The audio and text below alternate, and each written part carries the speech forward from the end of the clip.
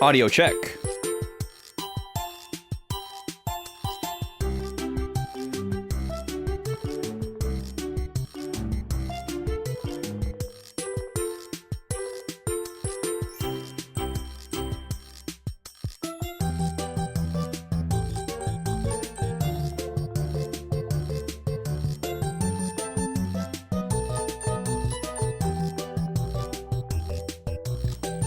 Welcome in, everybody. The captioner was going crazy with me singing my doo-doo-doos while I was muted, which is so funny. I love that the caption bot will just record my captions even when my mic is muted.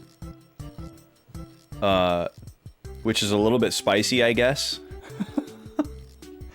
I don't know if it like sends them to the stream. But I would have to assume that it does. So that would be kind of wild. I could have, like, hidden messages in my captions. I could, like, mute for a sec and then, like, say something, and then it'd be in the captions. Especially if I'm not, like, on camera and you don't know that I'm talking, but I'm muted. Like, on a screen like this. Or just any screen without face cam. Obviously, it's easier to imagine that working against me than for me in some cool way, but okay. Do. There's all the do's. All right, I gotta stop looking at the captions. It's super distracting. I think I'm ready. Let's go over here. Right during the fade out. That worked out nicely. Welcome in, everybody. How are ya? Happy Friday. We're here again for more .hack. We did a fair bit yesterday, and we're still on the straight and narrow. We pretty much did it. We did one optional thing yesterday because we were finally at the target level. But other than that, there's no side content outstanding. We're just doing story content. And today, we're in the same situation. There's no optional stuff hanging out. It's just side content. Look at Gobi in the doorway. She's so cute. Look at her. Oh, you can't see her. It's too high. Too bad for you. Sorry for the tease. She's just right in the doorway, chewing on her bone. Looking very cute. What do we need to talk about before we start? First and foremost, we're voting for a new Tuesday game right now. Because we might finish Pokemon Coliseum on Tuesday. If the boss that we're currently stuck on is the final boss, we'll probably be finishing Pokemon Coliseum on Tuesday. Even if there's, like, stuff to do after this boss, it can't be very much if it's the final boss, you know what I mean? Otherwise, if there's still a big chunk of the game left, I suppose we'll find out. I don't know, I haven't looked it up, I don't want to. But we are selecting a new game this week, and your chance to vote on that new game ends at the end of the Sunday bonus stream. So, if you're in the Discord, or have considered it, but aren't in the Discord, that's happening right now. That's happening right now. We've got 3 really cool and very different from each other options on the poll. One is trailing quite far behind and probably won't be able to make up the slack. But the 2 front runners are duking it out. And it's still anybody's game between the 2 of them. Brief overview. Option number 1, currently in the lead by a little, is for more Pokemon. Specifically a custom Nuzlocke challenge of Pokemon Black, which is Generation 5.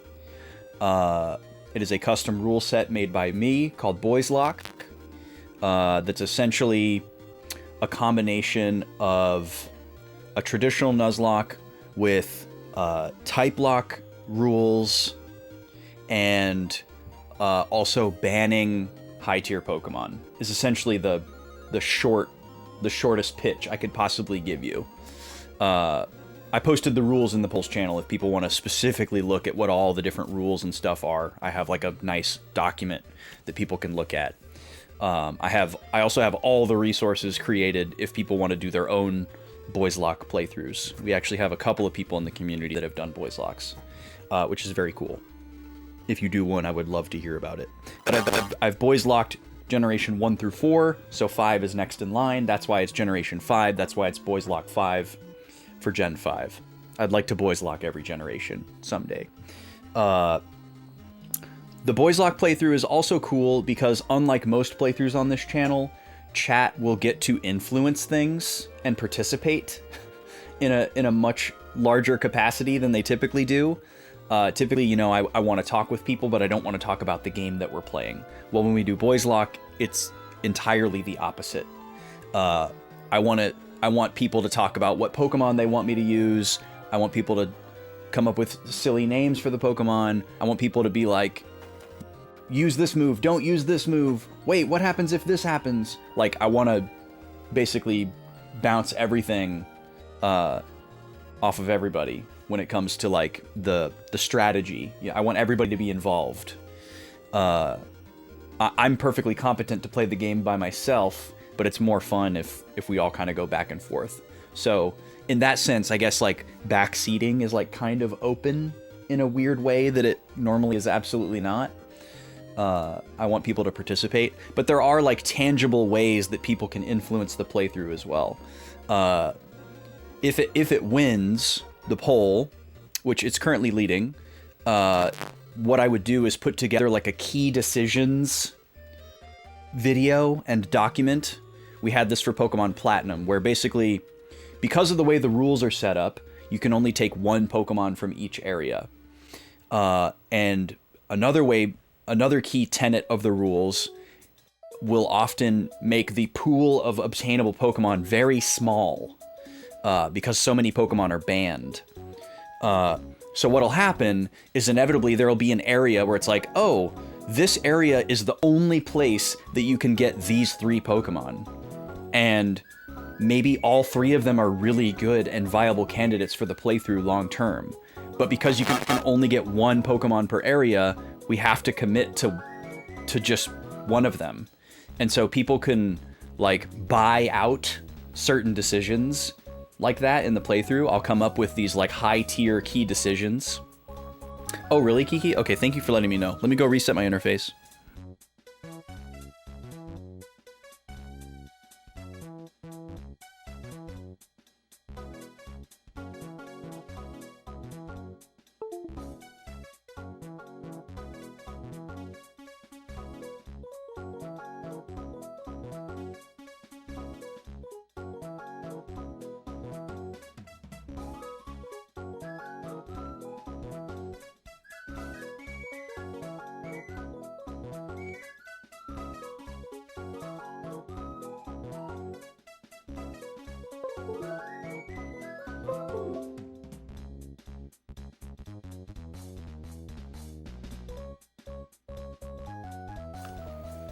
Okay, hopefully that's better.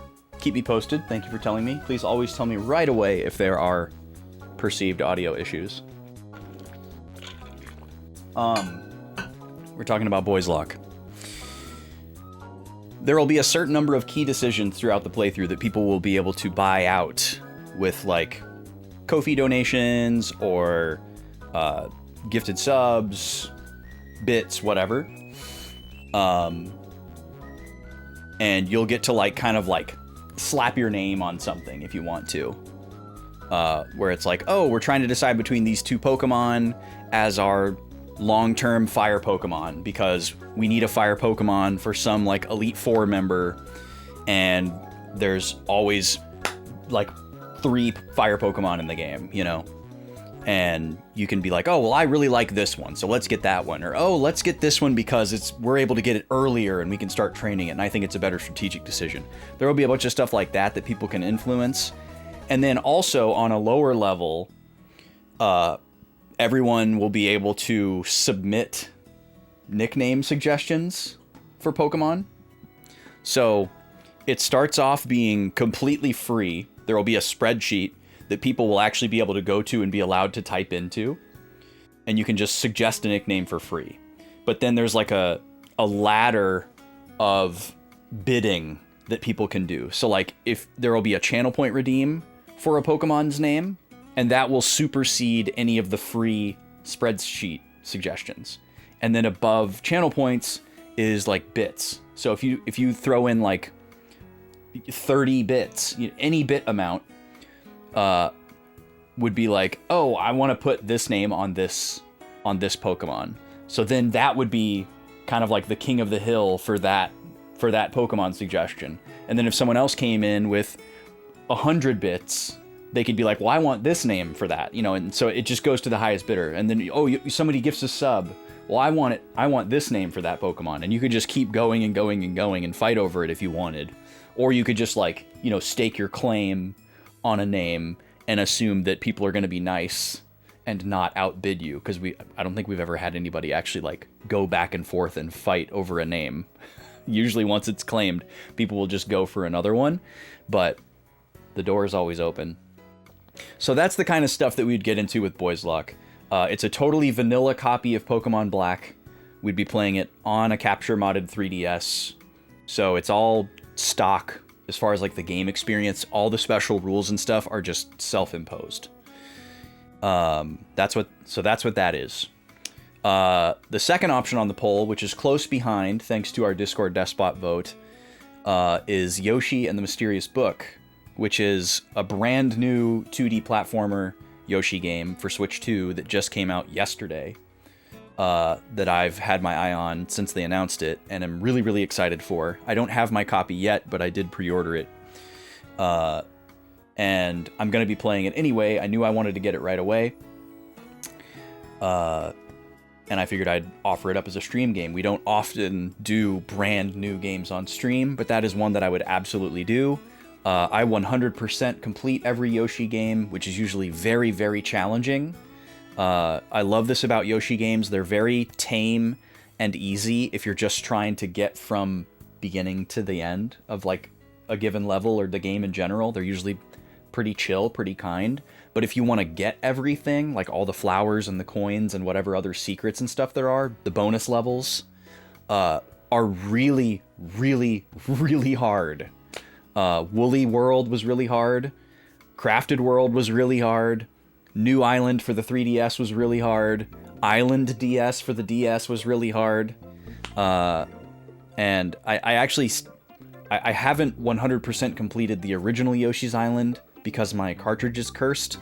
And I haven't 100% completed Yoshi's Story.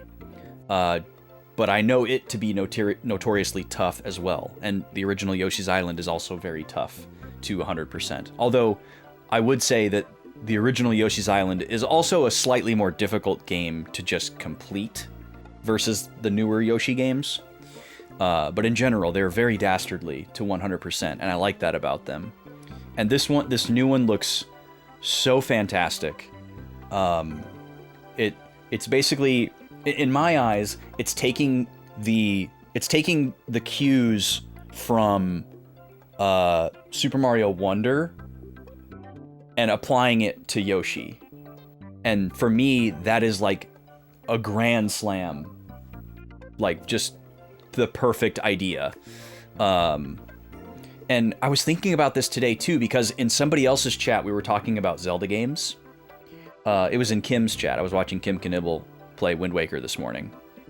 Welcome in, Dreambound. I'm doing all right. Sorry that you had a stinker of a work week. That sucks.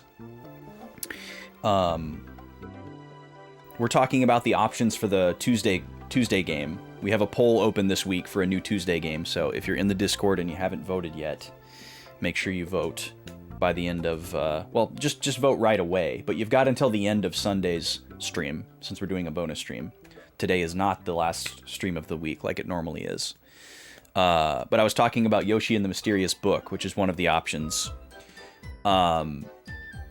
They took this idea from Mario Wonder of like every single level having its own design ethos, instead of having this like homogenous design ethos across the whole game that's centered around like a handful of power-ups or like terrain gimmicks or something. And I love it so much. It's so creative. It feels so like unrestricted in its creativity. I loved Mario Wonder so much, and I feel like this new Yoshi game is doing the same thing.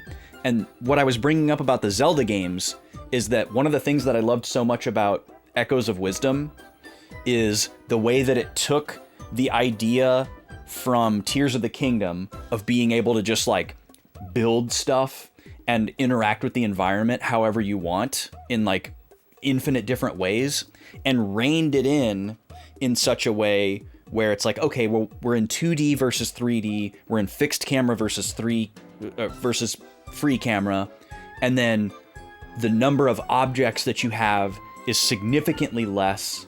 The number of ways you can like stick them together is significantly less, and the result is that all of these different possibilities in Echoes of Wisdom that feels like a lot and maybe sort of feels infinite, at least at first, is so much more like curated. Like it's actually reasonable for the developers to look at, okay, well, what if we use a bed here? What if we use a water block here? What if we use a bed and a water block here? You know, and they can actually create a tested scenario for all the possibilities. Whereas Tears of the Kingdom, it's like, okay, well, you've got a physics engine and a bag of tricks.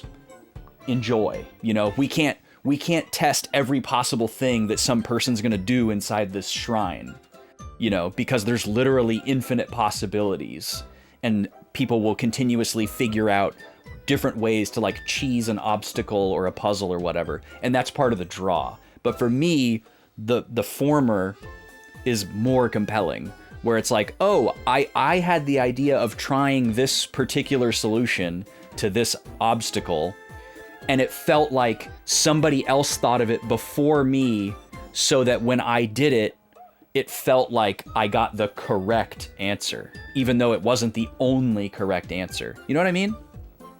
So I feel like maybe there's something going on at Nintendo, because this idea feels like something that's in Echoes of Wisdom, and it feels like it was in Super Mario Wonder, and now it feels like it's in this Yoshi game, because the Yoshi game is centered around these different like creatures and environmental objects that have these curated combinations and interactions where, oh, you've met this enemy for the first time.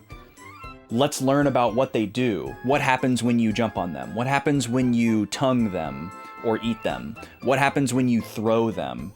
And what happens when you throw them and they strike something, right? You learn all these things, and then that gets like recorded, and you learn that as like a tool set for how to play the game. It's like, oh, I need to find one of those guys so I can throw it and it makes a platform or whatever. And then later on in the game, the same enemy that does those same things shows up in like a different biome. And it's like, oh, we've never seen this enemy with water before. What happens when I throw that enemy in water? Oh, now it makes the platform on the water, but it moves across the water because there's a current or something like that. And it like evolves over time, and there's just like a more like training wheels off, less railroaded kind of creative approach to everything, instead of just like, oh, well, in this one, Yoshi can flip the world around and see the back of things, you know, and then you have to apply that design ethos to every single level, and that's like the gimmick. But in Mario Wonder or Echoes of Wisdom, it's like, oh, well, in this dungeon, in this level, in this world, this is like the core idea, and then nowhere else is that used, and so there's like more like uniqueness. And I could see why people would prefer one over the other, but it's just such a great shake-up for Mario, and I think it's going to be really fun for Yoshi as well. I haven't been disappointed by a Yoshi game yet, so I'm sure I'll like it either way, but I just really like the prospect of this one, where you can like learn about all these different interactions between these different objects and enemies and try to come up with cool ways to tackle a situation, but it doesn't feel random. It doesn't feel like Tears of the Kingdom or Mario Maker, where they're like, oh, well, we came up with a bunch of like fundamentals, and then you the player are the one that comes up with the applied, exponential application.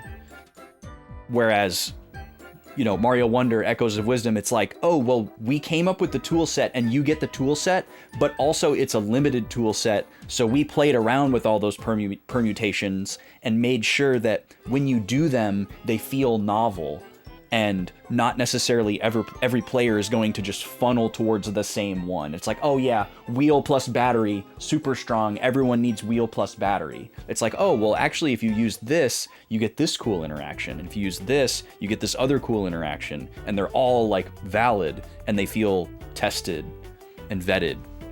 What's up, Street? Welcome in. Talking about why I'm excited about Yoshi. Anyways, the Yoshi game is noteworthy on the poll because it has the Discord despot vote, which means that it's actually 1 point higher than it appears. Because the Discord despot's vote counts for 2 instead of 1. So add 1 to Yoshi. And then also the Discord despot vote breaks ties. So let's take a look at the poll here.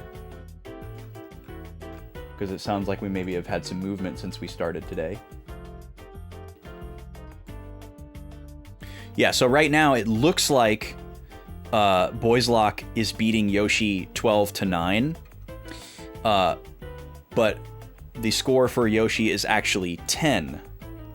Not 9, because we add 1 for the Discord despot vote. So Yoshi is actually only down by 2. And that tie would be broken. So 2 votes would actually put Yoshi in first place. It would say 12-11, but it would be 11 plus 1 to make it 12, and then the tie is broken by the Discord despot. So that Discord roll is very powerful. We have a 1-of-1 Discord roll that you can win off of a very lucky spin of the prize wheel, and you maintain it until somebody else lands on it and takes it away from you. It makes your vote count for double in any poll that we do, whether it's for a game or something else, and then also breaks ties. So it's very powerful. So make sure you voted by the end of Sunday's stream. Thanks to everyone that's voted already. I don't think I have much else to talk about. I guess I should formally say we are doing a Sunday sub-goal bonus stream on Sunday. The lady will be joining me at 12 noon Central to continue our first playthrough of Locomotive. Hope y'all can come hang out for that. That game is really, really fun and promising so far. We've only streamed it once. This will be our second time playing it. It's a point-and-click comedic murder mystery on a train. And it's brand new. It just came out last year, but it looks like a 90s LucasArts game. So it's very charming, very cute, very cozy, very polished. That's about it. If you're going to be anywhere near Minneapolis at the end of July, consider coming to see Bit Brigade and my band opening up. I can't trigger my own command because it will loop endlessly, but there's the command in chat. If someone else wants to type it, it will actually give you the ticket link if you want to go. I don't have a graphic yet because it's still like a month and a half away, but we're very excited about it. We opened for Bit Brigade last October, and it was really fun. We had a blast, and they asked us back this summer, which we're very flattered by. They're going to be doing an entirely different show than they did in October, and so are we. So even if you were at the last one, you would get a completely different show, a completely different set list from both of us. So we're excited about that as well. If you don't know who Bit Brigade is, definitely check them out. Obviously, most of you aren't going to be able to go to this show because you're all over the place. But they have videos of a lot of their sets on YouTube, and they tour a lot. If you're in the US, you could probably go see them near you, and you definitely should. They're such a cool band. Obviously, any band that plays video game music live is cool, but they take it quite a few steps further by having a fifth member of the band that is a speedrunner. And the speedrunner plays a video game on a giant screen, that the audience can see, and the band plays the game's music synced up to the frame of the speedrun. And it's so good. They're so well rehearsed. They're so tight. It's really, really cool. They're on tour with Mega Man X right now, and this is their last Mega Man X tour for a while. Until like further notice, I think. They're not like retiring it, but it's going out of the rotation. And I think they're getting ready to launch something new, which is very exciting. I don't know what it is. I don't have the insider knowledge. Maybe I'll find out in July. But even if I do, I probably won't be allowed to tell you. They used to only do NES games, which was a cool gimmick, you know, because the NES has 4 sound channels and there's 4 musicians in the band. So 2 guitars, bass, drums. So it just works out perfectly. It's like everybody plays a track, basically, from the NES. But they've now moved into Super Nintendo games, so it's a lot different, where sometimes there's more than 4 parts and they actually have to arrange the song. And it's like, okay, there's going to be something that we can't cover. What's it going to be, you know? And they do an awesome job. They do, so far for Super Nintendo, they do F-Zero, Super Mario World, and Mega Man X.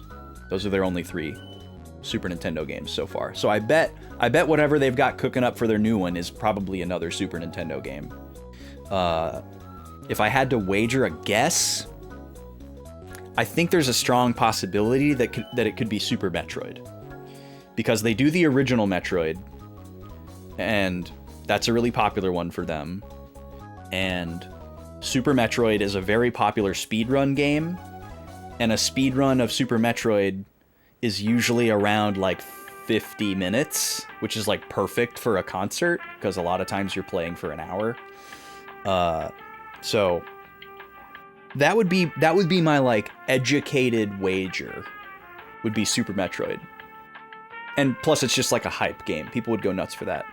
But it's really cool when they do stuff like Metroid or Zelda or even Mario. Because obviously, like, in a game like that, there's a lot of repeated music. You know, you're like the same level theme plays in a lot of different places. Like in Zelda 1, they do Zelda 1. All the dungeons have the same song. Every time you step out in the overworld, same song. Well, they get very clever with it, where every time they change areas, either from the overworld to the dungeon or from like a dungeon back to the overworld, they play a different theme. So it's this like massive Zelda franchise medley. So there's music from Zelda 2, Link to the Past, and maybe like 1 or 2 songs from Zelda games that are newer than that, but it's all very focused on like the oldest Zelda games. And it's really, really cool because they keep it like relevant. Like, oh, we're on the overworld for the 2nd time, so we're not going to play the overworld theme again from Zelda 1, but we are going to play an overworld theme from some other Zelda game. And next time we go into a dungeon, oh, we're not playing the Zelda 1 dungeon theme again, but we're playing the palace theme from Zelda 2, or, you know, the dungeon theme from Link to the Past. So it like the tone and the vibe is like always right, in addition to it being like musically tasteful. That's my favorite one that they do, because I love Zelda so much. I'll watch anything that they do. Anyways, that's my gush about Bit Brigade. I found someone to do a controller mod on my capture modded 3DS, and I'm going to do that as soon as I can justify it, but I don't know when it's going to happen. And it almost assuredly won't happen before it would be time to play Boys Lock, if that ends up being the upcoming series, if that ends up winning the poll. But that's fine. I don't really need to play that game with a controller. I do want to get a stand for the 3DS though, so that it could be like right here or something, so that people could see it on the camera to see that we're playing on hardware.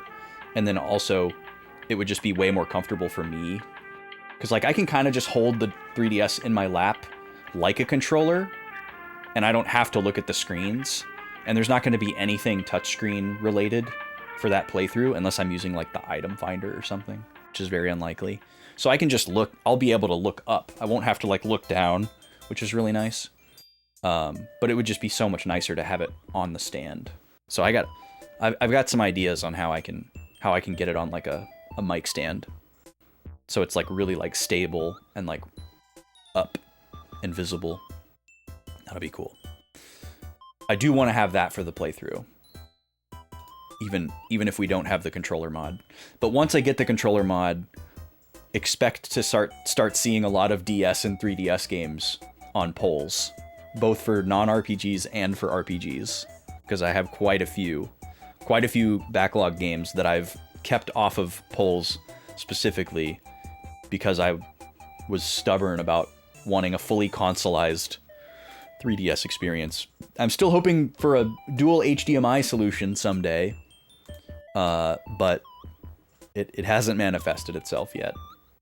Or a mod for the Wii U.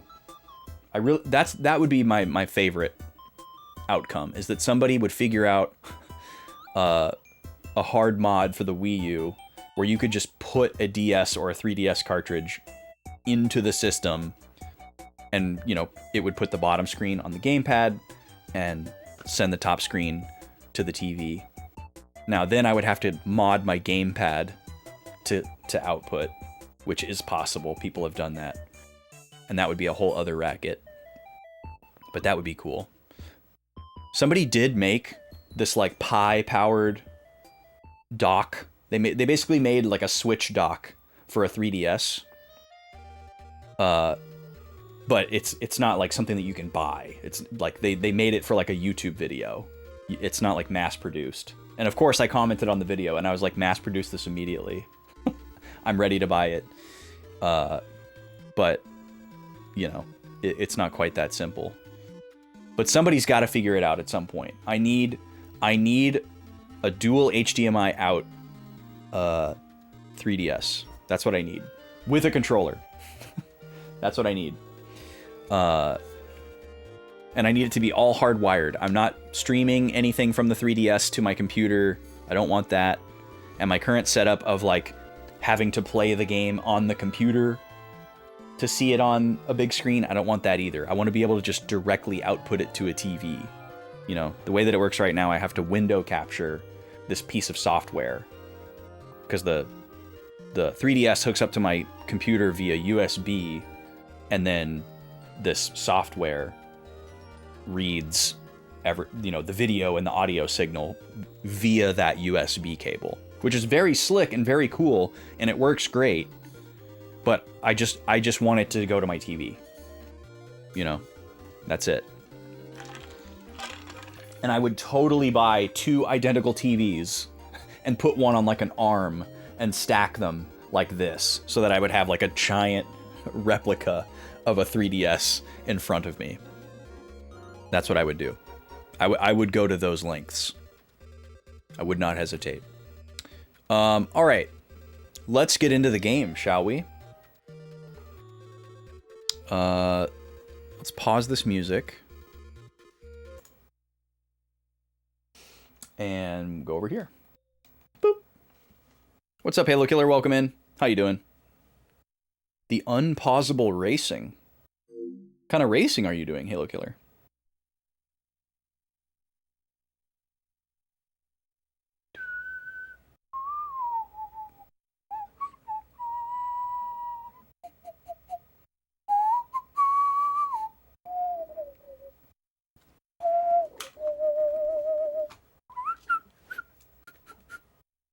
Hello? PS2?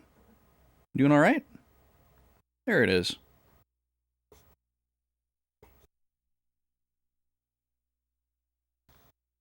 Day 9 today. Your loyalty rewards seem to have bugged out. You didn't get your car for Forza 4 Horizon. Oh, you're playing Forza. New Forza. Got it. Dreambound has been summoned by the mention of racing.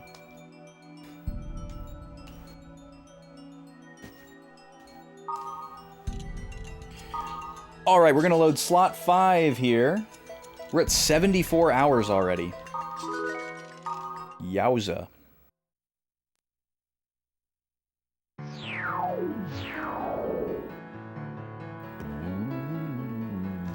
All right, so we're going to do a recap of what happened yesterday before we get into the game.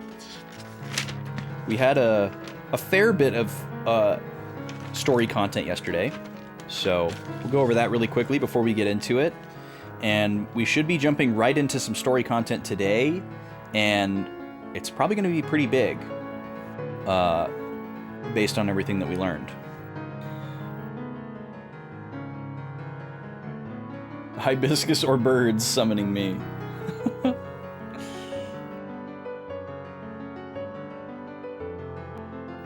That's a cool idea that they give you stuff for having save data from previous titles. That sucks that it didn't work.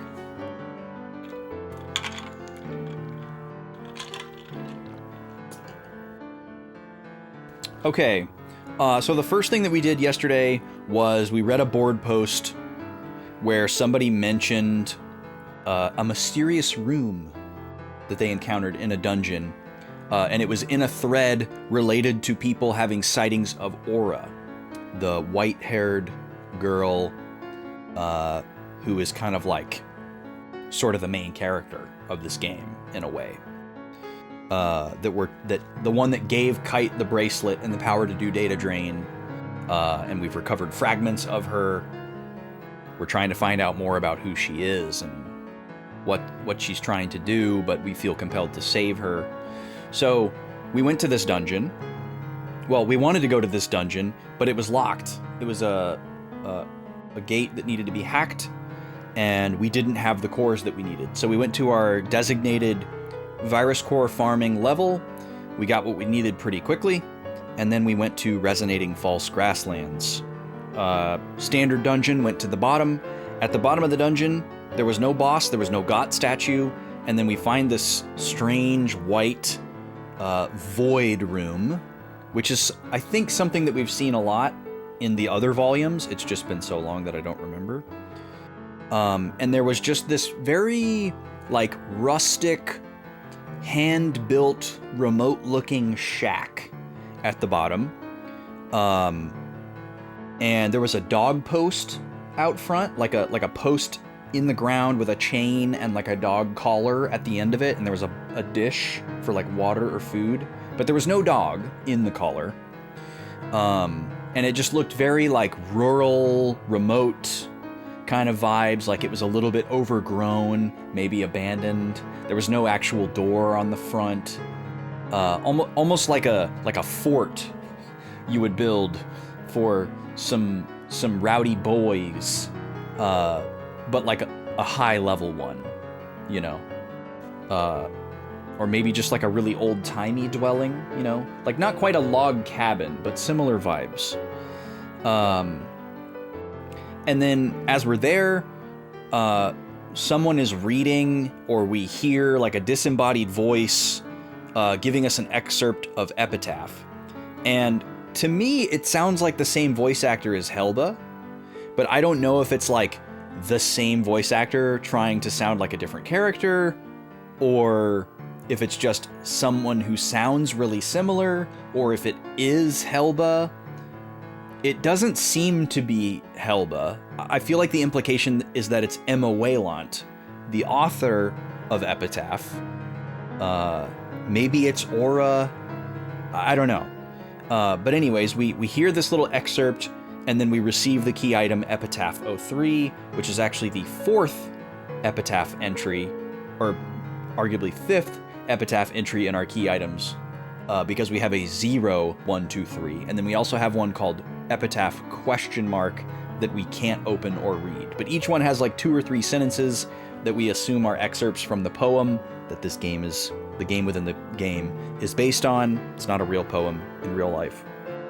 And then at the end of this, Kite just says Herald before the scene ends. He says the name Herald, which is the name of the developer of the world, Harold Herwick. And I don't, like, the way that the camera panned made it seem like maybe he read the name Harold on the collar of the dog collar that was on the ground. Or if maybe that was just a coincidence. Or maybe he thought that one of the lines that we heard was in reference to him. Unclear. anyways, we get out of there, we do some item management, and then we check our email, and Wise Man is asking us to meet him at Netslum. He says he has a plan to quarantine the Cursed Wave using a jamming program, and that we need to meet him there to go over the plan. So we go there. Wise Man and Helba start kind of giving us the rundown. It's a very like Ocean's 11 kind of moment, where everybody's like saying what everybody's job is. Leos is there. He says that his role is going to be to monitor the CC Corp employees, to see if he can maybe track the Cursed Wave. And I guess the implication there is that CC Corp is fully aware of the CC Corp, or CC Corp is fully aware of the Cursed Wave being the real virus, and they know it's not the hackers or whatever. Or maybe they think that it's property of the hackers. I don't know. But obviously they're tracking this thing for different reasons than we are. But we both want to stop it, presumably. So that's what Leos is doing. And then Wise Man basically says that once we pinpoint the location of the Cursed Wave, using all of the three of their combined resources, Wise Man, Leos, and Helba, that they'll email us the location, and then we'll have to go there.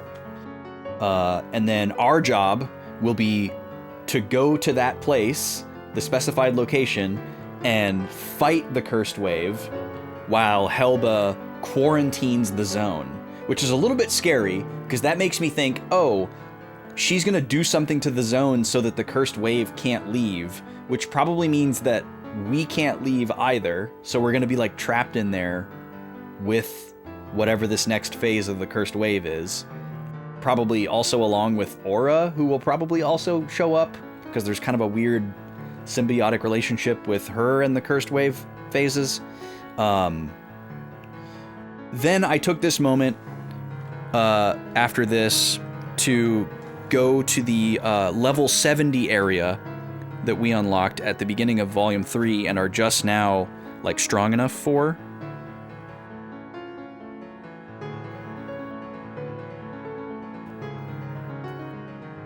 Sorry, I was trying to white out something on my notes here. There's a lot of times when I try to write the lambda symbol that I just reflexively write a capital A, because it's just the first part of the capital A, the like upside down V, but there's no crossbar. So we go to that dungeon. It's pretty easy. We get to the bottom of it, and we find an empty room.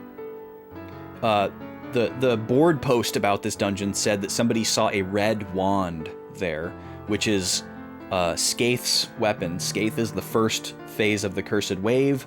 He is the final boss of Volume 1, and he is the one who, at the beginning of Volume 1, attacked Aura, the girl, and Orca, Kite's friend, and Orca being attacked by Skaith is what put him in the coma, and Skaith uses this red wand to attack. So, obviously, Kite seeing this board post about that red wand, he immediately knows what they're talking about, and that's like something that he wants to investigate.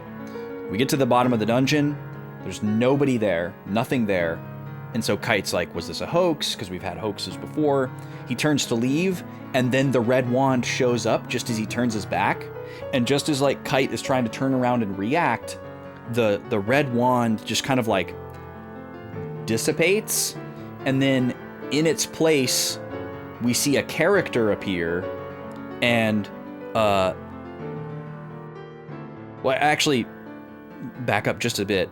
The rod appears, Kite turns and sees it. As soon as he sees it, he's like scared, he's afraid. And he has these quick flashes of memory that we see to Aura and like Orca being attacked and put into a coma. Then the wand disappears and is replaced by none other than Sora, who is a Twin Blade character from the Dot Hack anime, who is one of the players that is reported to be in a coma, which I believe happens during the anime, but I need to rewatch it. I still haven't rewatched it. But Sora appears in place of the wand, and it kind of looks like he destroyed the wand or something, or was disguised as the wand, hard to say. And all Sora says is bingo, after, which I think was like his catchphrase when he would like assassinate other players, because he was like a troll player that would like, he was like overpowered and would like sneak up behind other players and like kill them. And he was like notorious for that in the game. But then after he says bingo, he just disappears. And there's like these kind of green wisp firefly thingies floating around. And then we just get an item called Sora's Blades, which are these really powerful daggers for the Twin Blade class, which is Kite's class. And we're using those now. There's a few things that we lost from our previous weapon that is a bummer, but it's absolutely a net positive because Sora's Blades have the death status effect. So we'll just occasionally do like 90% HP bar damage to a regular enemy. So it makes fights go so fast against physically oriented enemies. It's great. It's fantastic. We go back to the Lambda Root Town, and we see Elk. And Elk is looking for Mia, as usual. He's like, I've been trying to call her. I can't get a hold of her. Have you guys seen her? We say no. He leaves. And then I don't remember where this conversation happened, but we talked to Leos again, and Leos tells us that there's another victim. I guess this was at Netslum. We had to go back to Netslum to get the rest of this plan. And Leos tells us that there's a new victim, and I assume that that means that there's another player that has recently gone into a coma. And I think with like the timing of the other events, maybe we're supposed to guess that that might be Mia, because Mia was acting so strange in kind of like a possessed type of way. But maybe it's not Mia. And then Helba gives us the location for this Operation Breakwater, which is where we're going to start today.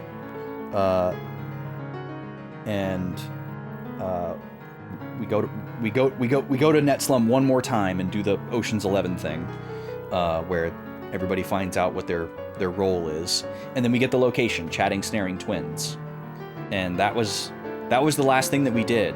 The only other thing that we did yesterday was I redid another optional dungeon to see if I could get something more out of it than I did the first time, and I was unsuccessful.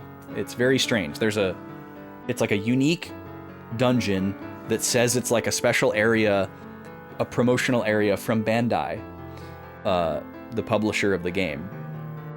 And so a little like meta merging, like not breaking the fourth wall, but like reaching through the fourth wall. It's like the other direction. We did the dungeon already, but when we got to the very bottom of it, there's a room that has a door labeled on the map, like you should be able to go through it into another room, but the door doesn't open. So I thought it was like a bug the first time. So I figured, I'll do it again now that I'm high level and I can get through it quickly, and the same thing happened. So I don't know, maybe it's just a bug with the map, but we didn't get a tangible reward from that dungeon, so I'm not going to be able to stop thinking about it. But for now, we're going to sign in and we're going to go directly to Chatting Snaring Twins and probably get a bunch of lore dump. So, get ready for reading and writing.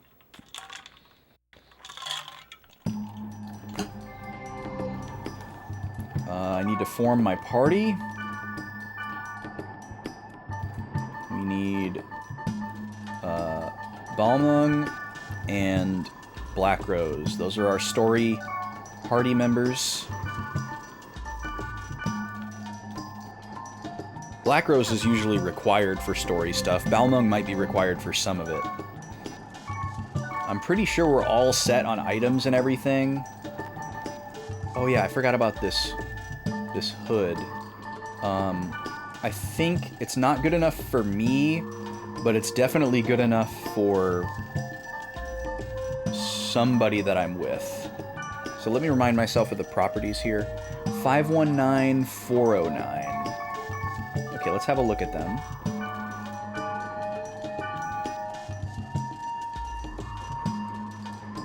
Okay, it's pretty good in comparison to this one. How about for Black Rose?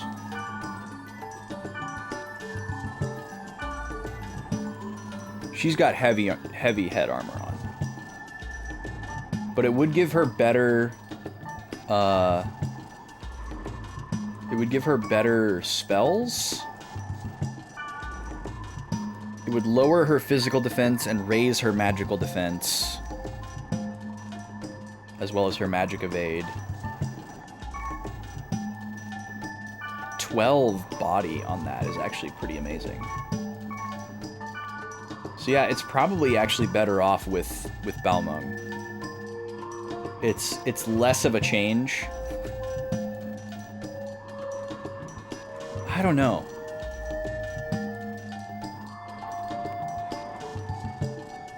It's pretty negligible, actually. It's kind of like a counterpart to this.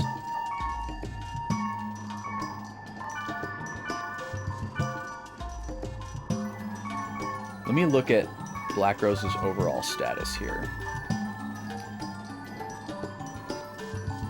Yeah, she needs way more magical defense than physical defense, so maybe it's worth it.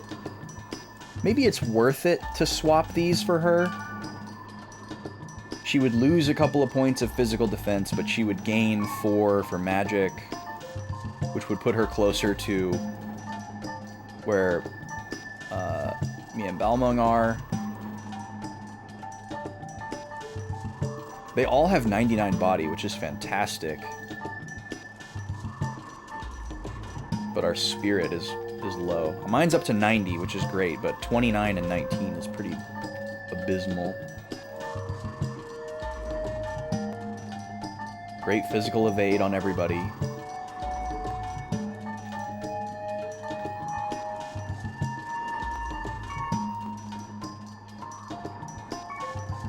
I'm just gonna give it to Black Rose. Here you go. Yeah. Not overthink it. I'm keeping the Blades of Bond on me because I might, like, if I decide I want to equip them to be able to cast App Corv on everybody, I could do that. Like, before a boss room, you know? I could, like, cast it on everybody and then switch my equipment back to the Sora Blades. For the higher attack power. And then these two I'm keeping on me to throw in the next spring that we find. Which probably won't be at a required dungeon, but you never know. And then I have a bunch of scrolls that I can burn. If we run into some physical tolerance. But I think we're good. Chatting, snaring twins. It's time for Operation Breakwater. We got explained why the name is very clever. Oh, we're about to get hit with an ad. Well, if there's a cutscene here, we'll watch that. And then I'll run the ad. If there's no cutscene, I'll run the ad. Okay, cool. That's right, we checked out this field yesterday. There's one particularly annoying enemy, so I don't want to clear the field here. And we're going to go straight into the dungeon. I remember now. Alright, so I'm going to run the first ad break of the day. You're going to see Mario Party. If you're not in ads, I'll be back in about 3 to 5 minutes. Thanks for being here.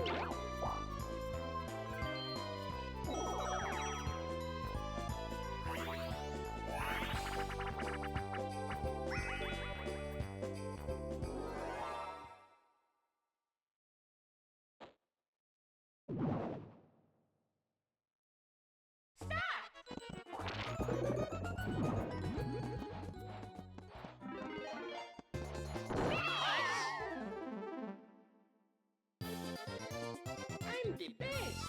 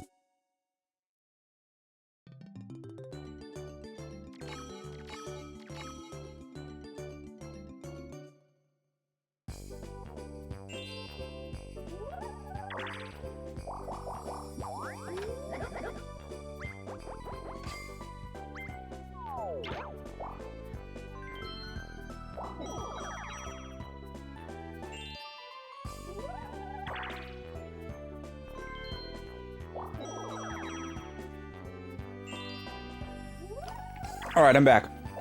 I was just ogling my DS and 3DS games while eating this protein bar. And listening to the Mario Party music.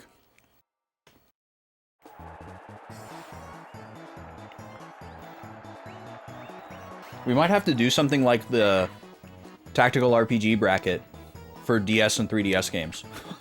That might be kind of fun. What do you guys think? Oh wait, hold on. Hi. There we go. Alright. Dungeon time.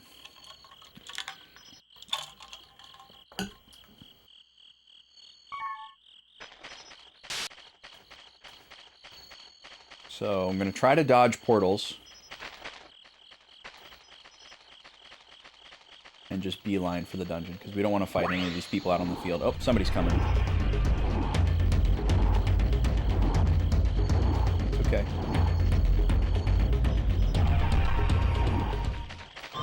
Where's the dungeon? Oh god. Alright, well that's not the worst enemy. Here we go. I can just run in. There we go. Okay. So we're likely to see the same enemies on the dungeon floors that we do in the... Oh god. Black Rose is still charmed. Immediately attacks me for like 600 damage. Charm is so scary in this game. Alright, let's get all our buffs going.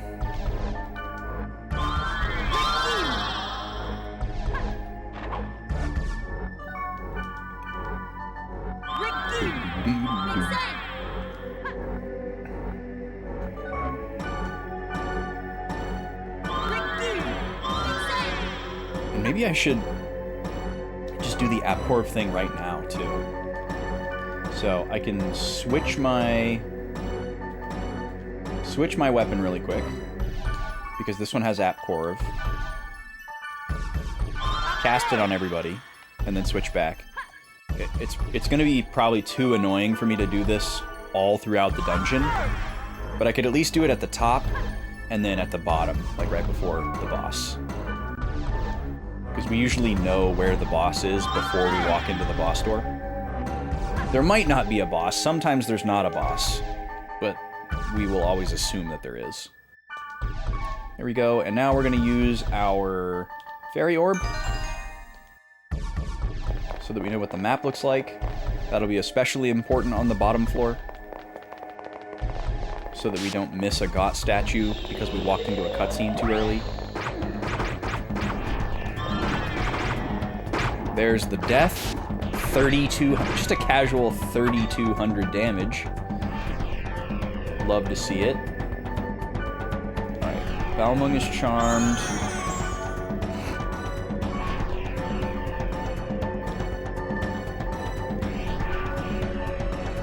Oh, I maybe should have bought more restoratives. Hopefully we'll be alright.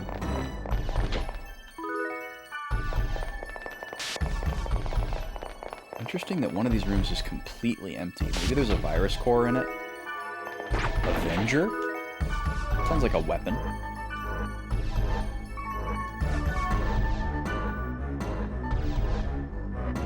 Heavy blade. 29. Hold on. And it has App Torv and Life Drain? Hold on. Whoa. Okay. I'm pretty sure this is way better than Black Rose's current weapon.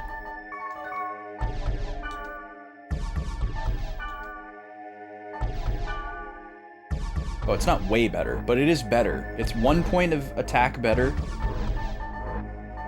So she would lose Rig Same, but that's fine because we have Rig Same.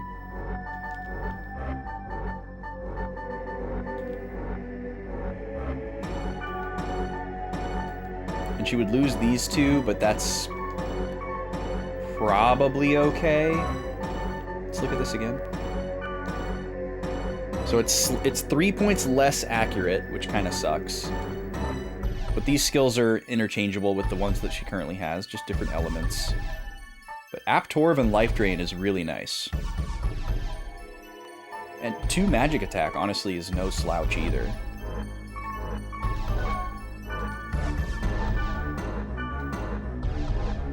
Yeah. And she doesn't lose anything elementally. Yeah, I think it's totally worth it. Alright, congratulations, Black Rose. Hey, you read my mind! This is just what I wanted! And we get to see it equipped. It's all squiggly. Love a squiggly video game sword. There's a Dark Cloud sword that was really squiggly like that. I forget which one it was. It was either probably the Shamshir, Shamshir, however you say that. That's cool. It's very rare that we just find an amazing weapon in a chest like that. Yep, it's a virus core. Cool. I wonder why it's a virus core D though. It feels like we will never need D anymore. But I guess there could be, like, stuff that'll pop up later that's in earlier servers. And then it also kind of, like, supports my theory that maybe there are, like, completely hidden areas in earlier servers where you just have to guess or know the gate combination, and it won't be in, like, an email or a board post.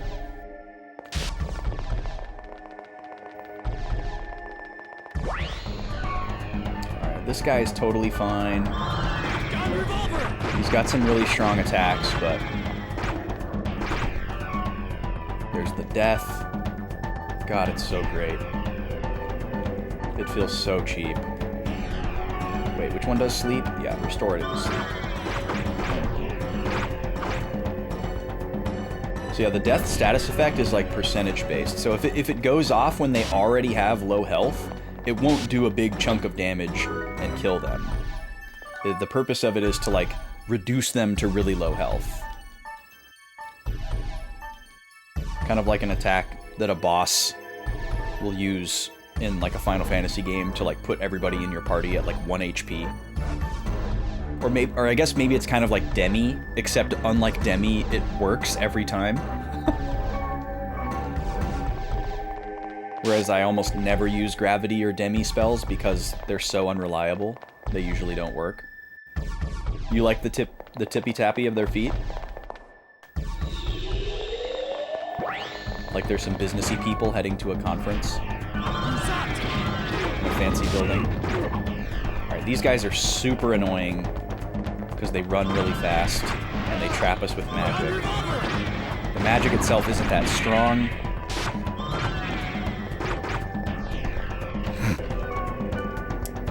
But yeah, like I was saying about death, I didn't really finish that thought. Death is not instant death. Death in this game is very unique. There it was. Oh, it's you! The maiden is back. Okay, we haven't seen the maidens in a while. They're also really annoying.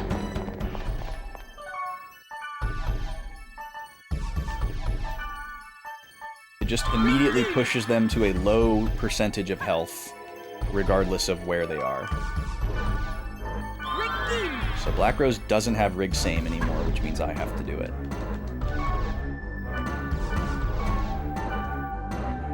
That's fine.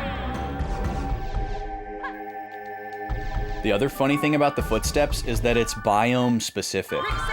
So there's some dungeons that are like fleshy, where you're like inside Jabu Jabu kind of vibes. And it'll be this like squishy sound that's really gross. Sounds like you're walking on spaghetti. You'd especially love that one, I'm sure. Alright, and then Fairy Orb.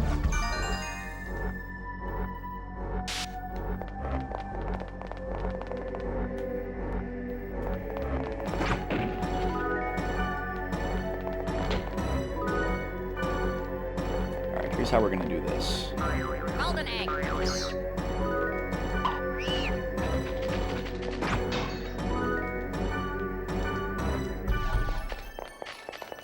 No enemies on this floor. That's kind of wild.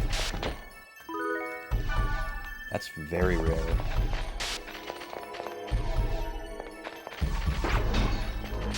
That could just be luck. Alright, now we're gonna go in this room. There's probably a virus core. Oh, no. Give me more restoratives instead of antidotes. Why do I have so many antidotes and no I guess the reason why I have so many antidotes is because those are the body status effects, and we all have, like, near perfect immunity. And then restorative is the spirit ones, where we are pretty low. Or lower. Amateur egg. But maybe someday I can get my besties up to 99 in both, and we won't need so many status items. That'll be fantastic.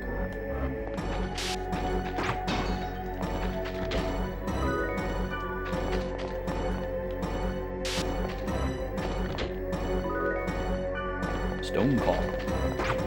Whoa, Balmung. Whoa. Easy there. Yeah? Oh, no. Like this. Alright, well that was a quick and easy floor. Holy crap. So rare to not have a portal at all. And then B3 is probably the bottom. Here's all the portals.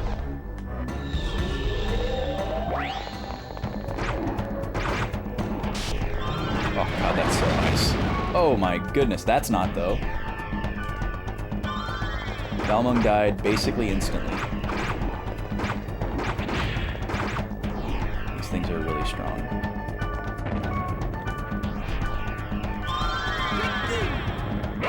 Oh yeah, Black Rose has Aptorv now, which is really great.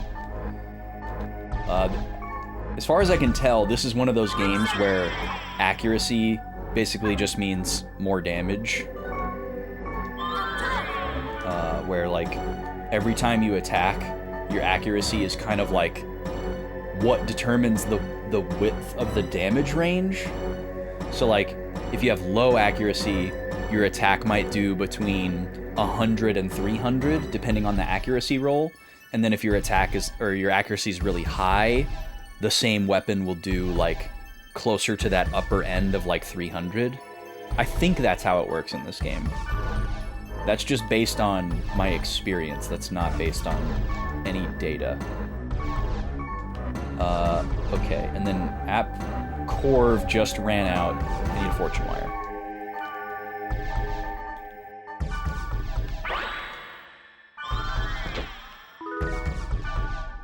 We'll let App Corv run out, and then I'll just replenish it.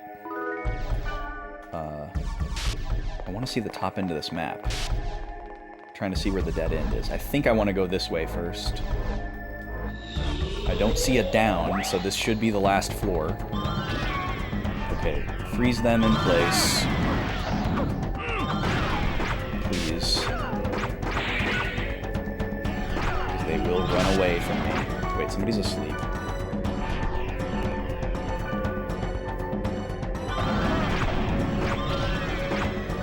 Immediately asleep again.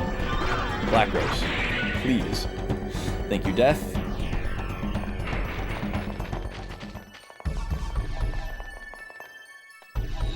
Okay, yeah, this one's the dead end side. Good. Okay, chest.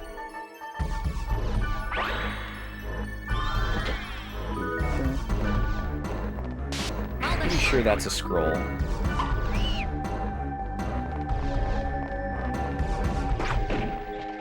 Oh, there is a down. Okay, so this is not a 3-floor dungeon. This is not the bottom floor.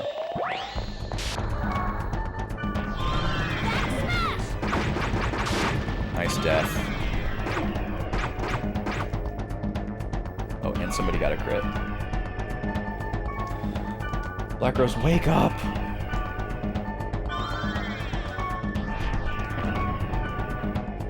Okay, buffs are running out.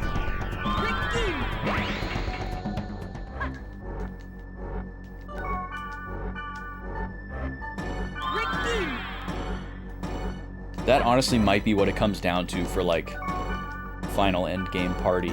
It's like, who has the most buff spells that can keep things padded on? You know, who has Riggeem and Appcorv so that I don't have to cast it incessantly.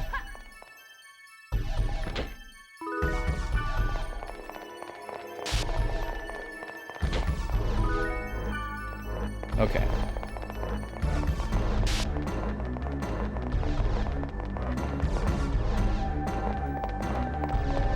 Now we can check the other wing. We got a portal in every room.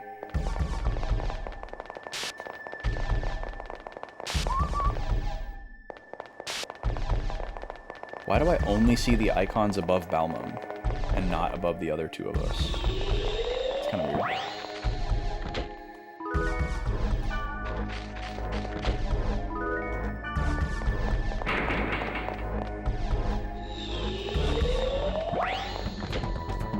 Here's the big boy. This guy can do a lot of damage. Can I get a death? There it is. I think I just barely saved Black Rose. Still haven't figured out how to sort my items. Okay, yep, we just barely saved her.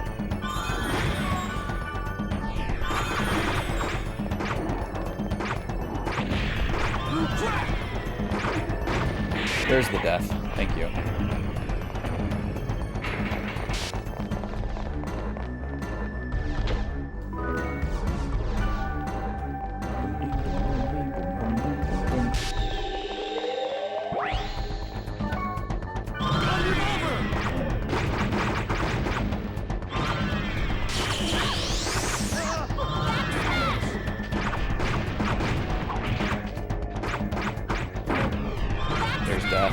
You.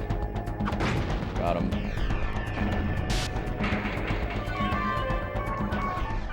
Somebody hit level 70. Alright, buffs are running out.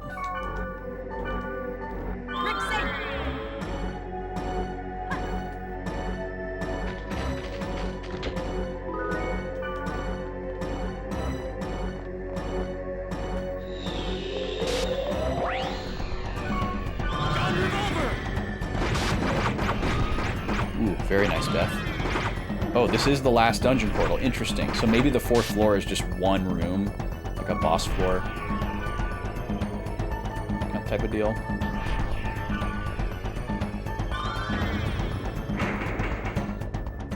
Alright, so before we go down, I will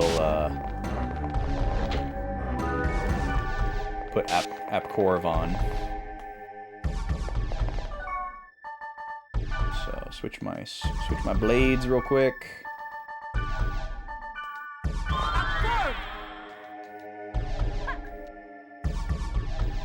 And I feel like some of my other buffs are about to expire.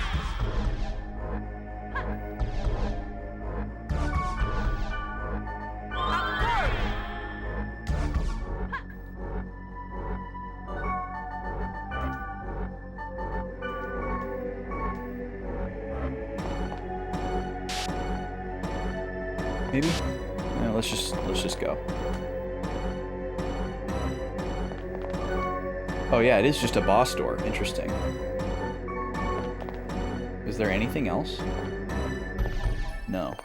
Weird. Wonder why they did it that way. Alright, what's going on in here? The area Sigma, chatting snaring twins, is now quarantined. Communication will be offline. Ready! Bye, Helba.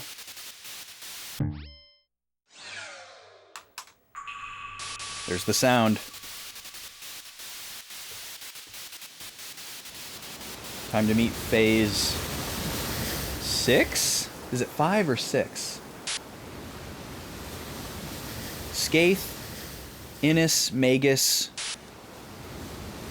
Fidchel. This is 5.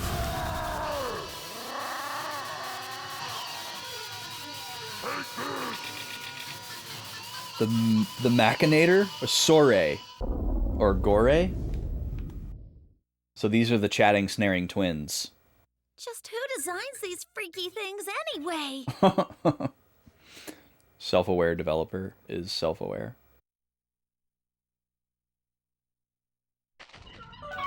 Okay.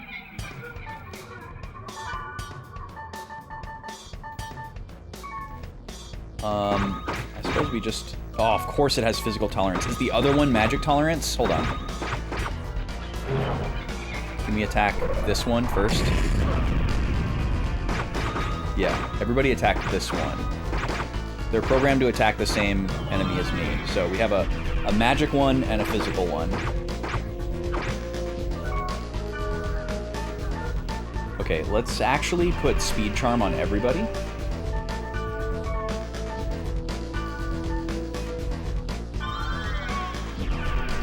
Well, no, if they can cast speed down, we shouldn't do that. Never mind. That's a silly idea. What is up with this like out of phase snare drum? That's a choice.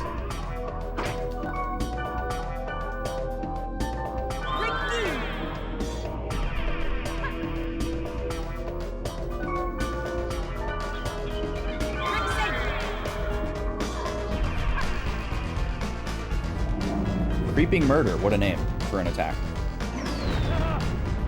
Oh.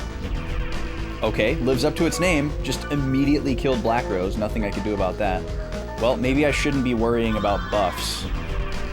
If he can just do that. So, alright, I need y'all to just wail on this blue orbed one. Luckily they're not visually identical. Now Balnum's dead.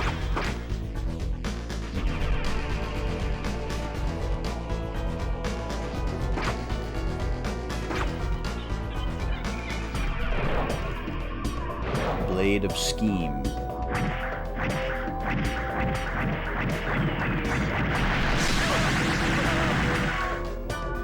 That sucks, man. I can't even like pause during that to heal. I was mashing the triangle button.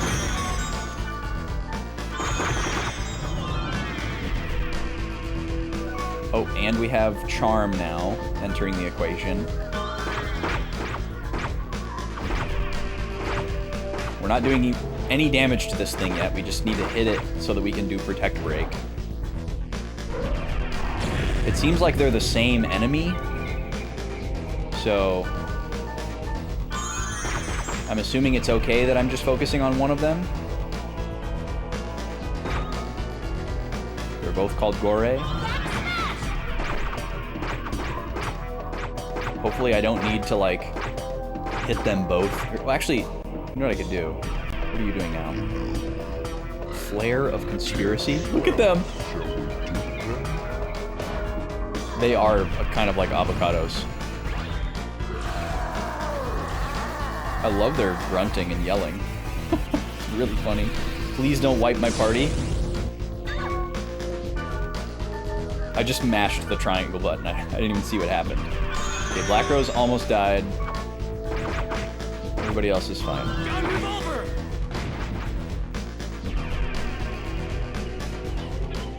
Oh, you're data draining me. Fantastic. The last one did this to Black Rose too.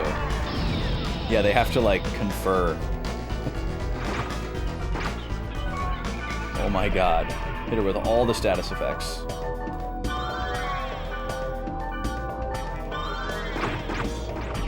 Okay, I kind of want to tell them to use magic. Because we might need to hit both of them before we can data drain.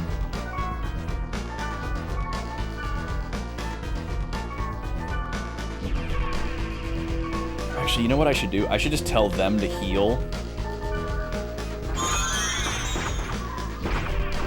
And then switch them back to attack. Because they've got lots of healing prowess.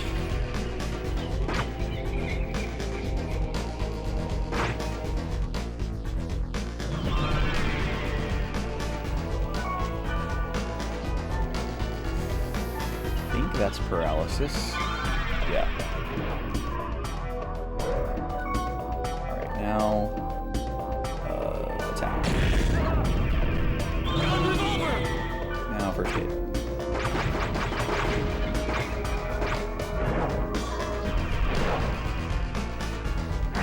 Alright, I can't pause, so they're probably gonna die.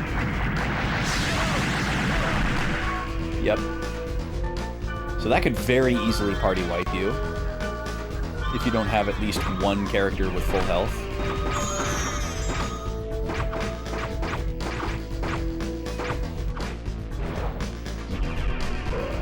I feel like we've been hitting this thing for too long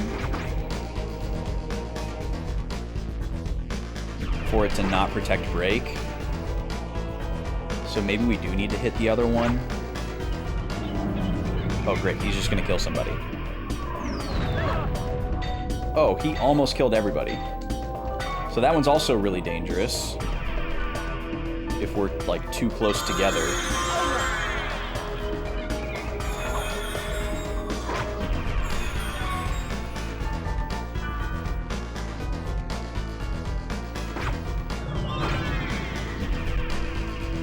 Okay, that's annoying. So anything I can cure with... Yeah, and they can, like, dodge attacks by going into an animation.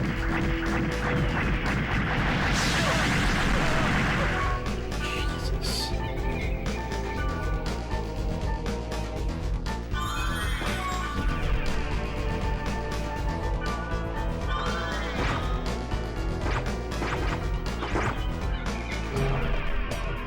Its attacks are really close together, too.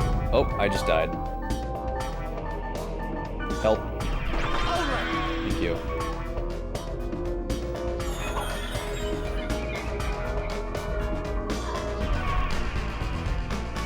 Should stay on first aid until we get over there.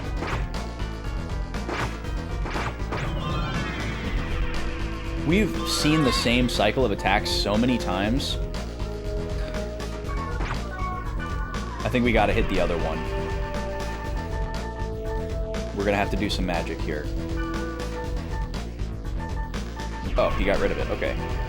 Let's give everybody a little bit of magic. Including me. Oh, God. Not this again. It's so goofy.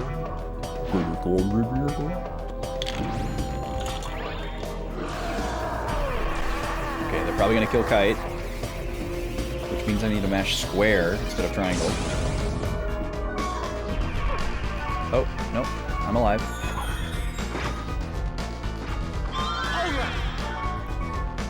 And now they're wasting that SP I just gave them on healing. God. Okay. Heal with potions. And then we need to start attacking this guy with magic.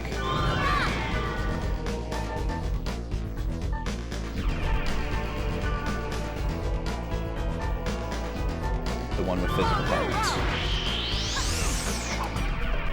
Right when he goes into an animation. Now he's data draining Balmung.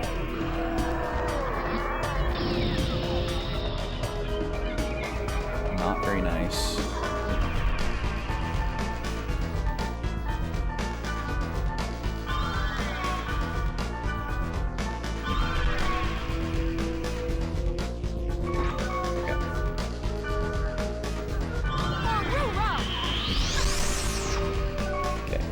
Magic on that guy.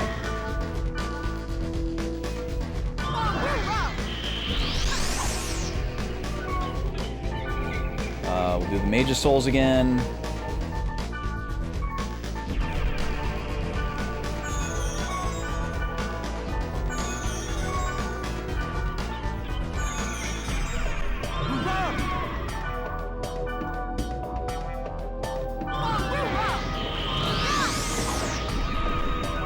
Come on. Dang it. Run away from that. That one's easily dodgeable, at least.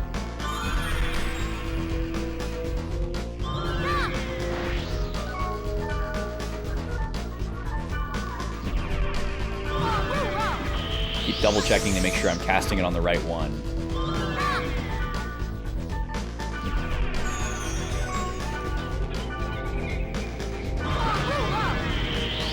Dang it. So much wasted SP. Okay, Balmung's paralyzed. Okay, they're spinning. Run away.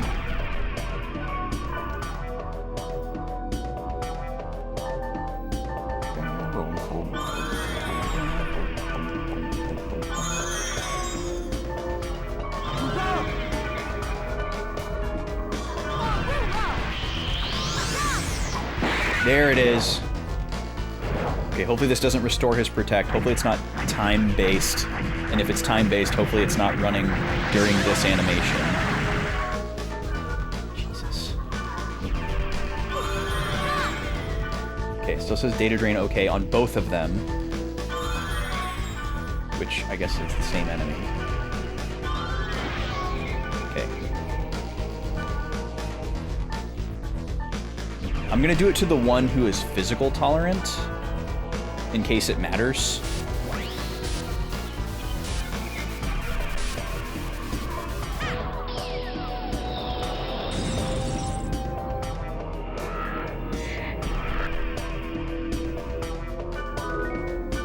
Virus core V. Alright, so we should be able to actually do damage to them now. I'm gonna tell them to use skills, and then I'm gonna back up and try to get some buffs out.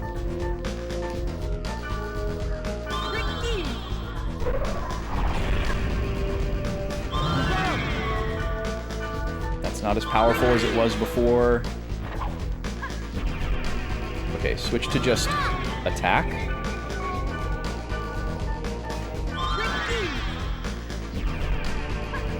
Okay. He's attacking while asleep. PogChamp. Oh, wrong one.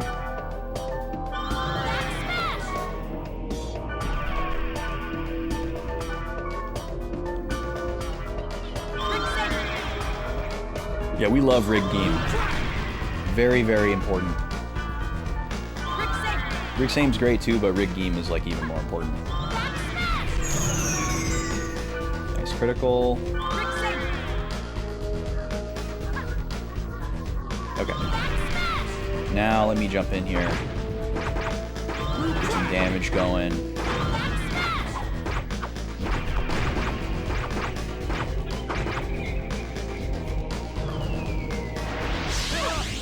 Okay, that's just a standard spell. Handle that. Let's go ahead and top off just in case.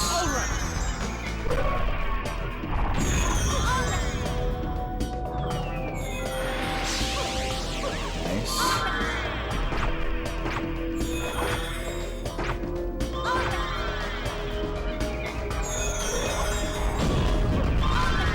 That has such a wide AoE.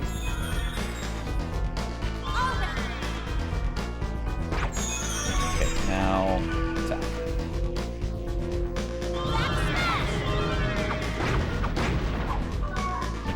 Charm.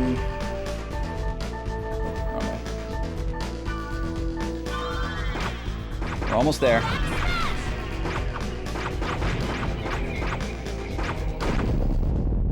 Alright. That was definitely harder than Fid Shell. But still not that bad. No! I can't! How? They're like kind of speaking English.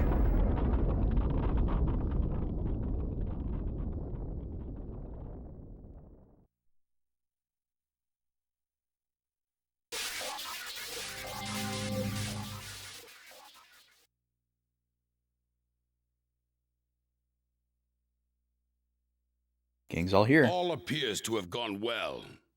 An investigation will still be needed, but I guess you've succeeded for now. Let us rejoice at our triumph. I don't know. Kazu. Hold on, we're nearly there. Theta server. Detecting fluctuation of massive data. Theta, sir. The immensity. There's a possibility that it's the cursed wave itself. It's moving. It's running. This marks the beginning of the counterattack. Counterattack? No. We have just realized the true rule of the game Harold created. What? Kite, you gotta tell us what you just figured out, man, because I don't know what you're talking about.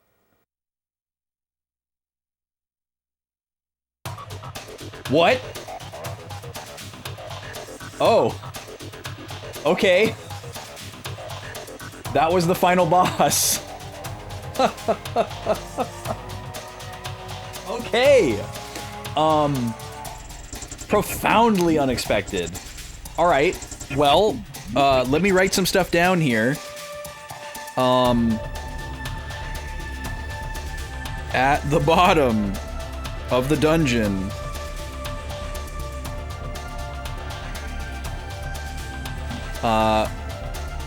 we encounter Gore.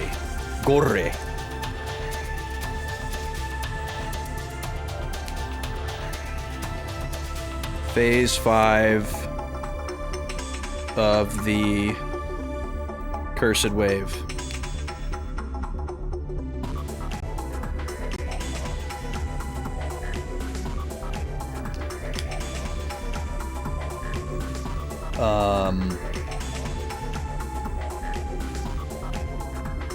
After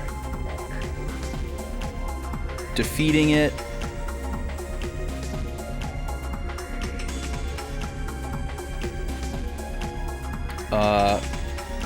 Helba detects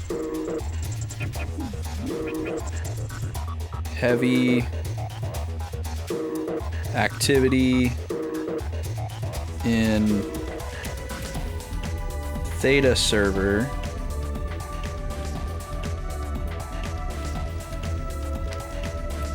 And we assume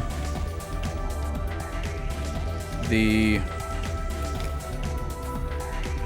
wave itself is mounting a counterattack.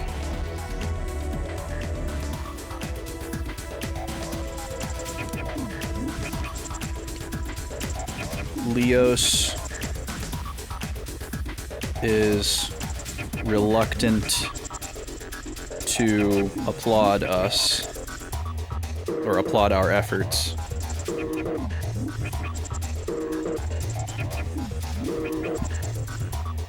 Kite says...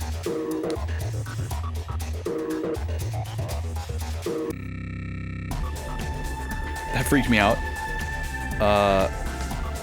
We have just learned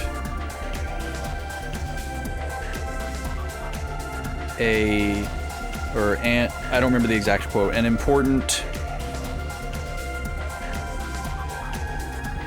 rule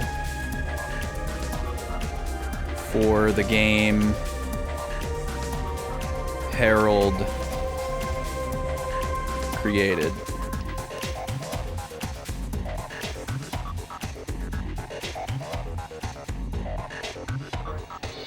Okay. Look at me. There's my username, Austin. And there's Kubia.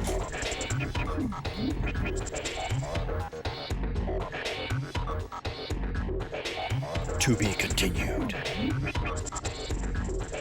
I mean, they all kind of have abrupt endings like this because of the nature of it being a 4-part series. The first one kind of ends like that too, where you just like beat a boss and then the credits roll.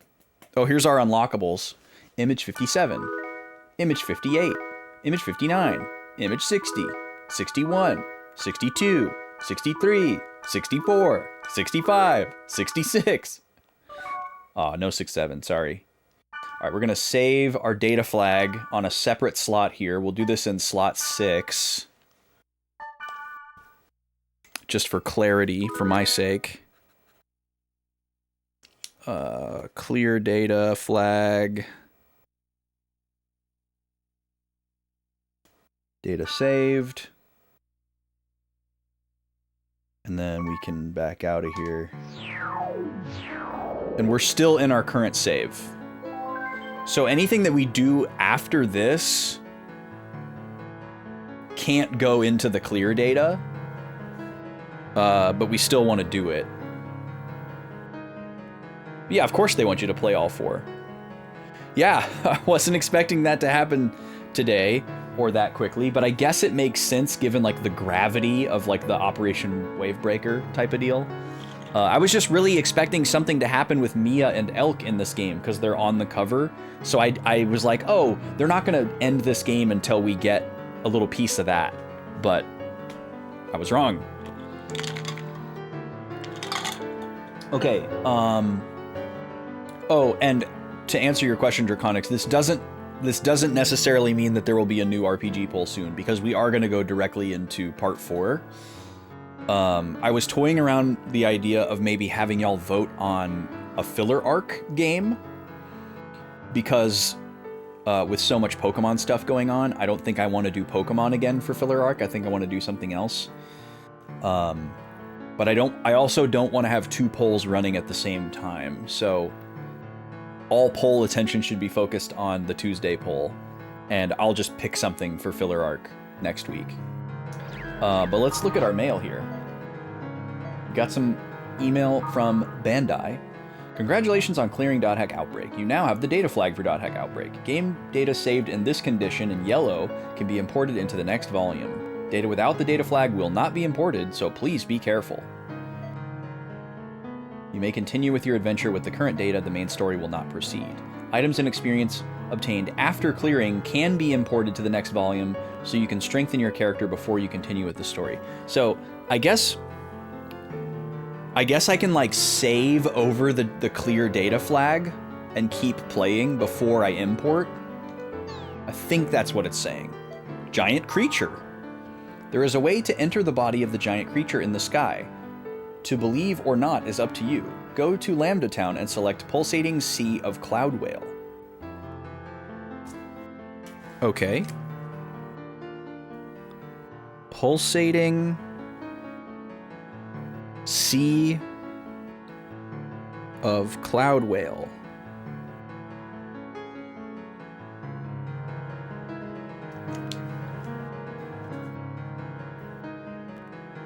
Giant creature.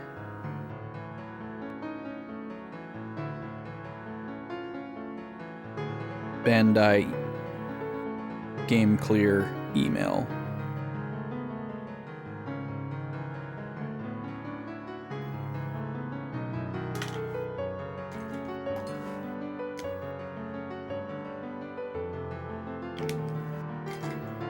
And this is probably how we got that other one. The one that we redid yesterday unnecessarily. So we could probably do this in this volume before we go to volume 4 or after, I would imagine. Let's check the news. Cat toilet. Amazing headline. Oh, we got a lot of stuff. Artificial apple project abandoned. It has been announced that the artificial nutritious apple cultivation project at the Hiroshi Matsuyama Research Center will be discontinued. To recreate an environment suited to the apples would have cost an exorbitant amount of money. Hiroshi Matsuyama, the research center chief, has disappeared, leaving a note stating, "Fragrant apple potato taste. Our thoughts are with him." That kind of sounds like a location keyword. Fragrant apple potato taste. I'm just gonna write that down.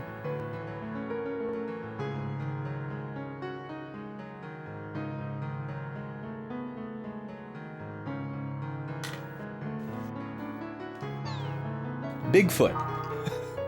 What a headline.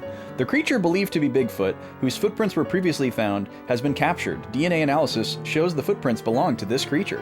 According to reports, characteristics differ slightly from the legendary Bigfoot, but it has been established that this is indeed a new species of ape.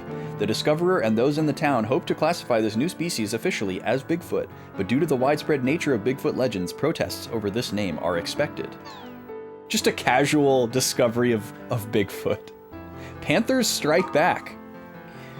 With a 15-game winning streak after the win against the Boston Bobcats, the New York Panthers take a 5-game lead to jump ahead into first place in front of the Orlando Marlins.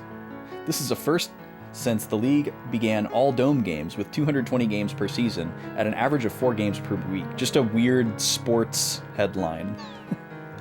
I'm assuming that's baseball in Japan, but it sounds very... An ultimate rival. Interesting. Orange Computers Inc. of the United States has announced it is currently developing a completely new high-efficiency operating system that is intentionally incompatible with Ultimate OS. According to their spokesperson, Ultimate is definitely an advanced OS, but we believe that it is not in the market or society's best interest to standardize products.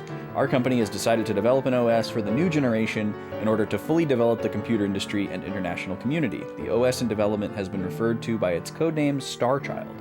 Interesting. So yeah, Ultimate is the operating system of the computer that we are playing the game within the game on. So Ultimate is like the Windows of this universe. And apparently in this universe, America's like, well, we're gonna make the Mac OS or Linux to your Windows. That's pretty wild. Any board posts? Yes, there are. What do we got? Oh, we got another goblin tag. Gah! Ah, all of them lack the conscience of a golden goblin gob. I'll show you true powers of a golden goblin gob. Battle at Detestable Gambler's Gate gob. Come alone, gob. Yeah, the Orange Company is their Apple. Yeah, exactly. As wink wink as it could possibly get, right? Okay, Detestable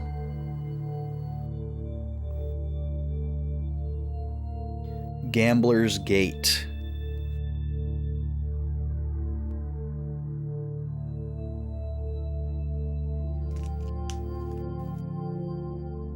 Goblin Tag.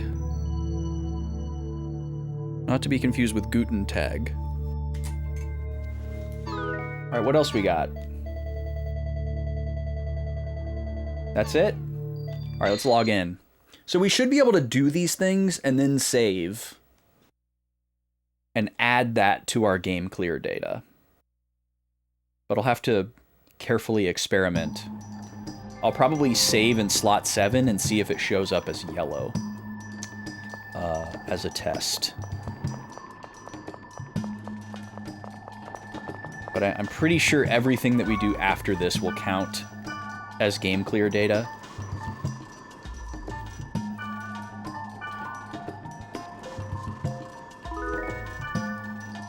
Yeah, okay.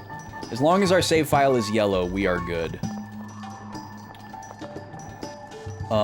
Man, if my death status works on goblins, that would be so fantastic. I forgot to highlight that in blue. Let's go try that. Let's go try that.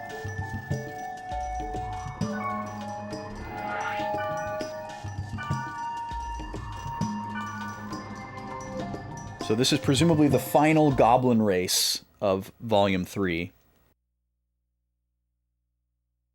These guys suck. I think the last one that we did took about 35 minutes. Oh, look at these guys. They're magic. I'll show you the real gold goblin power, Gob. Alright, first thing we're gonna do... Speed Charm.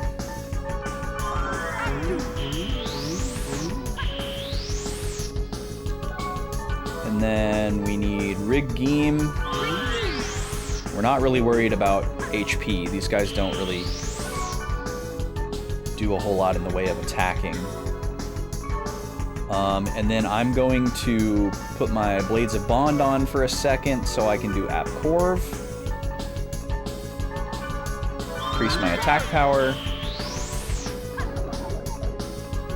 And then we'll put the Sora Blades back on and hope for the best. Alright, now we get started. So these guys are unbelievably fast, very hard to hit, especially with regular attacks.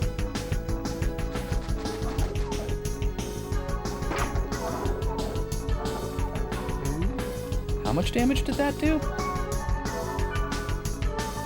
Usually we have to just resort to using these. And unfortunately the ones on our new awesome weapon are worse than the one on our previous weapon. It missed? Okay.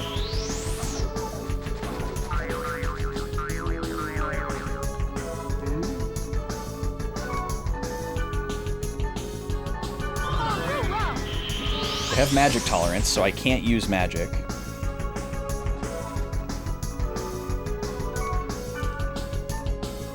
There we go.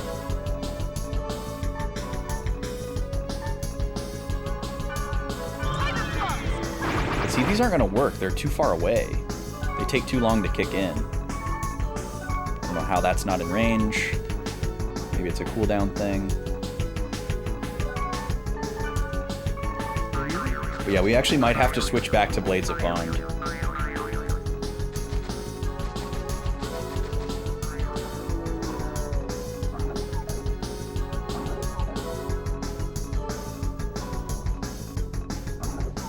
This guy's so fast. Alright. Let me see if my range is better. Or actually, let's look at what all we've got here. So, Thunder Dance is level 2.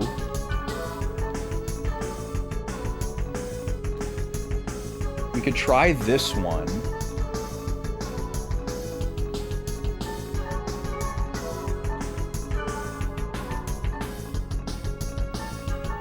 Or this one, just because they're level 3.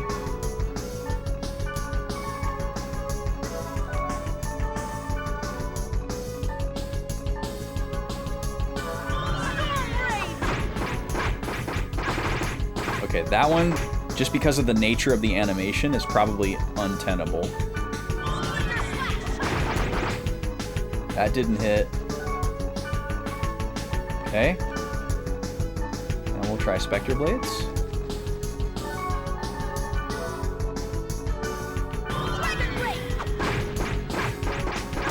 Nope. same problem with that one.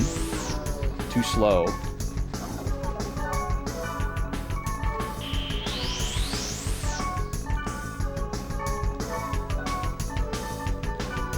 I hate that. Miss. Are these guys just like unhittable? Is that gonna be what's going on here? Can't hit him with anything?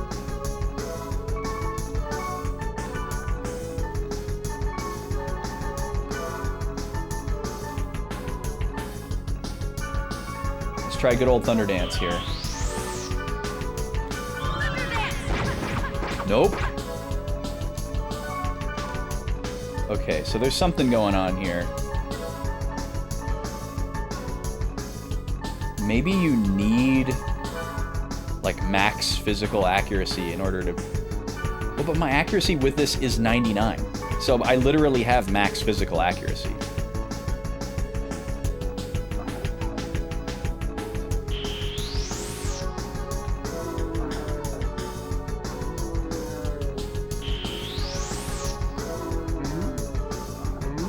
But it's so rare that they get close enough to me for me to hit them with a regular attack. That missed.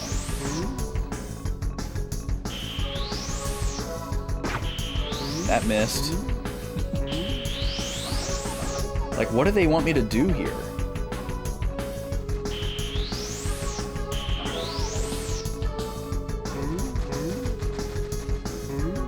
Is there an item that lowers their speed?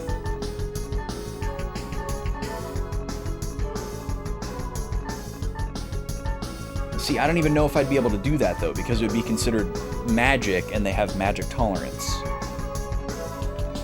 Like, I think there's a spell that allows you to decrease their movement speed. But I probably wouldn't be able to do it for the same reason that I couldn't, like, poison them or cast fire. But I literally can't hit these guys with anything. So...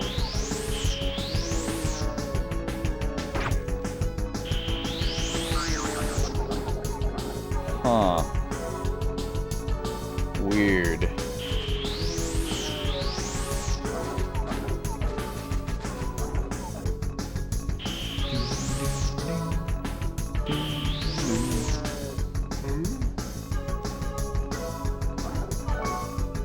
Huh.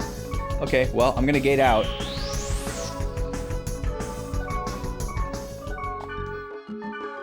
Because obviously I can't do this with whatever configuration I have right now. There's something that I've got to figure out to be able to do that.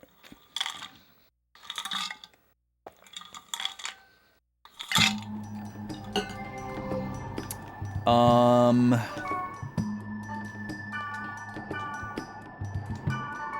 wonder if I can sort my items in the, like the item storage place? There's gotta be a way.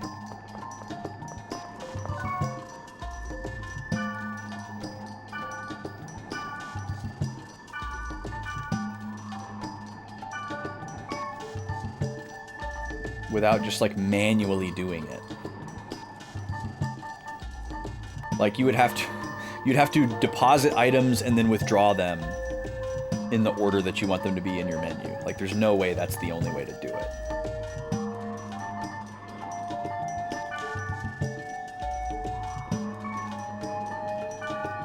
Another one of these. Oh wow, this one's really good. The spells suck.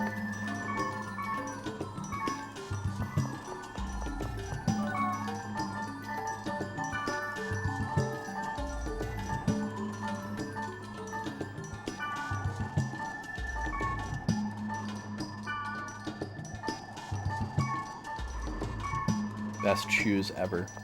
Oh, we're about to get hit with an ad. Okay, there's a couple things that I want to do with the rest of today. I might have y'all look some things up for me, if you're open to it. If somebody wants to look up where we can get Twilight onions, if you can tell me the name of an area, like the keywords of an area where I can get Twilight onions, that would be great.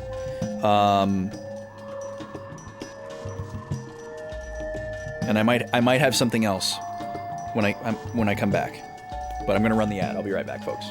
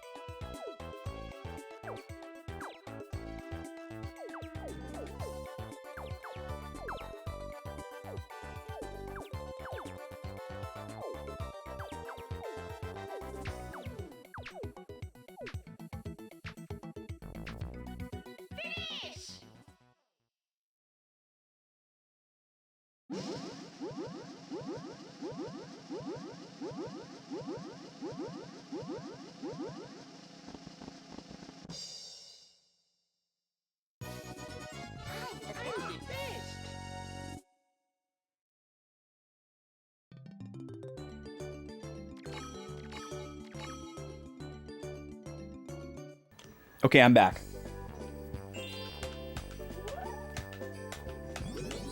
Oh, Mario's using a lamp. All right, we're going to be here for a second.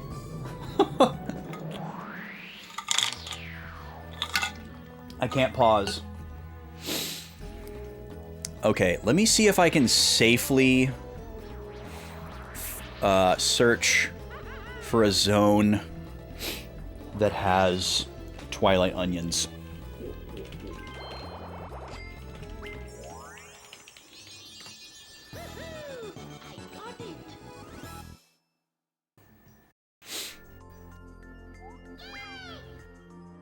Okay, it looks like they're in fire zones.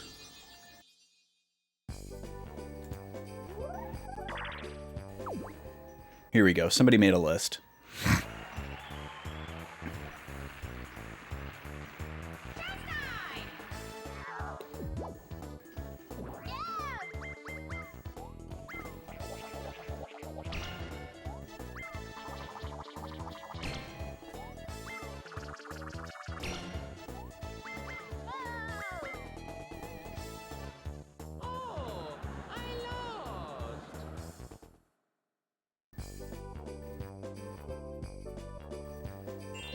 Okay, now I can pause. Alright, we're back. Welcome back. Alright, we'll just try... We've been to some fire fields that definitely didn't have them, but...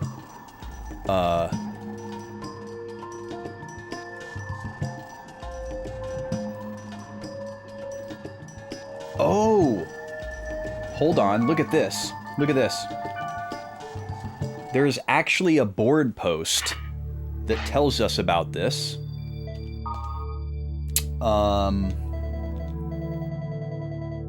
So this information is actually in the game, and we just didn't know. Where is... There you go. What's a grunty?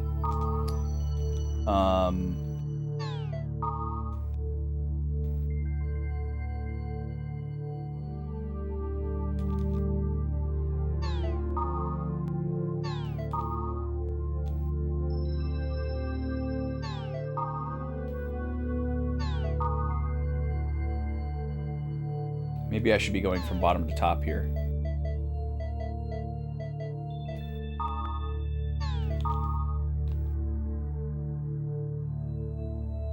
These are the possible grunties.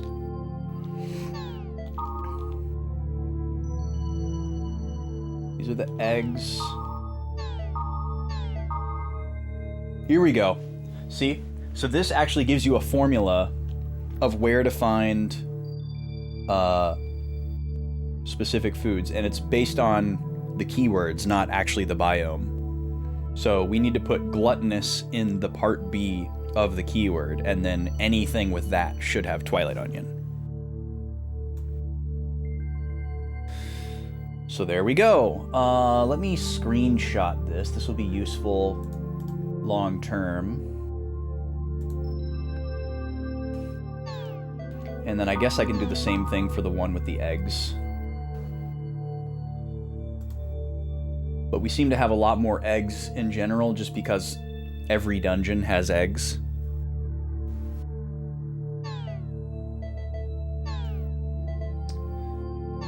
Okay, cool. So there's that. I don't want to look up how to beat that goblin. I want to try to suss that out and figure it out. Because there's only so many... There's only so many ways that that could go. You know? Alright, let's do a new keyword here with... pull up my screenshot here. I just closed the tab that I had open.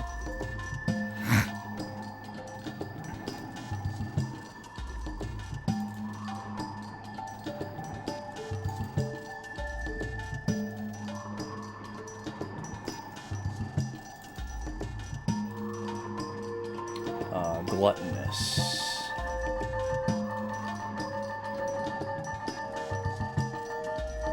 There we go. So let's see if this works.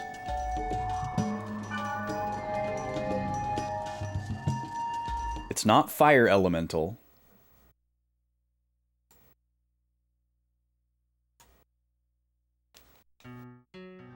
Ooh, and there's a spring here that we can try. Also cool. I don't have anybody with me, so I don't really want to get into fights.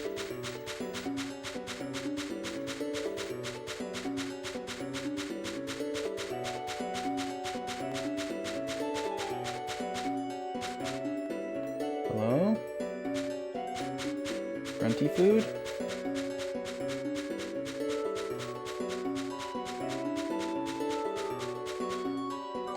Alright, what should we throw in? Should we throw it? Not the Blades of Bond. We want to throw in one of these two. This one we got from throwing one of these in. So we could try throwing this one in and see if we get lucky a second time. That's probably the move. We probably won't get lucky a second time, but... Did you loot? Let's see. What? Not. That's just with the weapon of this level. Oh, go okay. To a level much more in Gotcha. till.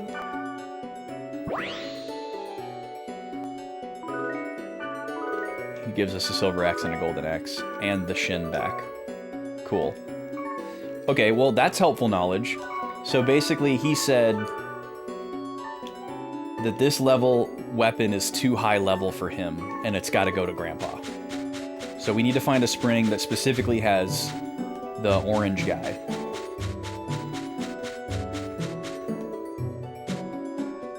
Where's the grunty food at? It's always attached to like a structure.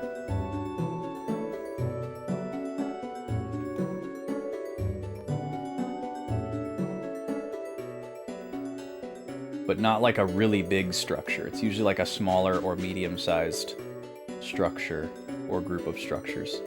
Is it possible? Maybe because it says it has no items? Because yeah, there's no monsters here either.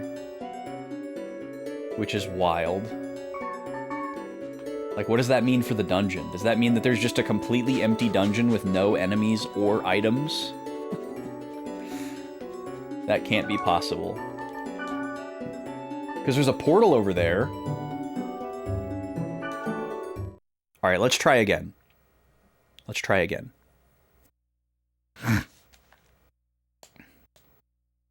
So maybe we'll mess around with the third word until we get something that says it has items.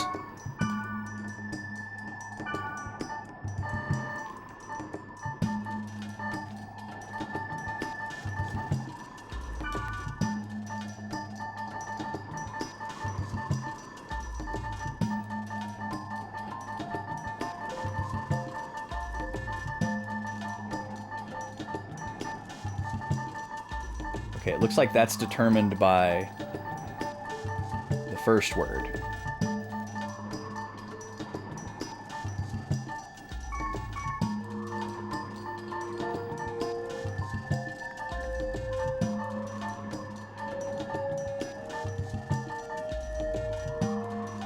Okay, let's try this.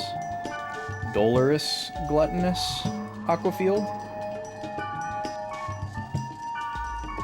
And then maybe for good measure, we'll make it fire.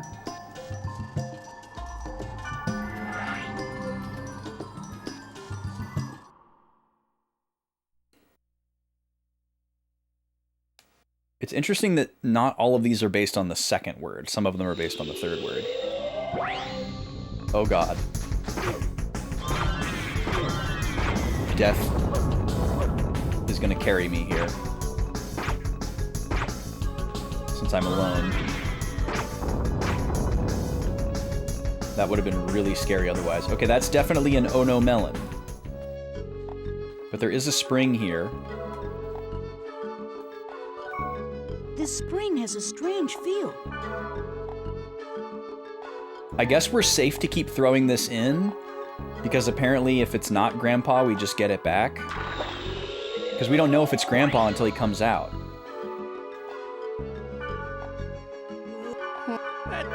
Just with the go. So there's probably a way to know a field that has Grandpa as well.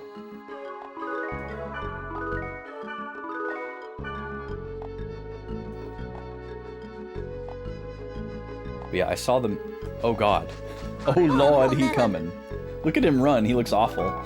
He kind of looks like the Titania boss from Star Fox 64 when you put him against the desert like that.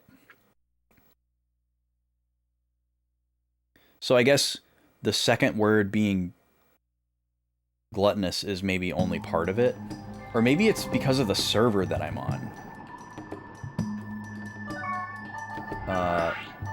Because these posts are more related to like Theta server. So let's try this on Theta. Maybe it has to be... Maybe this post only works for Theta.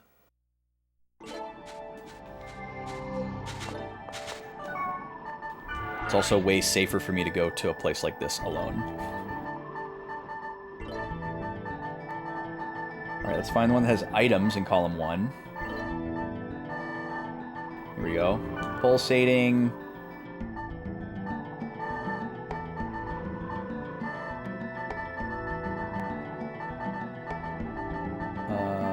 Gluttonous.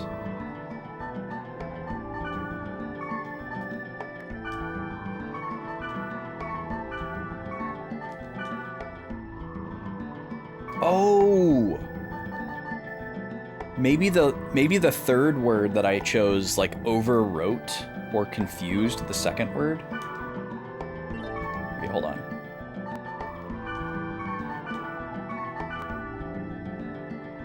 Because it says Fiery Sands will give us Snaky Cactus.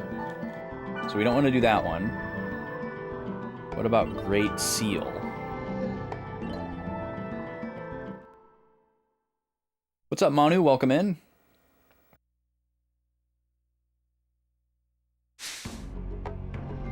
Alright, this place is absolutely fiery. That looks like a Mandragora. Oh no, these are the grunt mints. Okay. Well, that's kind of a bummer.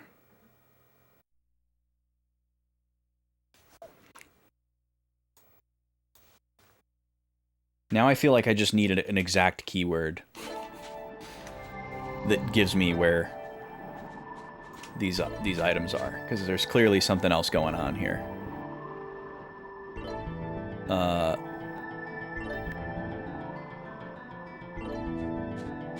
Oh, you woke up to a dead phone like it was supposed to wake you up as an alarm? Yeah, oh man. That's spooky when that happens. Did you, like, miss work or an engagement or anything? It's so weird. This person has posted, like, an exhaustive list of specific zones for all the different foods, but they don't have Twilight Onion on the list.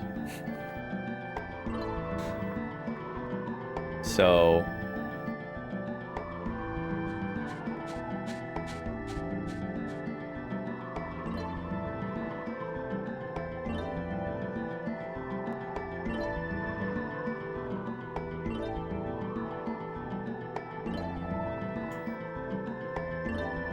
keep looking here.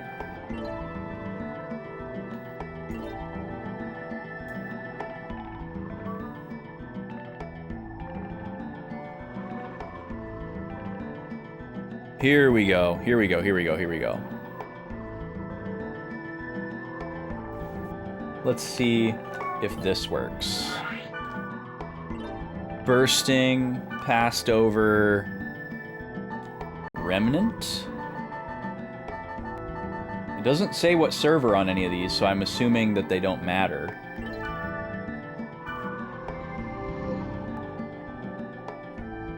Oh, you had to Uber instead of taking a leisurely stroll. Wow. Still sounds like stressful, and obviously that's probably money that you didn't want to spend. Yes! Twilight onion. Alright, come here, nerds. Weep at my power.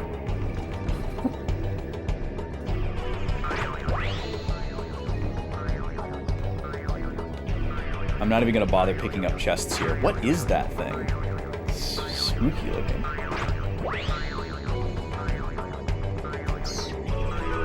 Just want these onions. Oh, was that a link, Draconics? No links in chat for anybody. Twilight onion. Twilight onion. Alright, we're just gonna run around this field and get as many of these onions as we can. Twilight onion.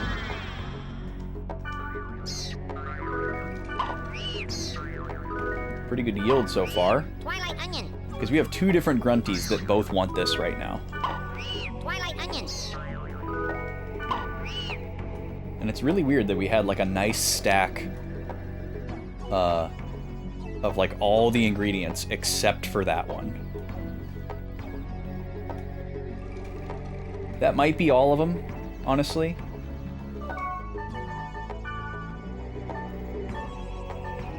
How many did we get? We got 9. That's pretty good. Yeah, hope you like that soundbite. Alright, I'll have to bookmark this list.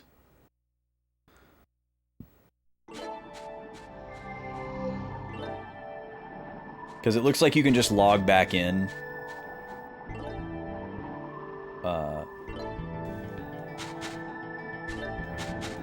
And farm it again. Like, you can just go to the same field over and over.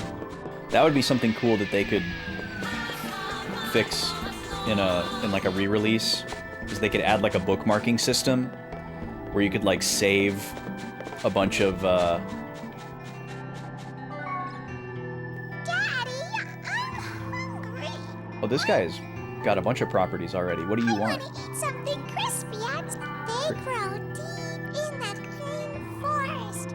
Crispy and sweet, deep in the green forest?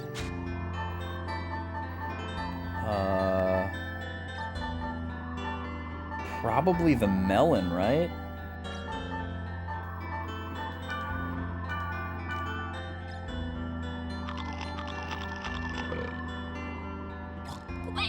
Oh, and then he immediately evolves. Well, now he should be able to tell me what he wants. Yeah, he wants the pumpkin.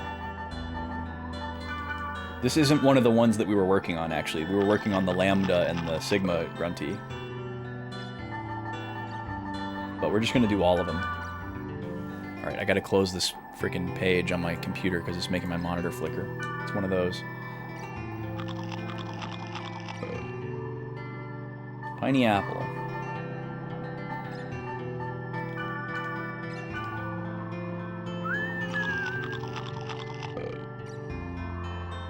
Mushrooms.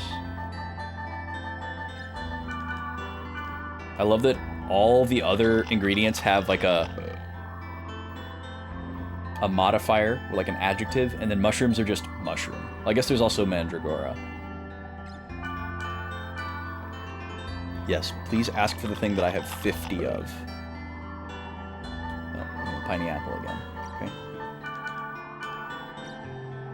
You can give them whatever you want, and I think that, like, you know, you can influence what kind of grunty they turn into based on what you feed them. It's obviously not fixed, it's based on their stats or whatever. But I'm just gonna do it off vibes and give them what they want. There's probably a way to like min-max this for some type of yield, but I think all you can do is like ride them around and race them, so I'm not that worried about it.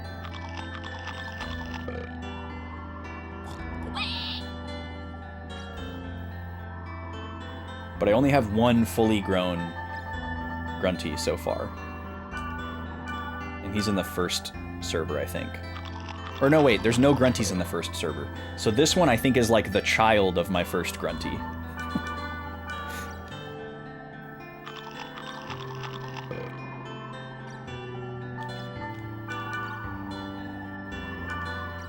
A Twilight grunty? can have as many golden eggs as you want, little guy. I got 80 of them.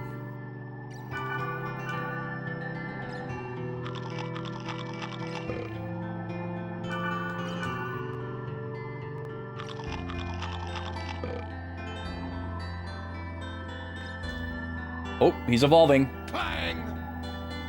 Oh, Master, thank you so much. Thanks to you, I'm fully grown. Clang! I must repay my debt to you. Clang! I love his fast little tail. The Iron Grunty. He's so cool. He's kind of Rhyhorn coated, which makes me very How may happy. I serve you? Clang! Oh, he has items he can trade. Very cool. I do want this aromatic grass. We want as many of these as possible. Do you like golden axes? Yeah, you do. That's probably a good trade. Give him the silver axe. He sounds like Chris Jericho. Oh my god, are you serious? My items are full? I just happen to be carrying exactly 40 items right now? Oh my god, okay. I gotta go to the item storage thing real quick. Because yeah, I think this other Grunty that's like running around town is my Grunty. Like, my name is Loddle, the stray Grunty. Oh, the stray Grunty. I, like, enjoy wandering around here. So, like, leave me alone, okay? Unbelievable acting. I love it so much. Alright, let's put some stuff in storage here. We can put these golden and silvers in there. Or actually, we're gonna trade one silver, so let's put one in. These hats are all good, we'll put them in. Very sassy, yeah, very, very sassy. We're carrying way too many spells. I'll probably just sell all of these instead of holding on to them for physical tolerance enemies in dungeons. Master? Alright, let's get this aromatic grass with our silver axe. Thank you. Master? What else do you have? Anything else that I want?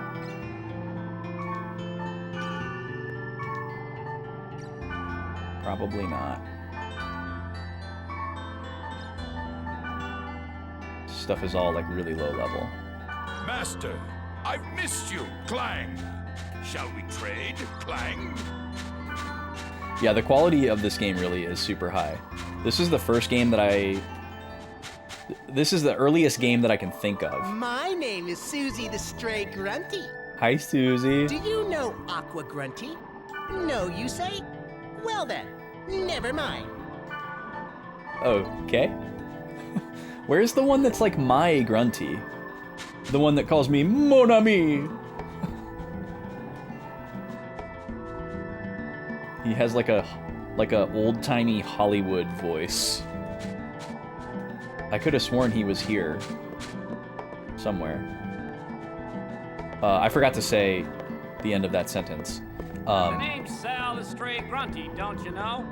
Are yeah, you I remember raising this guy. youngins in the stable out yonder? Them's be mine, don't you know? You better raise them good. This is the earliest game I can think of that allowed you to play in Japanese or English with the voiceover track. That feature was way ahead of its time. Oh yeah, I was just gonna sell all these scrolls. Let me just do it.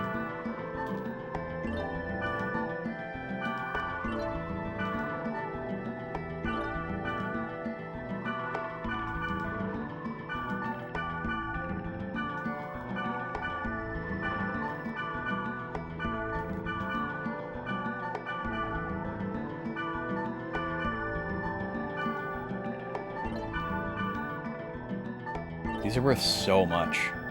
It's pretty great. 10,000 for a couple of scrolls.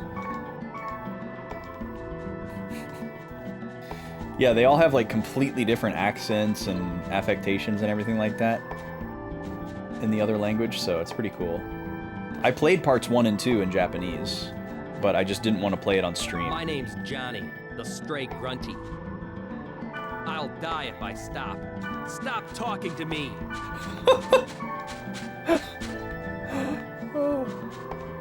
I'll die if I stop. It's so funny. Alright, I don't know where my Grunty is. Let's go to the Lambda server.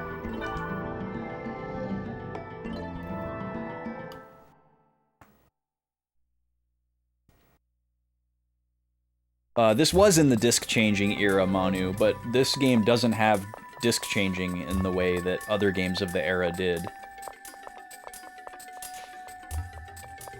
Oh, here's my boy. Oh, mon ami! Do you need me? The noble Grunty. We should try to get all these trade items that he have. Oh, I keep accidentally talking to him. Okay. All the rest of this stuff is junk. But we like these trade items, so... see what we can get here.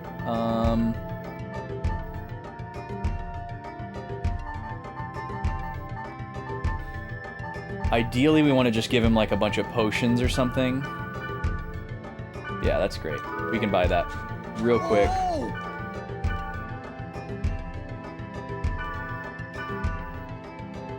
It's like an Expedition 33 character just because of French. Oh, yeah, this is fine. We just got a bunch of money, so we can just buy all these potions back.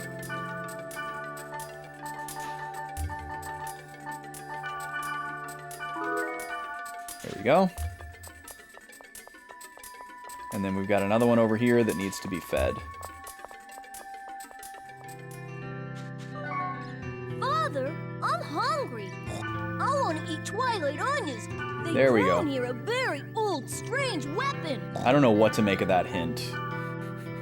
That's such a weird hint. Yo, welcome in, Vashi. How's it going?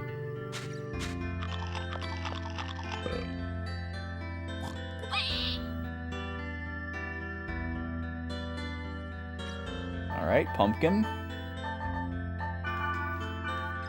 So yeah, I guess if you were really trying to like min-max this game, you'd probably want to target a specific Grunty breed that has like a specific trade item that you want. You know, like, oh, this one has the best armor trade or weapon trade or whatever. But I don't care. For anyone just joining us, we actually beat this game today. And we're goofing around with some optional post-game stuff. Root vegetable. We have low on that one as well.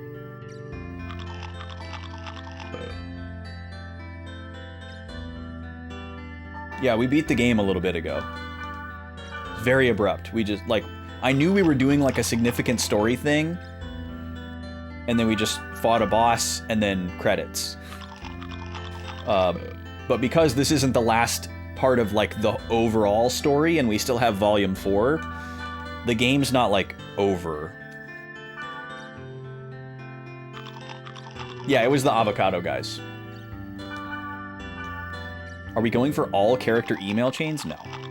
No, I'm sure there's plenty of missable stuff that I've already missed in Volumes 1 and 2 that there's no way I could go back for. So, I'm not expecting... Like, I want to do everything that the game... I'm grown up now. There's no need for 2 bony grunties in this town. Yeah, we already have one of these. Goodbye. Goodbye.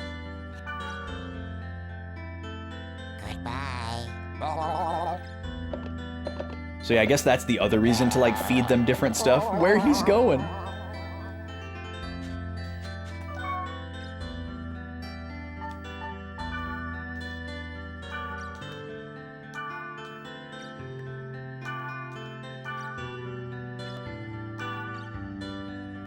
Okay.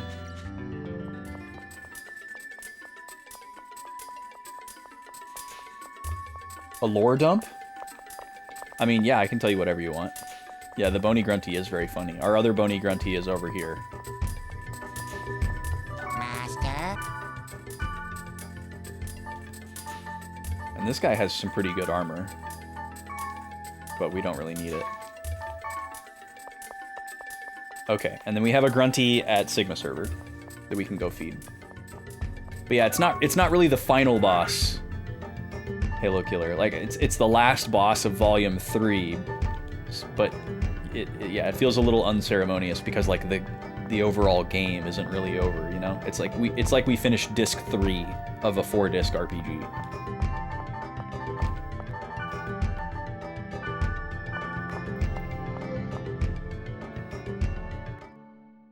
I don't think there's like branching story paths and like multiple endings or anything, Manu, but like all of our character progress and like affinity and items and quests that we've done versus not done, all that stuff carries over. Like it's literally as if we have finished disc 3 and then we like take disc 3 out, put disc 4 in, and then like load up our save file. And it's like, ah yes, you've completed the first 3 discs. We will now present you with disc 4, kind of a thing.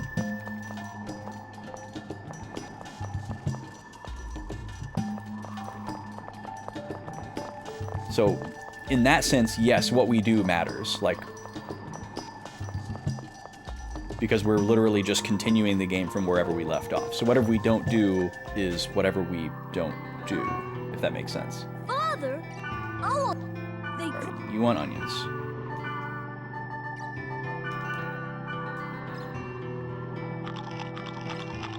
Yeah, it's weird. They remade the other .hack PS2 games.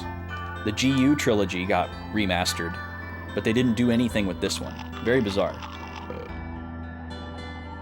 And it's all owned by the same people, so I don't think it was like a licensing thing. Harold seems to know what he's doing.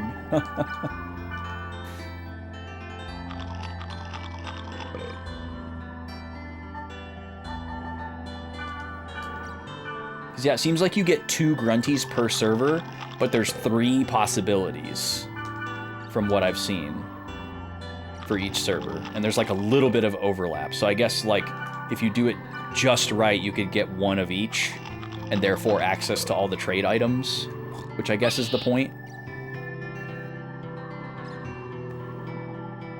Still wants golden eggs. Yeah, that would be nice, Vashi. I was very stoked to see them reveal that they're working on something.hack. I hope it turns out good. Whether it's related to the other .hack stuff or not. But I could see them going back to these if that does well.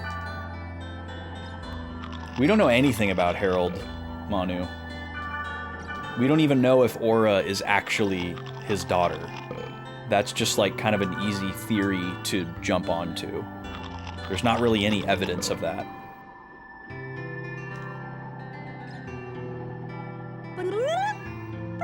Red King, thank you. Thanks to you, I've matured. Excuse me. I must repay my debt to you. It's just clear. It's made of water. Red King, you need something? Why am I Red King? Mysterious maxing. Let's trade Red King's item for this item floating in the sea. Whoa, level 73 hat. Yo, I've never seen this spell before. Holy crap. Max HP heal. That's incredible. Okay, well I want this. This is really good Wave Master armor.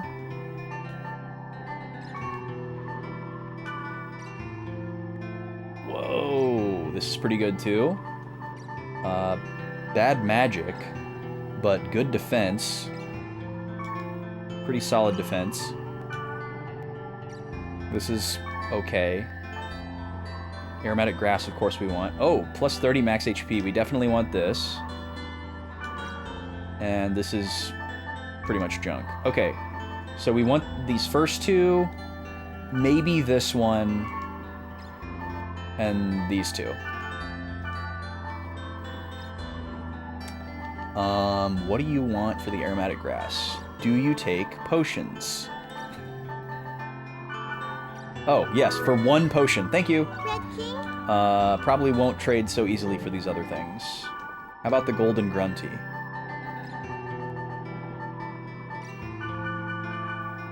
Yes, we love when we can buy it for potions. Red King? It's the easiest thing in the world. Alright, how about this thing?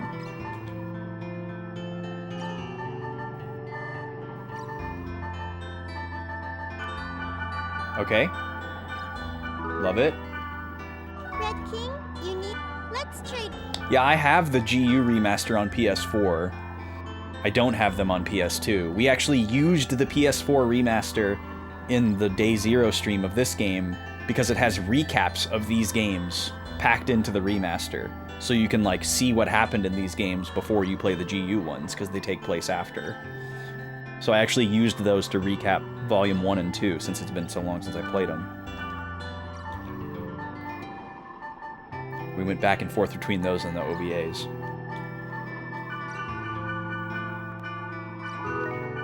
Nice. Okay, do we have enough for the fire hands here? Just go ahead and get them. Yes! Potions always coming in clutch. Alright, thank you, Aqua Grunty. Yeah, apparently there's a way to, like, ride Grunties and race them, but maybe that doesn't happen until Volume 4. Maybe we need to get to, like, another server. The Grunty flute calls a Grunty raised in the same town as the server you're in. Okay, we haven't tried this before.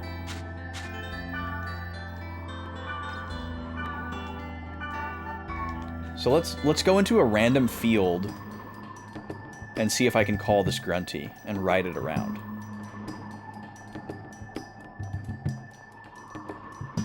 Actually, I should do some item management before I do that. Do I want to equip any of this stuff for myself?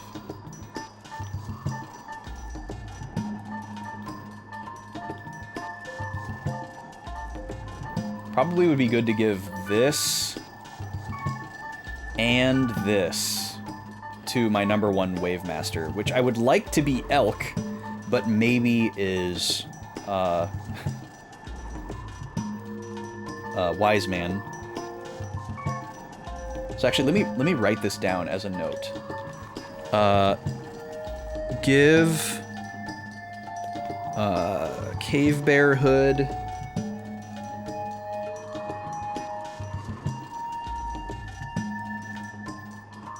and airy robes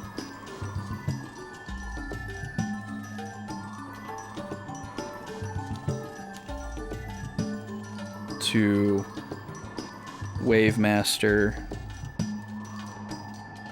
of choice.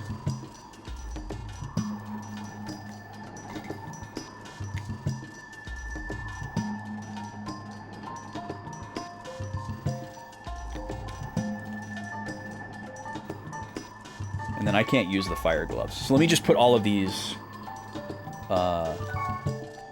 in storage here. Are these the only 2 series of games for this IP? Pretty much. They did release like an actual MMO that was related to this. Thank you for Spee Smashy. Welcome in. How are you doing?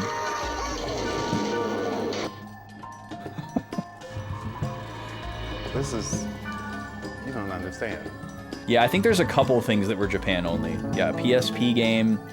There's...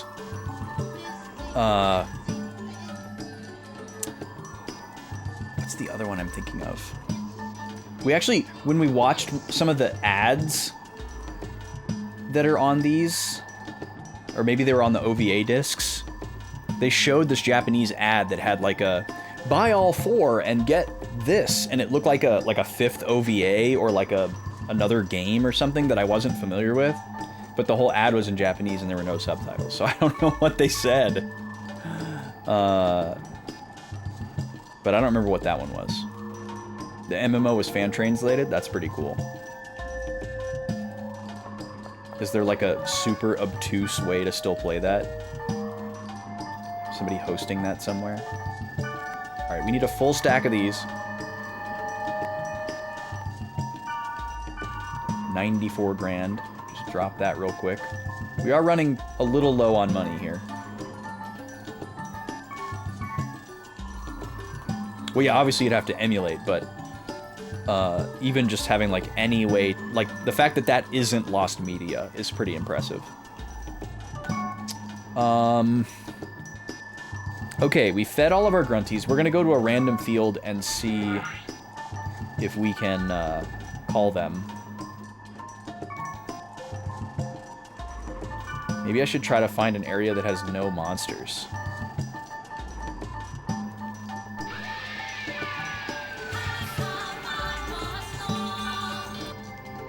Thank you for How Come I Must Know.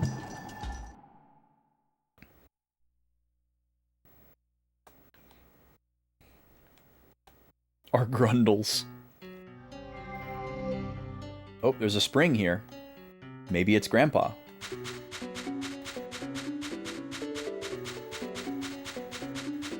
Fire Emblem and Monster Hunter are two off the top of my head.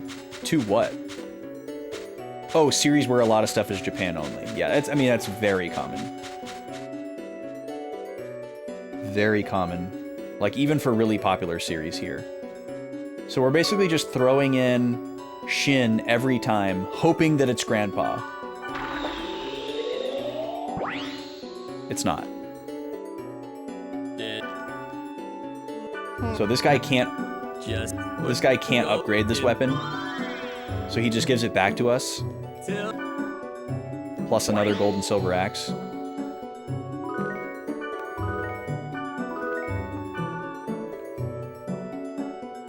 Okay, let me use my grunty flute here.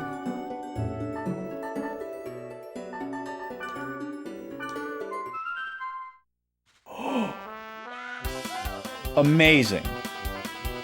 We're so fast. We riding. But why do I want to do this? I can't pick up items. And it looks like the enemy portals are gone.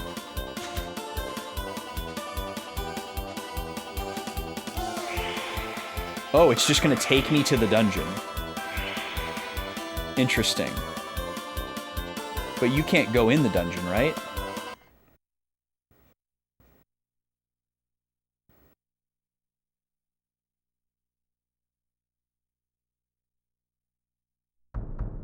Yeah, okay, I didn't think so. So it's like a chocobo, I guess. Like you're free from encounters in the field, and you can just go straight to the dungeon safely. But somebody said there was grunty racing. Somebody in the game. So I'm inclined to believe that that's a real thing. So either it's... Oh, there is an enemy here. Look at them. They just like run away from me. And they can't hurt me. Huh. That's wild. And the portals don't get triggered. Weird.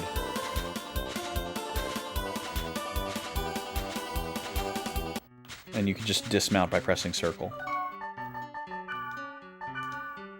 I'm assuming you can't do that. Maybe, I mean, you pretty much know if there's a spring right when you get there, because the maps are like small enough to where the mini-map just has everything on there. So yeah, either grunty racing is exclusive to Volume 4, or you have to go to like a specific keyword zone where there's a grunty race that we don't know about.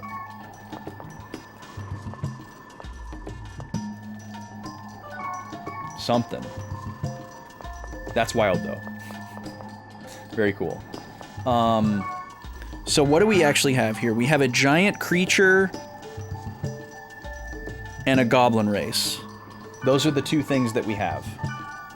This is the giant... This is the goblin challenge, and I can't figure out how to damage them.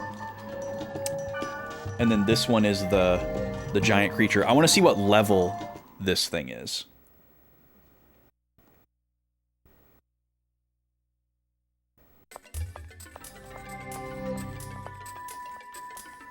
We are going to go straight into Volume 4 without doing a poll, but I'm still going to do Filler Arc next week. So next week will not be starting Part 4, it'll be just some random filler game that's not Pokemon, because I don't want to overload with Pokemon.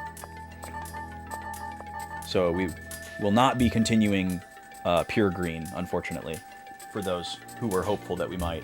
I might do it next filler arc, but given that we're playing another Pokemon game on Tuesday right now that we're finishing up, and we might be going right into another Pokemon thing if Boyslock wins the poll, I don't think I want to do palate cleanser with Pokemon, because that won't really feel like a palate cleanser. Okay, it's level 70, so we could go right into this with our top team. Cool. That's good to know. But I want to figure out this goblin. A new Zelda or Star Fox again? Star Fox? What? What do you mean Star Fox again? Have we done Star Fox on a filler arc before? We definitely won't be doing Star Fox. I might do Yoshi if Yoshi doesn't win the poll as the filler arc game, honestly. Which, by the way, if you haven't voted for the new Tuesday game, that's closing at the end of Sunday's bonus stream. But you should just vote right away if you haven't voted. There's been a lot of votes already, but it's still anybody's game between Pokemon and Yoshi. Yoshi is down by 2, but has the power of the Discord Despot vote. So, 2 more votes for Yoshi would actually give Yoshi the win for the Yoshi hopefuls. Star Fox 64 on a filler arc? I don't remember doing Star Fox 64 for a filler arc stream. I feel like I've only done that Zelda ROM hack for the entirety of the time that I did filler arcs. I know I did a random one-off stream of Star Fox 64 at some point, but I don't remember what it was for, and it feels like it was a million years ago. I played Star Fox 1 and 2 on stream. No, I didn't do it for a charity stream.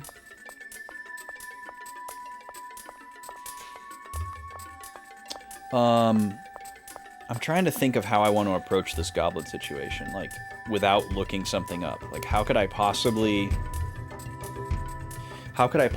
figure out something that's going to work on these goblins?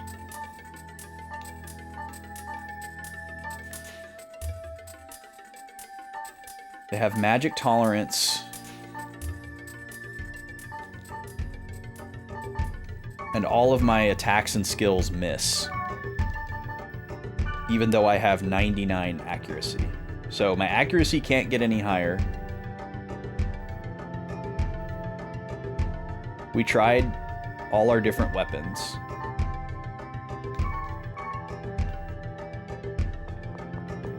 So, yeah, I beat Sealed Palace, Halo Killer. I actually 100%ed Halo Killer. Or, I 100%ed Sealed Palace. We beat it on stream, and then I 100%ed it off stream. I rounded up the rest of the heart pieces and Skulltulas. I posted screenshots in the Discord. Oh, and to answer your question about Coliseum, I finished the off-stream grinding. I got the team to 55, and we're set to go for Tuesday. It was really, really boring. But I got it done.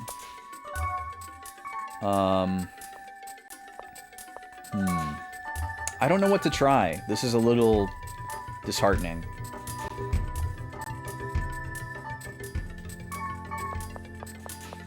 I don't know what to try on these goblins.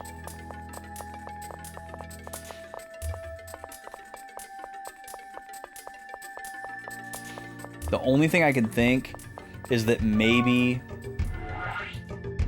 I have to hit them with regular attacks with a different weapon, and maybe they have like a thing that checks if my weapon has the death status, and they don't want you to win with that, and so it makes it so that a weapon that has death always misses. But the skill that I normally use for the goblin races, the Thunder Dance, didn't hit, but I didn't try regular attacks with any of these other weapons. So maybe we'll go in with Shin here. and see. Did that say final round or 15th round again? Pretty sure it said 15th again. But I do have 2 other Ocarina of Time ROM hacks that I want to try. So we could try starting one of those. Oh, I need Speed Charm.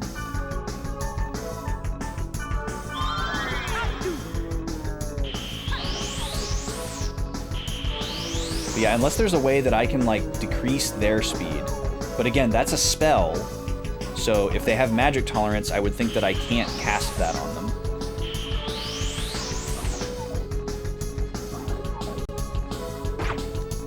Yep, that missed.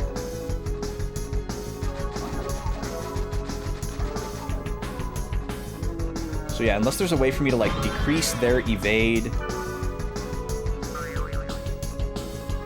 or decrease their speed or remove their magic tolerance.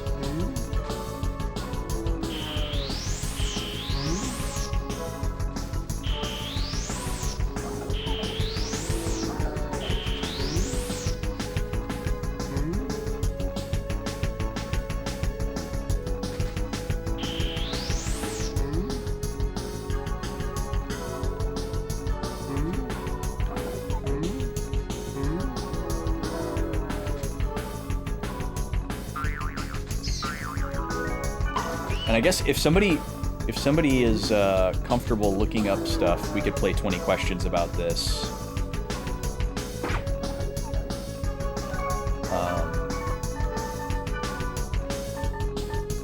Like I guess the starting point would be like, look up a guide for this specific goblin tag, and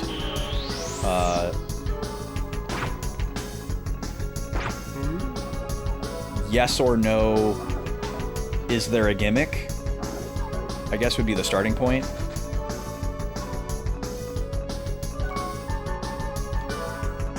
Because I feel like the previous ones, I wouldn't really say there was a gimmick.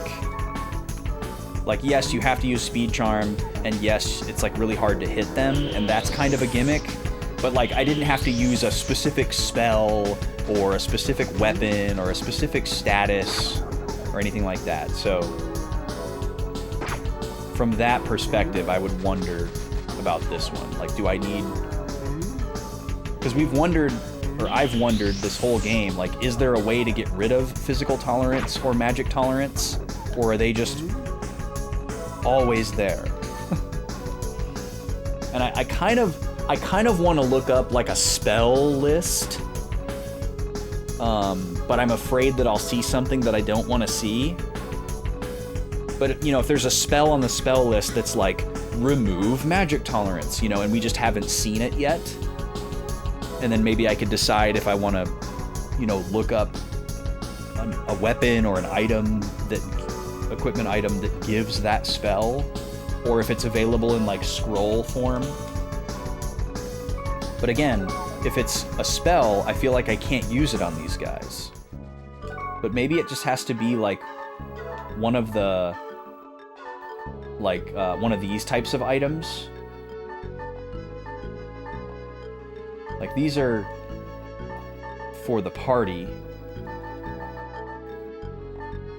But maybe there's, like, an offensive version of these. Here's the name of the mission. Detestable Gambler's Gate. Or you could search Round 15 Goblin Tag.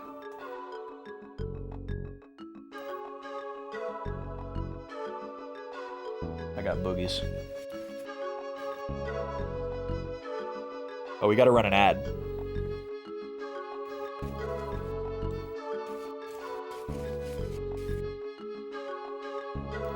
All right, I'm running the ad. I'm gonna look at some stuff. I'll be back.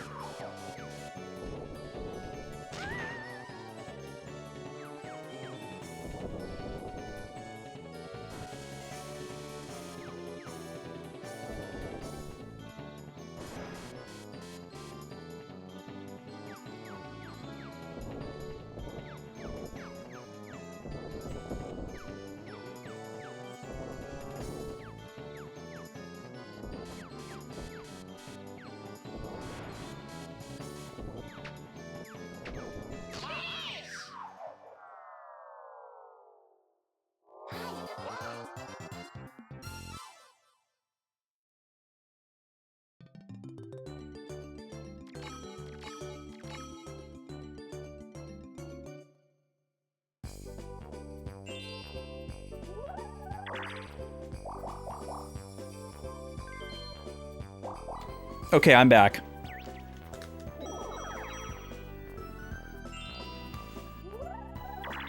I confirmed one tiny thing for myself. And that is that there is a spell that you can use to decrease an opponent's movement speed.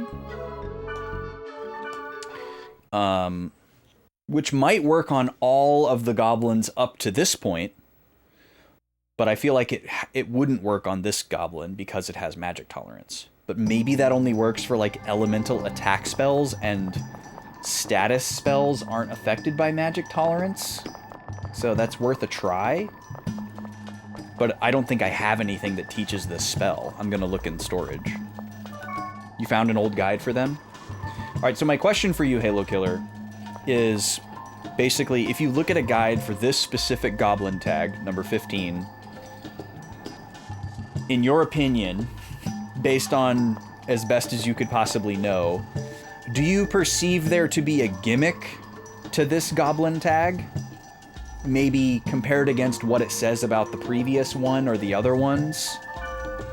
Like, does it indicate that you would need to use a specific spell or item? Or is it just... Yeah. Does it indicate that you need to use a specific spell or a specific item, yes or no? Specifically, I mean a gimmick beyond just they're fast and they have magic tolerance. A gimmick beyond what I've already discovered.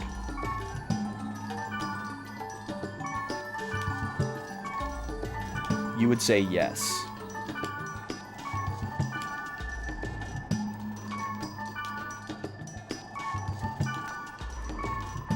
And is it a specific item or spell? Like one singular... The guide suggests very specific stuff, right, but that might not be the only way to do it.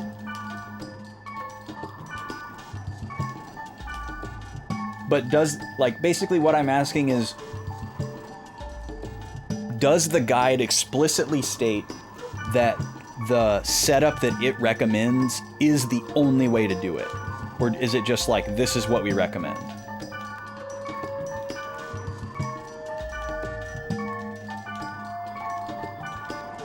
So helmets are like always healing.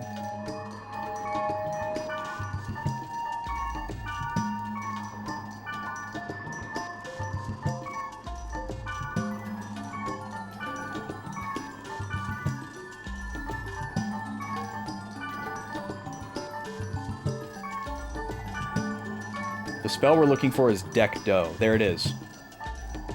So how ironic that we got it from Goblin equipment.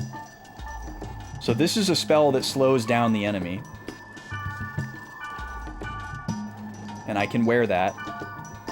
It looks like all of the Goblin mail has it, which is very fitting.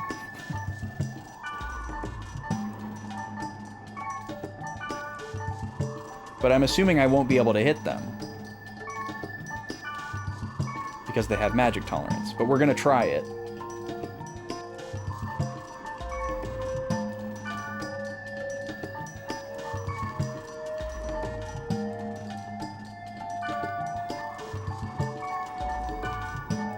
It seems like multiple things can work.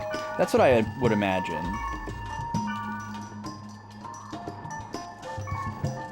Yeah, well, I don't think that this spell is gonna work for this specific goblin race because it can't be hit by magic. So these other goblin gloves, they teach the poison thing, which I feel like is another thing that you could potentially do against goblins, is poison them. But again, I don't think I'm going to be able to do it against this particular goblin. Like, maybe that's the implied strategy for, decreases wood. Decreases wood. What would be the significance of decreasing wood? Is the poison spell considered wood elemental? And it makes them more likely to be hit by it?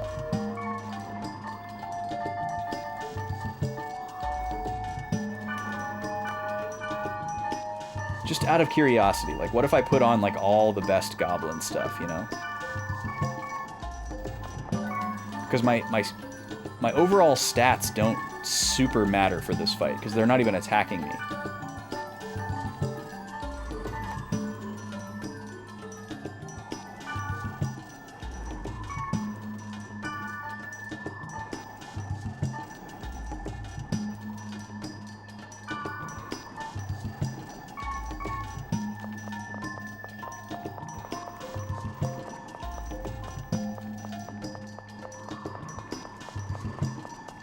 But I guess we'll find out very quickly. Like, if the little barrier will pop up and we'll get that annoying ching sound if we try to use magic.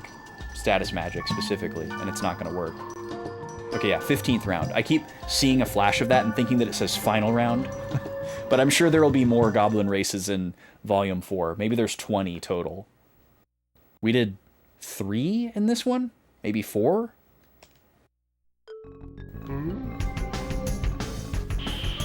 Okay, so first things first, speed charm. Oh, you're actually attacking me. What the heck was that? He actually cast a spell. We haven't seen him do that yet. I'm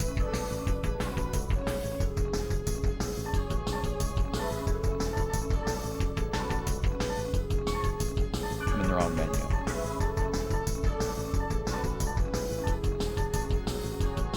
So we want to try to hit him with this one first.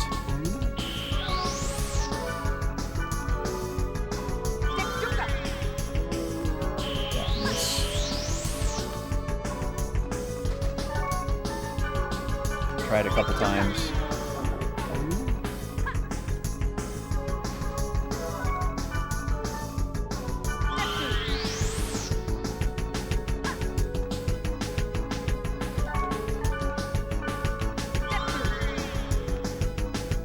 But yeah, everything misses.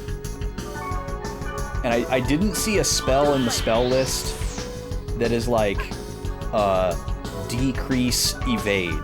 You can lower an enemy's accuracy, you can lower their attack, their defense, you can lower their affinity with a specific element, but you can't lower their evasion. So that's not it.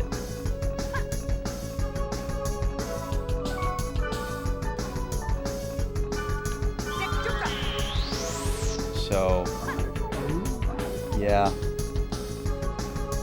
I don't know, man. I don't know what could possibly be the solution here. Like, there's only so many things you could try. Like, if you can't use magic, physical attacks and skills don't hit.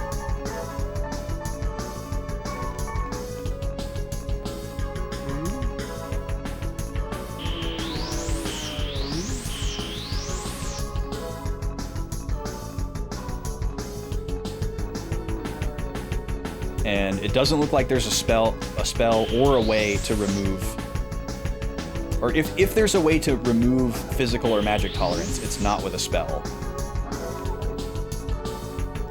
Okay, let me check something else here. I'm gonna gate out again.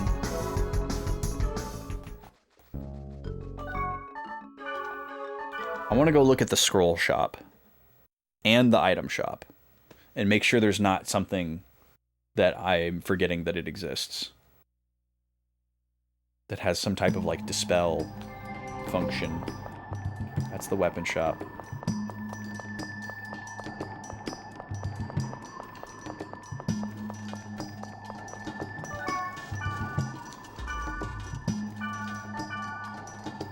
Okay. Yeah, we do actually need a stack of these.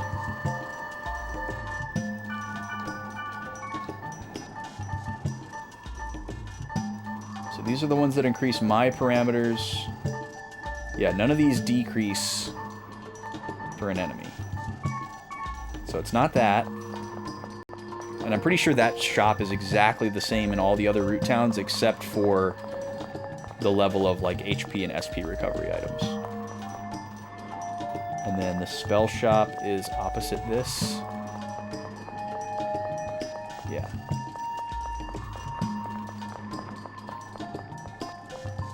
I see. I went the wrong way.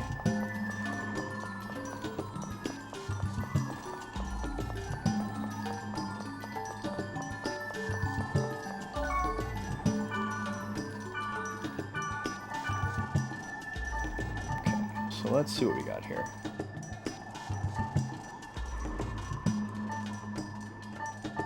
Okay, so here's the decrease.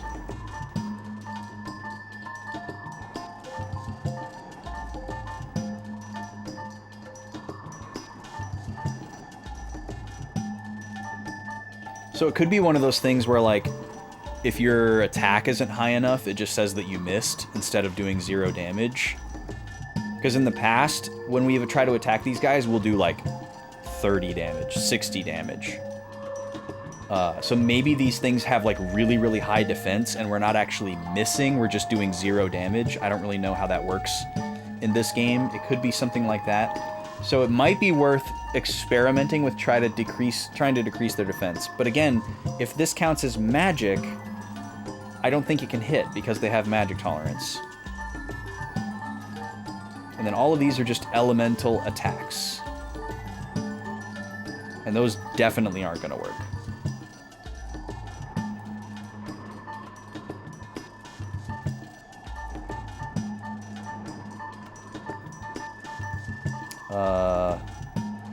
Decrease physical defense. Let me go back to item storage and see if I have that on anything. Well, I guess... No. The thing that we need to test is if a scroll is treated the same way as a spell. Like, maybe this is the way around. Get like 5 of these. Actually, I probably have these in storage. Hold on. Before I waste the money. I probably have a bunch of these in storage.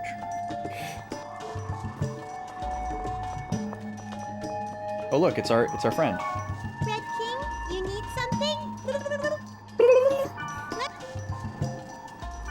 She's the best. Okay. This way. Directly across. Okay, so let me ask you this, Halo Killer. It sounds like you're saying that it says to use a specific item, but that it's also recommending a spell. So that's interesting because it doesn't seem like I can use spells based on what I know. Oh, I only have the one for magical defense. Okay. Oh yeah, I need to put my this in there. Add that to my collection. These as well.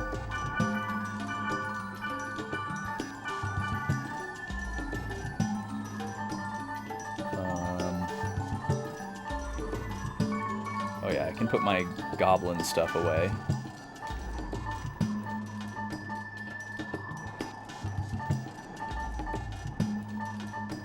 What was I wearing? Is this actually what I was wearing? No. I was wearing this.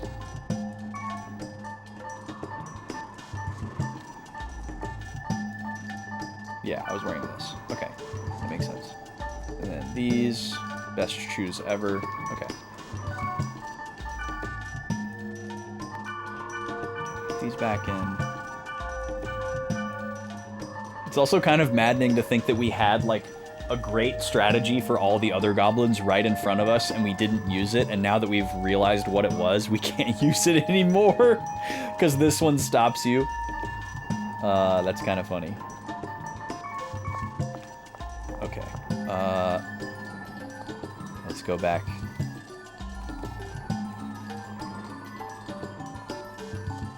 But yeah, it doesn't seem like there's any way that I could just figure this out. Like, it seems like I would have to just look it up. Because it's clearly something that either is hyper-specific, or it's like a fundamentally misunderstood mechanic that I haven't realized or discovered. Like, oh, well, you can use this spell even though they have magic tolerance. Or, oh, you can use this to remove magic tolerance, and then you can use, you know, Deck Do to slow them down and whatever, you know. And I'm just not aware of that. But it doesn't seem like a... It doesn't seem like a specific item that I can buy. Or a spell that I can buy. From the in-game description, you doubt that I would figure it out. Okay, so let me ask you this. Because you said...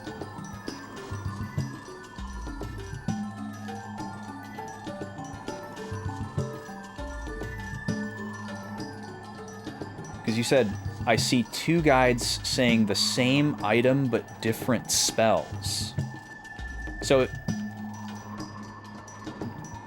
is the commonality between the two guides that you use an item and a spell? Not necessarily the same one, but like one item, one spell?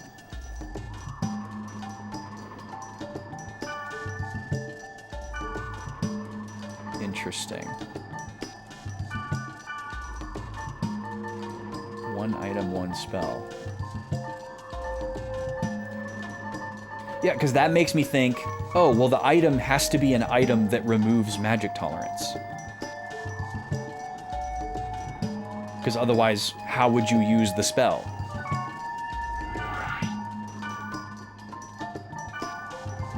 So, okay, let me ask you this. Is the item an item that removes magic tolerance? Therefore confirming that it exists? Yes, okay. Interesting.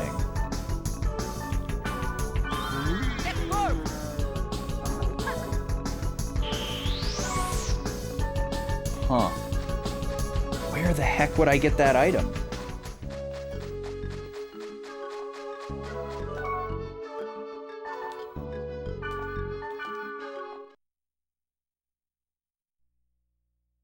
Where would I reasonably get that item? And I have to assume that that item is like a consumable that I can buy somewhere. And it's not just like, oh, well, you find one if you do this side quest and it's for this, you know? Like, there's got to be at least a semi-infinite supply of this particular item. So I guess maybe, like, a specific character has it on their trade list. And I have to just, like, talk to every NPC and try to track it down.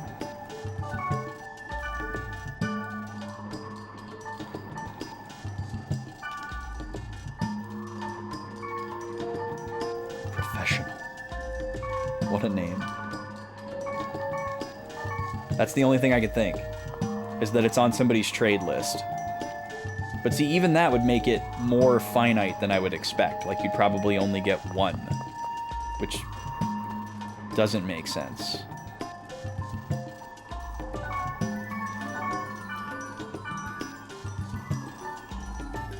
It's also pretty rare for these guys to have consumables. This is some high-level stuff.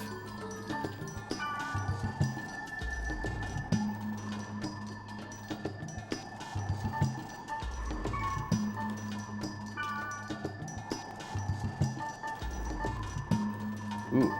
Okay, this is very good. We want this. How many potions do you want for this?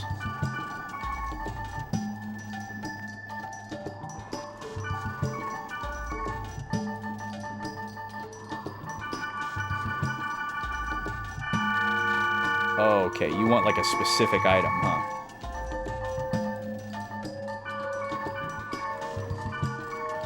Yeah, you want a specific item. What do you want? One spirit dragon for 12 burning oil. One oaken greaves for 12 burning oil. 12 burning oil, 6 pure water. Okay, we can buy those. 12 burning oil, 6 pure water. I love how he doesn't just go buy those. Like, you know there's a shop, buddy, right? And I'm not the only way you can get those. 12 burning oil, 6 pure water.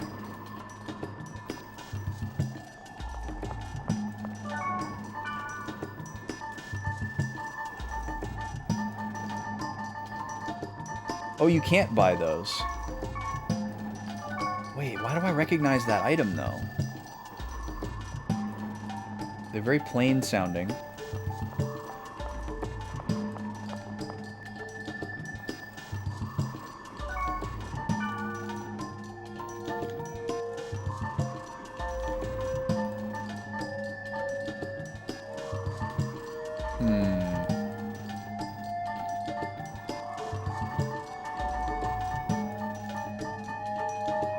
Why do those sound so familiar?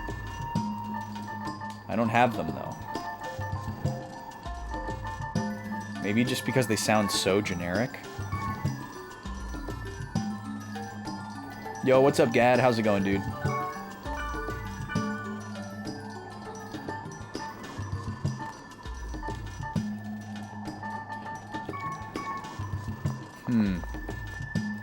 We're at a bit of a crux, impasse, four corners moment with the game here.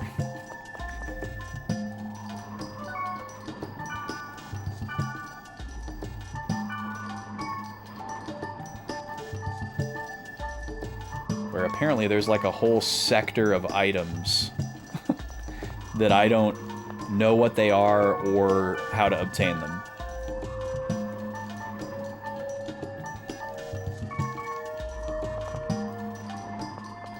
And I'm trying to see if there's a way I can figure out how to figure out what I'm missing.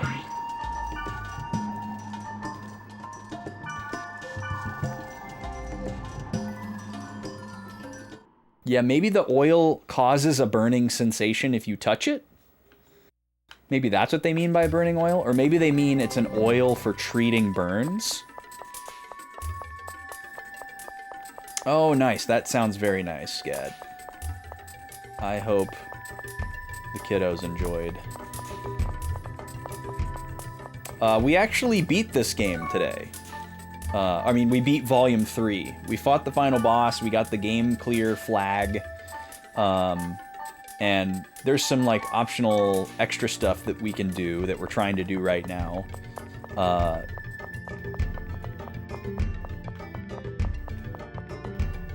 And seeing what we can figure out.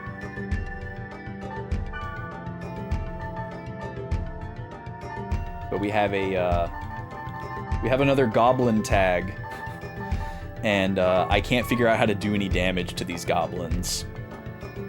So we're at a bit of a point of reckoning here.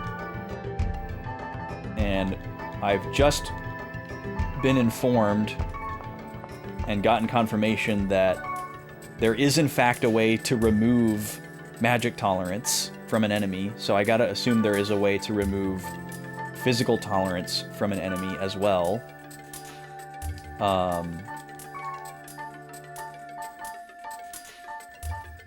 But I don't understand how I'm supposed to figure that out.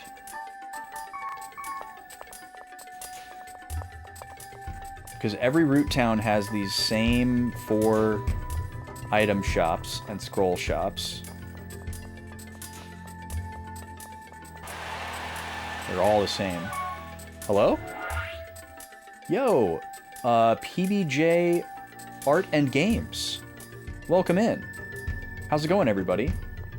Thank you so much for the raid. Welcome in. What's going on today? Nice to meet you. Welcome in. Arcadia Comics. I know that name. Is this your doing? Welcome in, dude. How are you? Imperial, welcome in.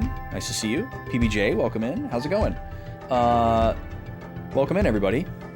Arcadia said this was the place to be. Wow, I better deliver. Welcome in, everybody. My name's Austin. The name of the channel is Backlog Boys. I'm a boy with a very large backlog. I don't believe you. And I used to do YouTube together with a very good friend of mine named Vaughn. That's why it's Backlog Boys and not Backlog Boy. And we used to both stream on this channel many years ago. Vaughn has long since retired from streaming. We're still very close friends. And we do a lot of other cool creative stuff together. But I'm the only one streaming on the channel. So if you've ever seen BB_Austin in your chat, that's me. That's the account that I like hang out in people's streams on and like sub to people and follow people with. But this is the channel that I stream on.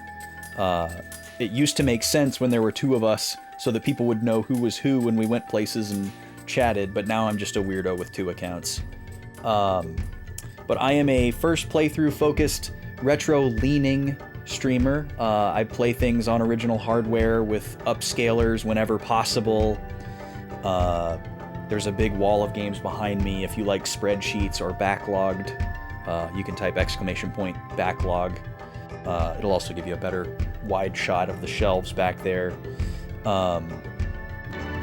Currently working on a first playthrough of the original 4-part Dot Hack series for PS2. We actually just finished Volume 3 today, so you won't see any story spoilers or anything.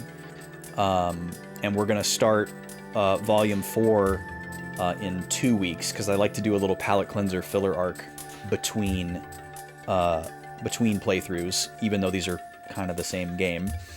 I've been working my way through Pokemon Coliseum on the GameCube on Tuesday. We might be beating that on this coming Tuesday. Not sure. We're actually voting in my Discord for what our next playthrough is going to be on Tuesdays. I stream a non-RPG on Tuesdays, and then an RPG on Thursday and Friday. That's my normal schedule. 3 to 8 Central US time. I'll be doing a bonus stream this Sunday with the lady. We like to do point-and-click game first playthroughs together. We're playing one that released last year called Locomotive. So you can join us Sunday at noon Central for that one if you like. But yeah, we're doing some kind of post-game optional stuff in this one for the rest of the day today. And then our progress will carry over to Volume 4 when we start it in 2 weeks. I haven't decided what the filler arc game is going to be next week. So next week on Thursday and Friday, we'll do something that's probably not an RPG and maybe not a first playthrough, just as a palate cleanser, funsy thing. And then we'll start Volume 4 the following Thursday and Friday. Am I still criminally underleveled in Coliseum? Well, first of all, Manu, I was not criminally underleveled. Evis is criminally overleveled. Let's get that right. Secondly, no, I grinded off stream. My team is at level 55. And I think that's going to be more than enough to do it. Also, thank you for the follows. Welcome in. Appreciate that. But yeah, that's what you can expect if you're able to hang around. Obviously, if you need to do any post-stream, self-care, eating, bathrooming, all that kind of stuff, please do. We love lurkers. But if you can stay, that's awesome. And thank you all for validating my my having 2 accounts. It wasn't intentional.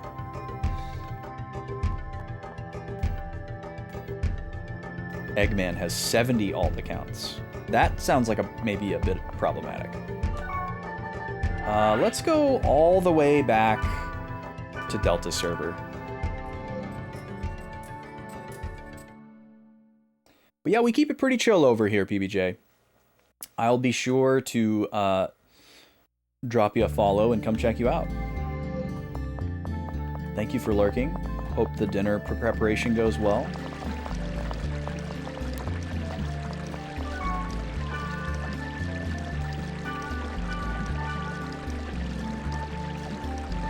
So yeah, same item shop.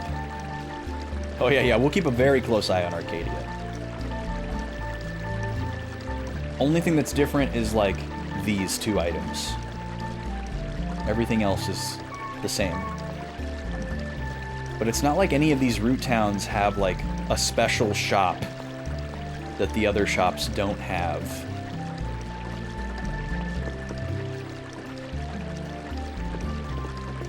Did we go back to the Grunty who said to come back once we had the Aqua Grunty?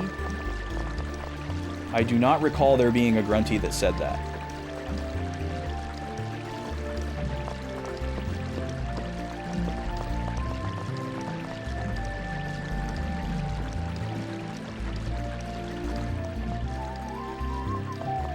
Forgot there was this little area back here. Susie? Oh, okay, I do... Wait, no. I thought the Grunty asked me if I knew Susie.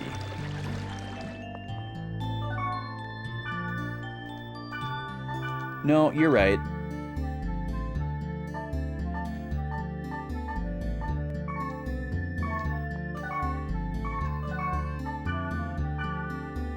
Oh, this guy was in the other server just a minute ago.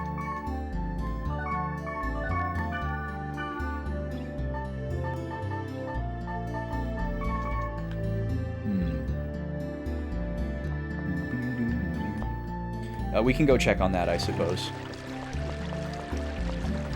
But yeah, I'm clearly missing something here. Because there's this whole host of consumable items, apparently, that I don't know how to access.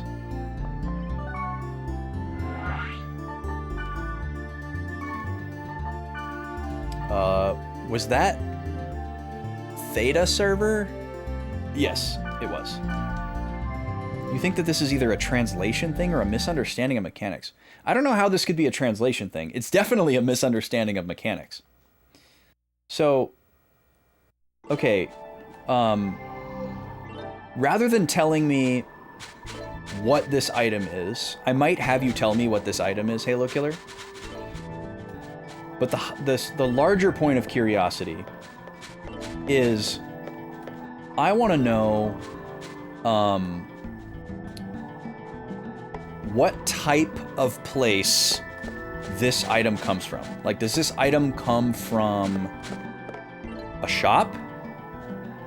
Does this item come from a trade? Is it an enemy drop? From a shop. From a shop.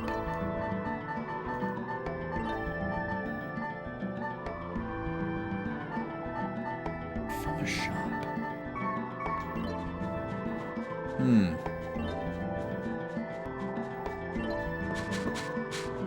From a shop. Well, okay, as far as I know, at this point in the game, there are only 4 shops. There is a weapon shop, there is a scroll shop, there's an item shop,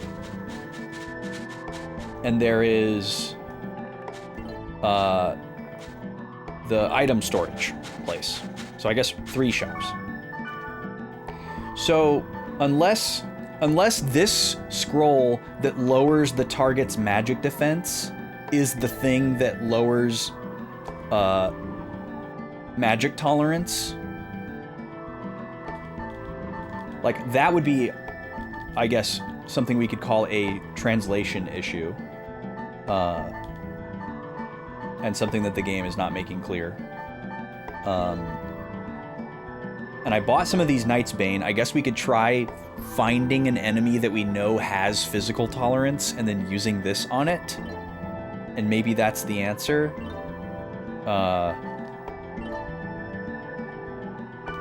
But I can just buy, like, a couple of these and see. We can try that. Where's that Grunty? Where's Susie?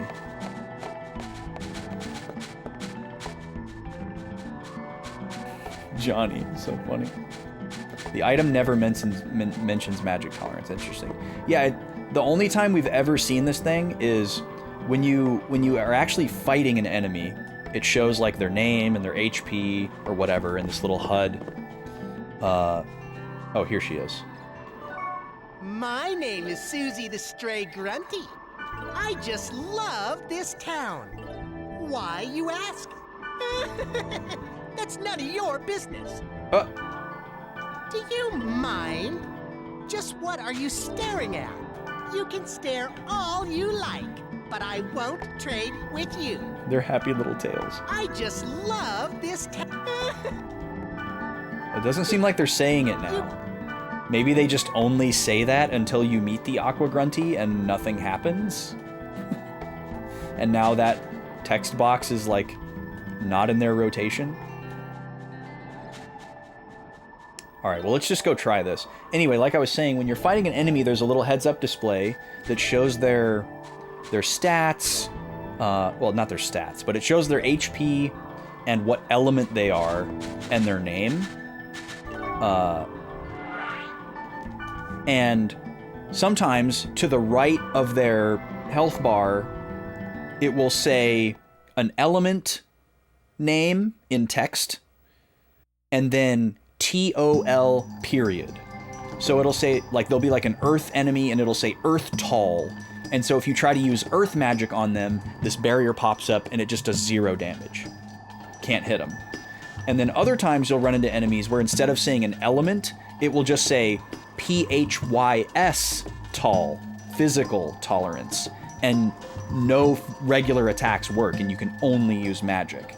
And then there's other ones that say magic tall, and you can only use physical attacks. The last boss that we fought, that was their gimmick, where one had one and one had the other. So that's what magic tolerance is. But we haven't seen that in, like, the manual or anything like that. All right, let's go in here again, and we'll try this whatever we got against them. I'm going to try to not use a speed charm, but I don't know if I'll be able to pull that off.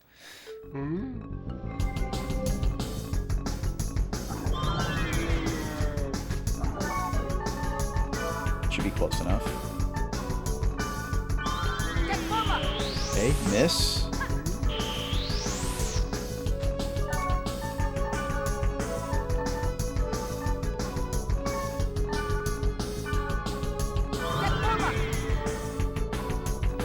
Wait, it worked!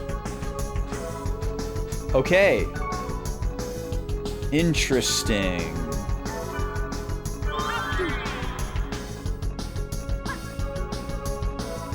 So, can I hit you with magic now? Uh-huh. Okay, well, my magic is terrible. That was scary. Solid color on the screen. Well, I guess that was the breakthrough that we needed. So, okay, now we know that we need to keep these items stocked because they can get rid of the tolerances. Let me put Rig Geem on myself so I can get some SP back. Depending on how long this debuff lasts and whether or not they try to heal themselves, this could be doable.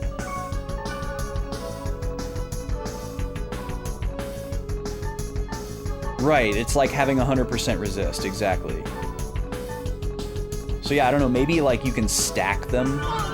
Maybe you can hit them with it a bunch of times and the damage will like keep going up. But it actually showed it said Magic Tall and that like hit the X on it. And now it's not there anymore. See how it says Magic TOL right here? And now there's an X through it and it's like flashing. And then you can see the little debuff up here, showing that it's active. And it's like above his head.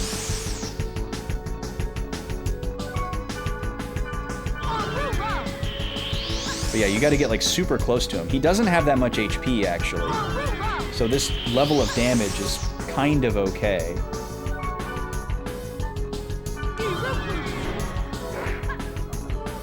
Okay, that one sucks. Let's just use 2 of these.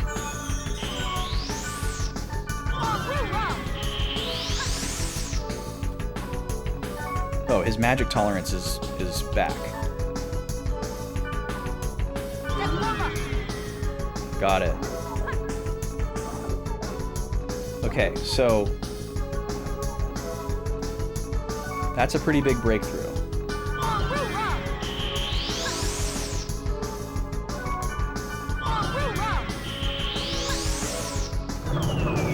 So now I guess the other thing to try... Oh, okay, you can do that. Okay, alright. So they can heal themselves. He just healed himself 1200 HP, which is way more HP than he even has. So here's what we're going to try next. We're going to try the spell to make spells works. Yeah, yep, that's correct. So what we're going to do now is I'm going to go back to the goblin equipment strategy and see if we can slow him down and poison him after making him susceptible to magic.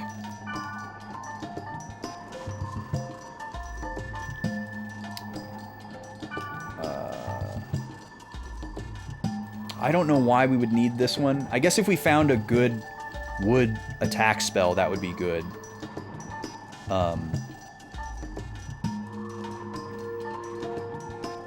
Yeah, we'll just grab them anyways. Okay, we'll grab these. And we're already wearing the goblin gloves. Goblin mail.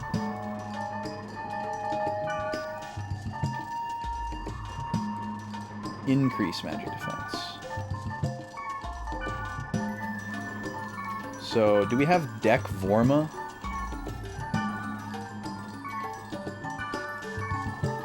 By any chance?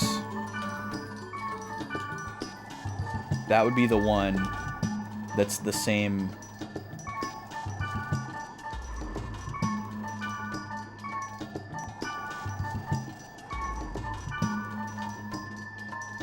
Decrease their magic power. We need Deck Vorma instead of Korma.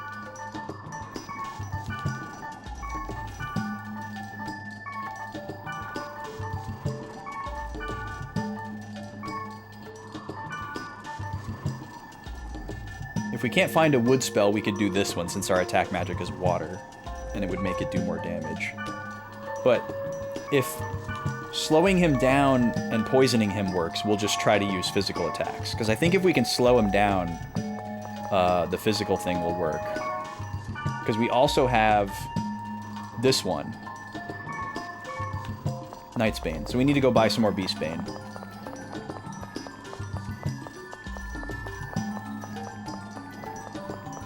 Yes, this is a staple that has been in all 3 volumes so far, and I'm sure will continue into Volume 4. Unless we're, like, way ahead of the game, and, like, there's 15, and you can, like, kind of cross over, you know? I don't really know how it works. Like, I don't know if I moved on to Volume 4, if I'd still be able to do this, or have I, like, missed one? I don't know how it works. Oh, I gotta go to the scroll shop.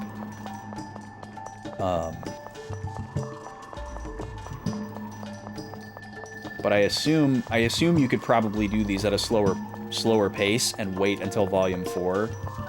But if you're like proactive and do them as soon as they become available, at a certain point they'll probably stop popping up and you gotta wait till you get to the next volume. So, I think we're pretty well caught up on these.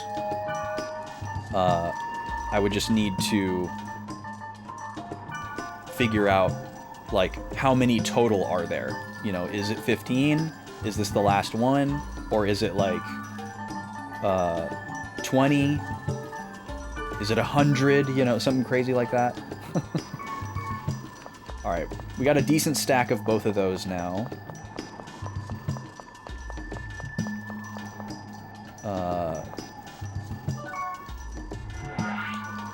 Here we go again.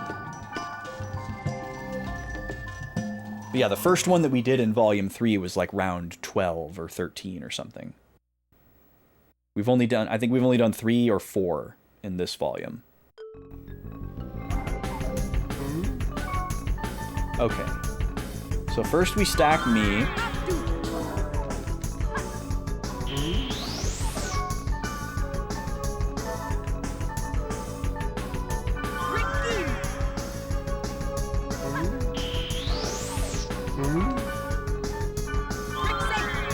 Don't think I need this, but whatever.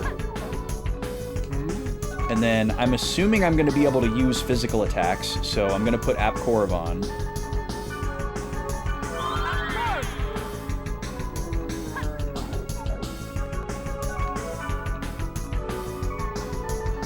Switch back to the good weapon. Now, We're gonna try to hit this guy with the Beastbane. First try, okay. Now, can I hit you with Deck Dough? Oh, I don't have the goblin stuff on.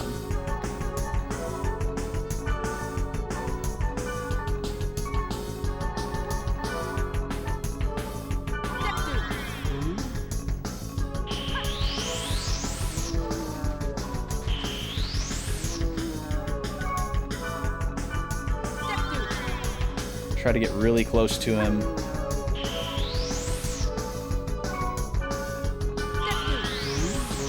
Yeah, see, these spells don't seem to work the same way as the elemental ones, where they actually, like, kind of lock you in place for a sec. Kind of misclicked there.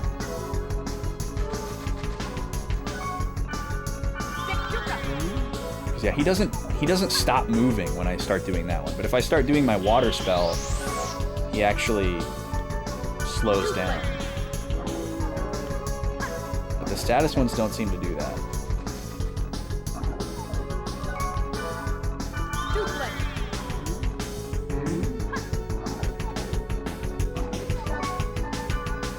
Okay. Well, that doesn't seem to be the move.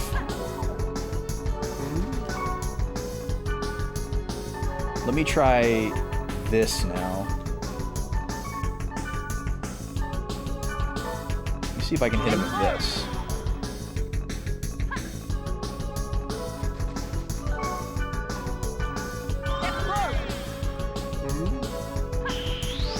Now the magic tolerance is gone. Okay, it doesn't look like that works either. It's almost like it's specifically set up to only interact with this scroll. Which is kind of dumb. Alright, let me put my other equipment back on so that I have my water spell. And my buffs.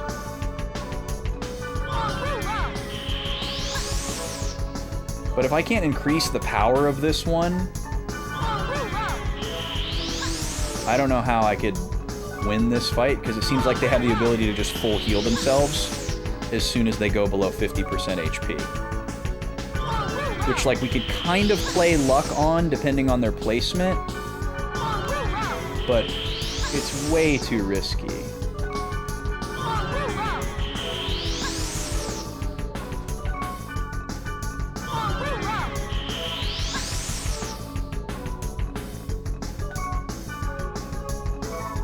Actually, let me do this.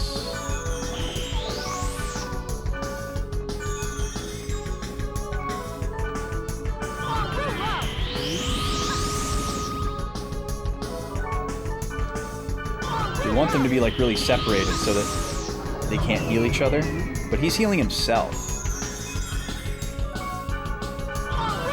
So yeah, they can each heal 400. They can heal themselves, which this is something that the last several have done.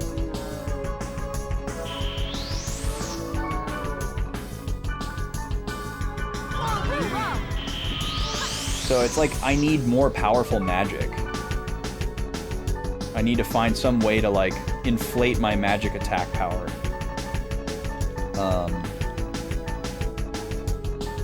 Which there are items for.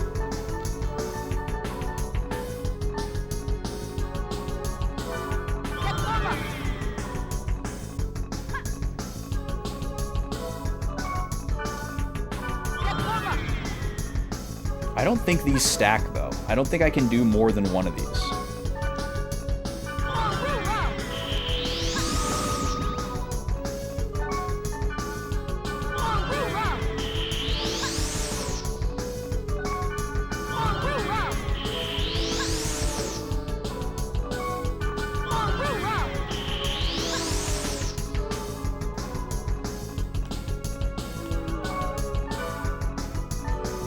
And he doesn't just run away from you.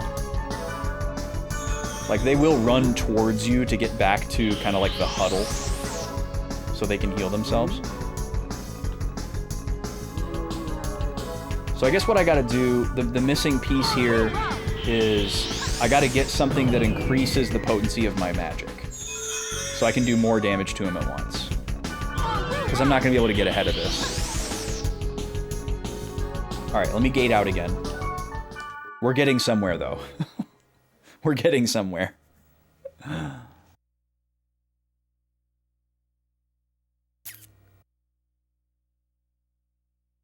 Because we do have a spell that increases my water element, and this is a water elemental spell.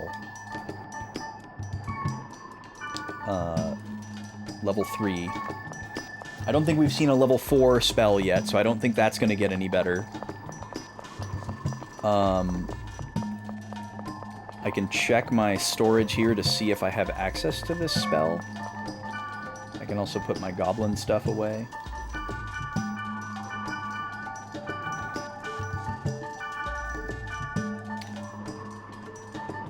Okay, what do we got? I believe it's app. Like, we might be able to use this as well. I might be able to make him weaker against water. Because we might be able to stack those. So let me grab this.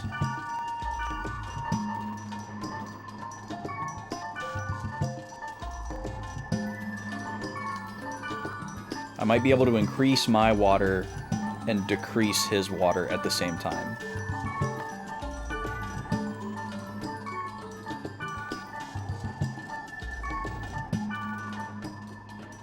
And there's no, like, silence or anything like that where I can stop him from healing himself. Skill Drain's not going to work to remove his SP.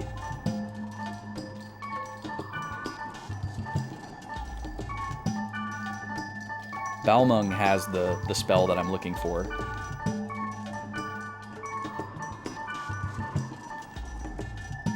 Here it is. App Ruem. But I can't wear this. It's too heavy. But I'm pretty sure we can buy it as a skill, or as a scroll. So App Ruem is the one that we need, and then Deck Ruem is the one that we have.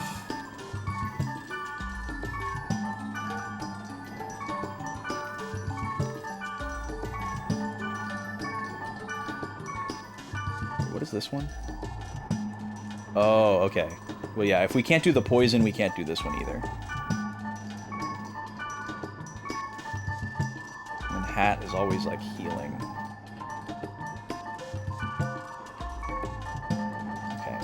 Look at these daggers really quick. These are usually just attack skills.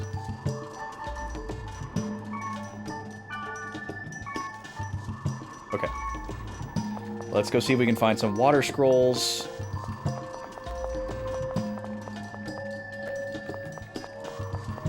I hate this root town. Like, it's cool looking, but I don't like the layout.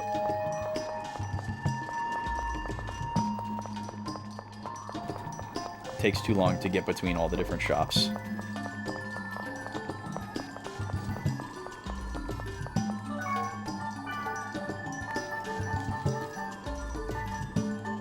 Oh, we can't buy these ones.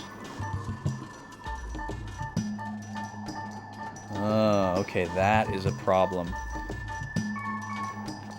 So now we're on a hunt for a piece of equipment that I can wear that allows me to increase my water parameter.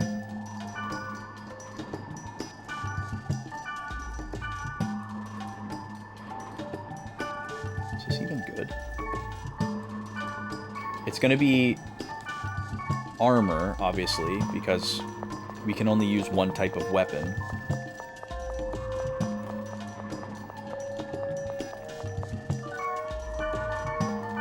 This might be worth going to all the weapon shops, though.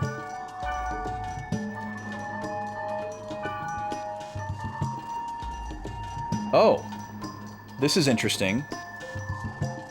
This is the spell that we need, but non-consumable. Alright, I gotta run one more ad. This will be the last one of the day. Be back in a few minutes.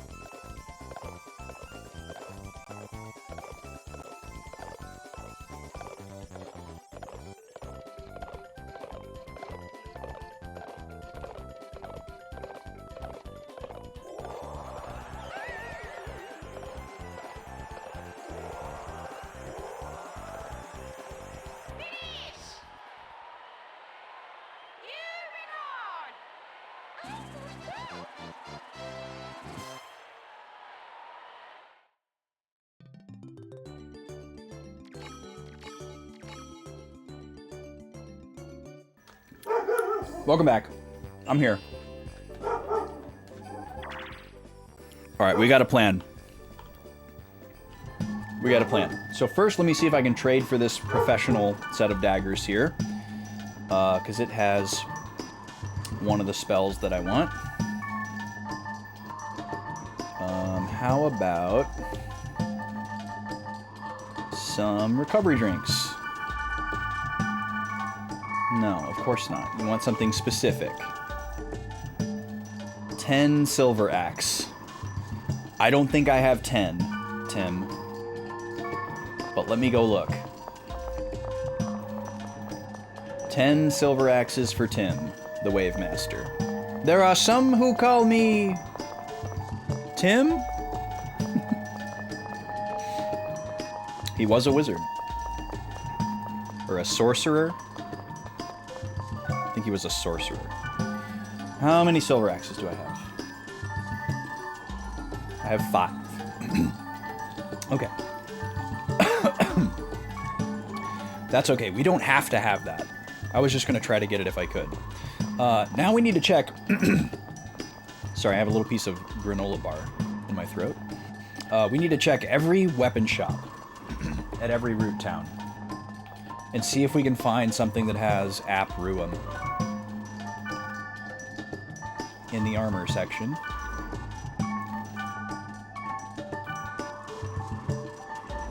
Or deck ruin. But it needs to be something that Kite can wear.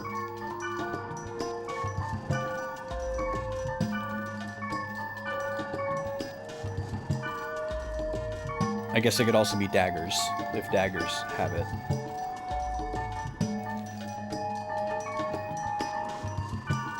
Okay, it doesn't look like anything here has it.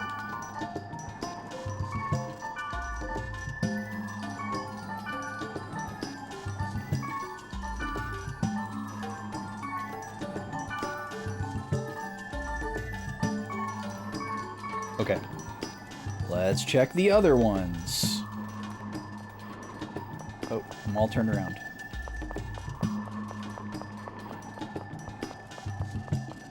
Well, at least we've checked our least favorite root town first. Oh, whatever. Okay, check Lambda. This one's my favorite, because everything's so close together.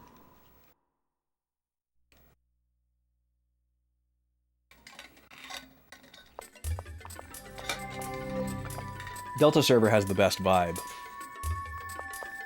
but this one is just the most convenient.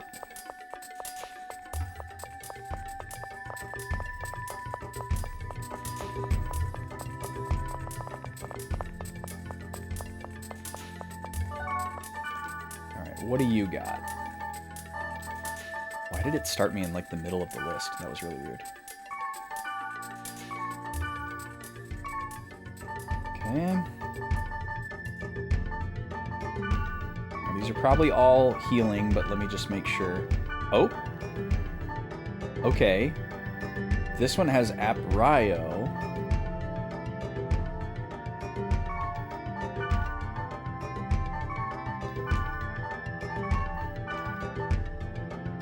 Another Aprio.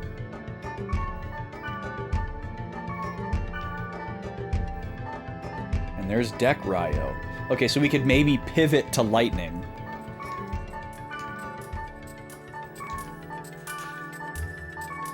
Maybe this shop is, like, thunder-oriented. Because the other one, the one in the Sigma Town, had a lot of, like, fire and earth stuff.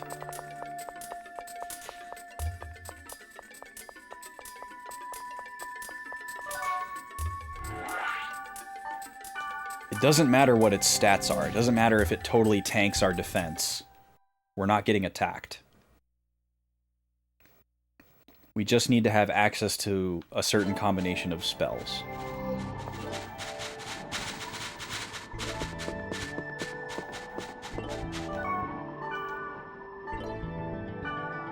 It's like it remembers where I was.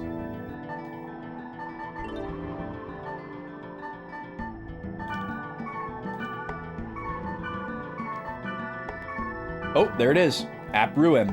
That's exactly what we need. Okay, one of these, please. And I can... Wait.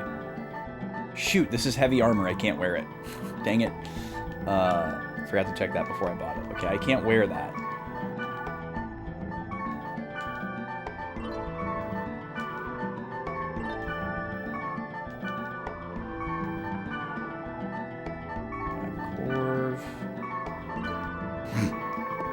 Dang it.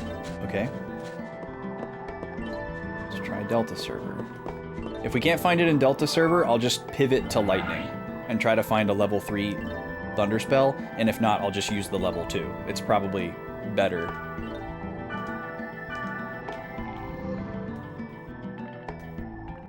I don't even know if this buff-debuff combo is gonna work, but it's best case scenario.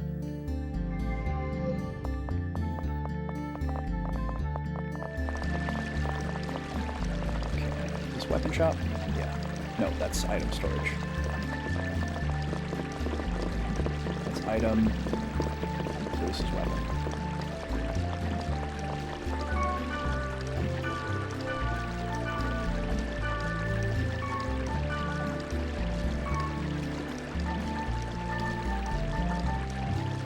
Oh, you don't have any armor at this shop? What the heck? Is there like a separate armor shop in this town?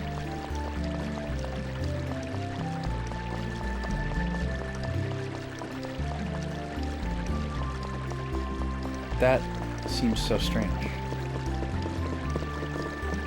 Yeah. Item storage over there. Items over here. Okay. Well, I guess we're pivoting to lightning. So we need to find a lightning spell.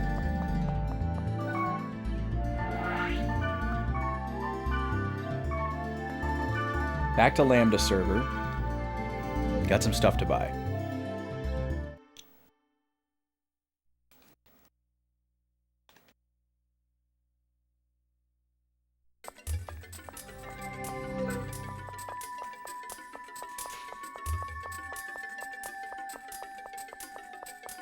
I gotta double check the compatibility here, because I didn't look at that.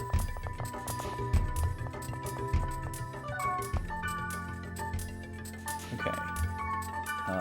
So App Ryo and Deck Ryo is what we're looking for here.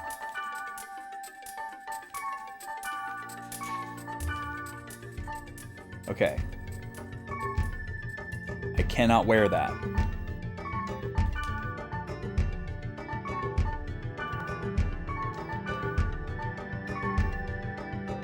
Can't wear this one either.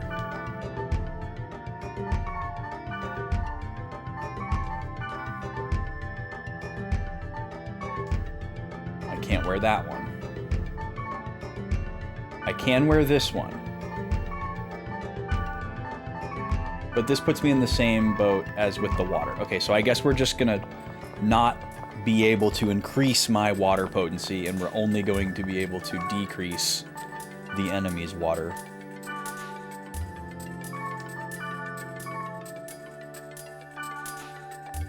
I'll cast Rig Geem at the beginning and then switch shoes.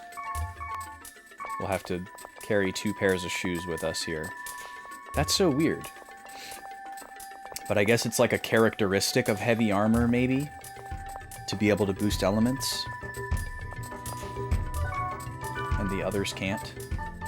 Because every town has the same status scrolls and then just different attack scrolls. Alright. Let's try this again. Let me make sure that we have what we need here. So we have... Here, I'll just do it this way. We have a level 3 water spell. Oh, I gotta change equipment. We have a way to decrease its water resistance. We can't poison it. We put that away. We likely can't hit it with physical attacks at all, unfortunately. And then the rest is scrolls, I guess. Okay, let's try this again.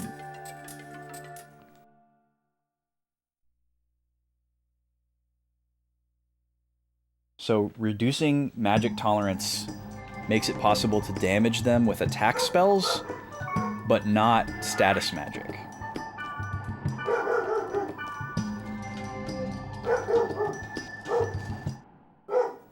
The lady went for a walk, so the puppies are on high alert and barking at everything that moves.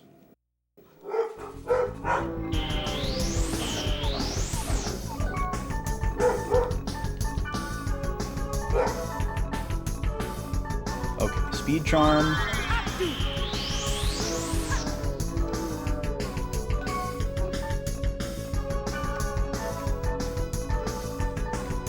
Rig Beam.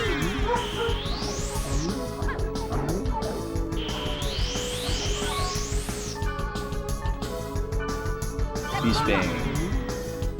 Okay, first try. Now let me see if I can hit you with Deck Ruin. First I gotta change my shoes. Mid-battle.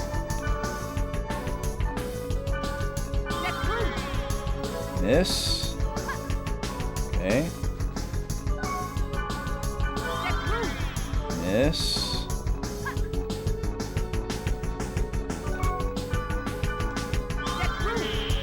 Miss. Okay, so it looks like this isn't going to be possible. So the only thing I can do is try to change my equipment in such a way that my magic attack stat is as high as possible. It's currently 41.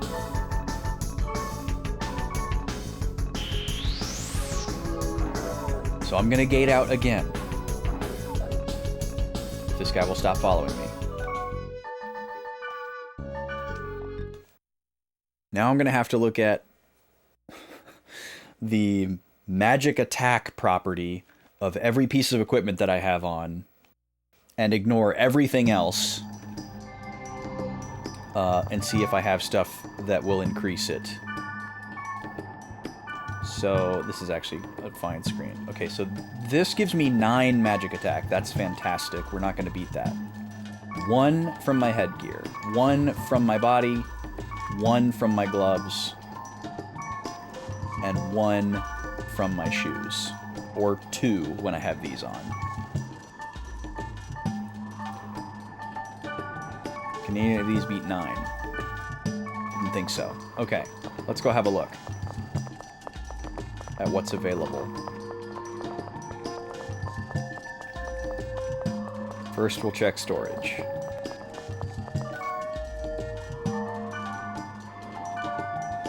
Five.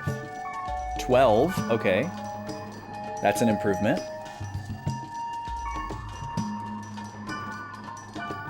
Take one of those.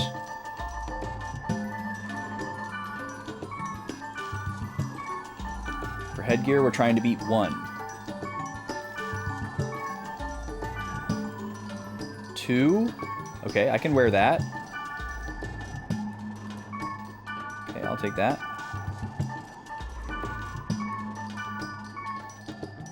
2, but I can't wear it.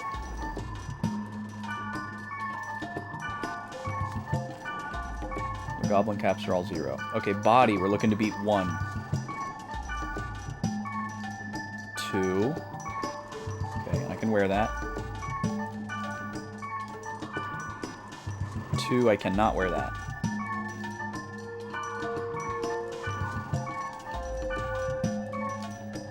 Okay, so airy robes. The stuff that we're saving for a Wave Master. We're looking to beat 1 on hand gear as well. There's 2. I can wear that.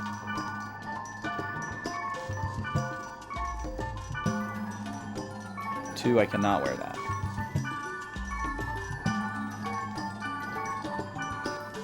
Okay, and then for footwear, I think we're trying to beat 2.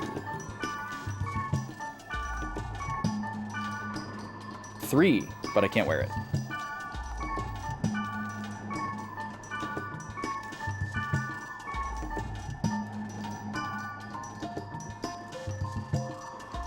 I guess magic accuracy is something that we also want to pay attention to and try to get as high as possible.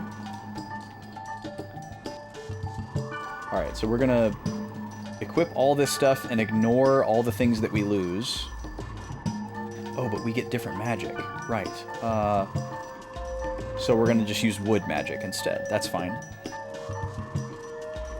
Yeah, we're not really able to focus on a specific element anyways. Okay.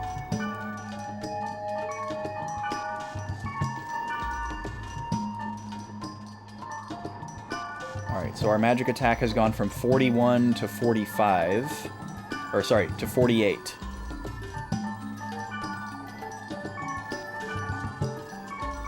Okay. Whoa, cool looking weapon too, wow. Now let's go to the weapon shop and see if we can beat any of these pieces.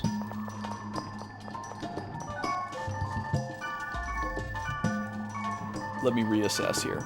So we've got 12, 2, 2, 2, 2. That's easy. 12 and then 2s across the board.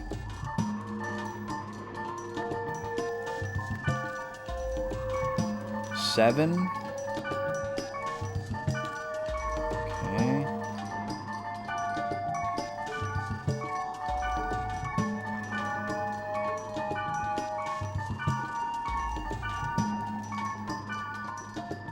Three. Okay. I can wear that. 3, I cannot wear that. Okay. Buy that.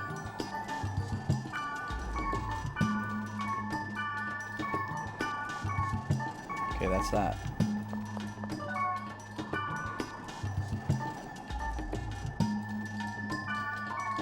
Alright, 49 versus 41 is a bigger difference than it probably seems like.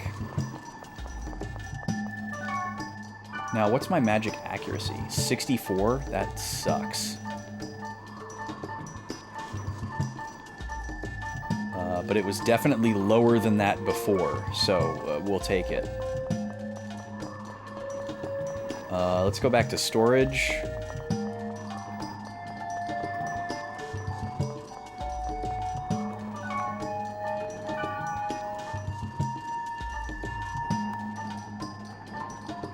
Oh, let me decrease my magic attack by 1. Okay, I was wondering if one of these was going to be magic accuracy.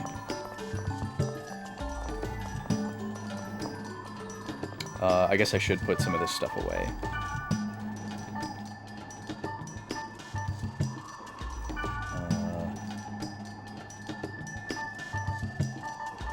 Why did I have this one with me? Oh, this is a spring item. Okay, yeah. Keeping all these. This is what I was wearing before, I think. This is the thing that I bought that I can't use. This is for a Wave Master.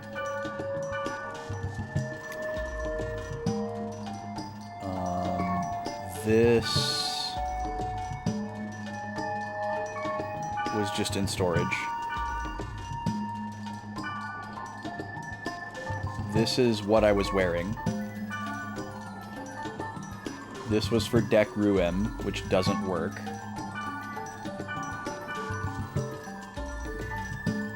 Okay, so I need to sell this and then everything else can stay. Sell the face guard. Okay. Whew. We are in the weeds with this, aren't we, folks? And there's no way that this reward is going to be worth it.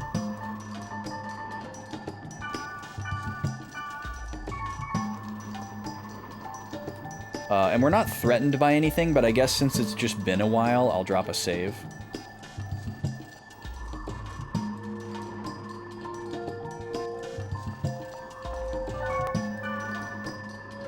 And we can save in slot 1 here. Now that we know what's going on. I don't think I understood this in the previous times that I played this, and I didn't realize that if I like kept playing, I'd be able to carry it over. I was like, oh, I can keep playing, but I won't be able to carry it over because it won't be my like game clear save. I didn't realize you could like save over your game clear save and have it still be a game clear save.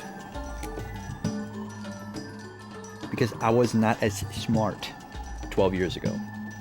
So we'll call this Goblin Prep.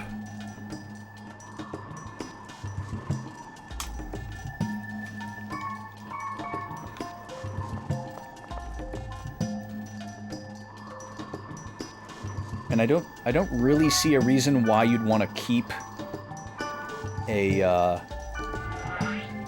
pre-game clear save. I guess if you were like aware of a missable thing, you would. But we're not aware of missable things, so I'm not aware of missable things. Okay, Speed Charm.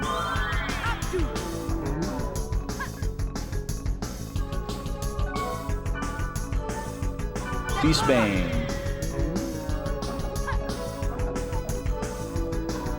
And start throwing out the water spells and hope they do more. Or, sorry, wood spell. We got a new wood spell this time. Okay.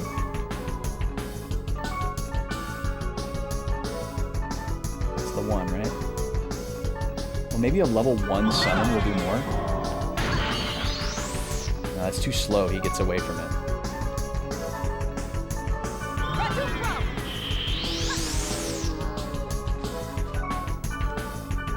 I don't know if you're still here, Halo Killer, but I'm curious now, what is the spell that they recommend? It's got to just be like a specific type of spell that has the best chance of like trapping them. I forgot to put my buff on.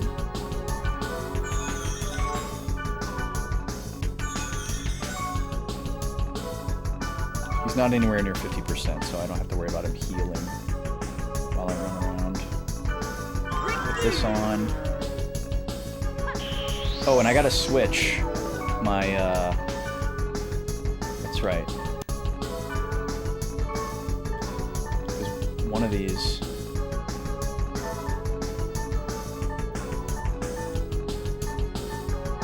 Oh, never mind. I thought one of them I was missing a point of magic. No, not rigged here.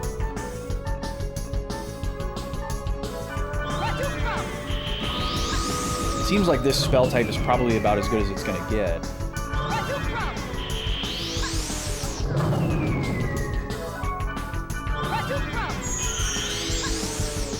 But yeah, that 400 heal is pretty hard to deal with, especially when there's 2 of them.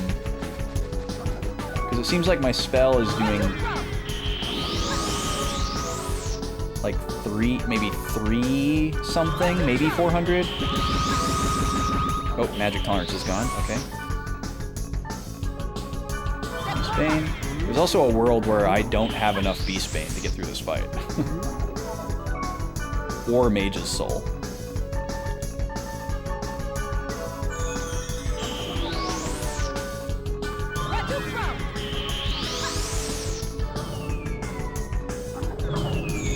It's bad timing. Well, at least he's far enough away where it's only 1. Oh, just got another one. So yeah, it feels like with this configuration, killing the first one would have to just be luck of like them staying far enough away so that he doesn't get healed.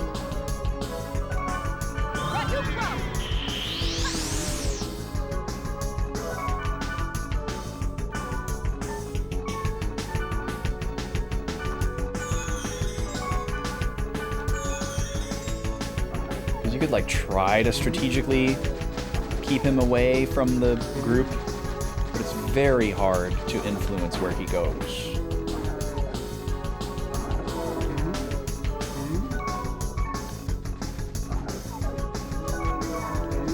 Because they get immediately activated.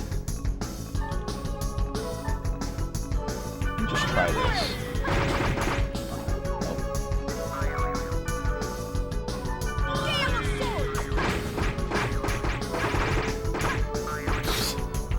Such a long animation.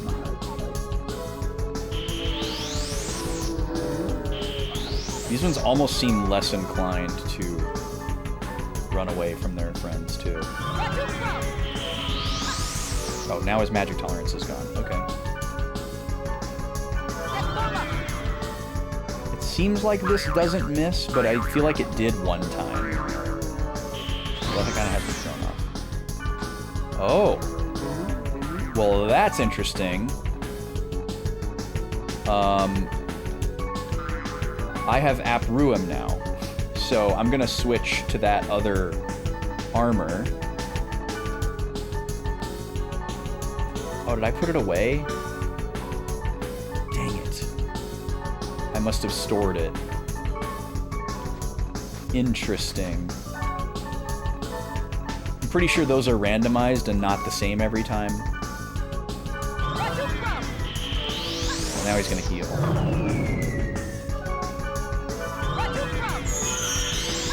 Great. 1200.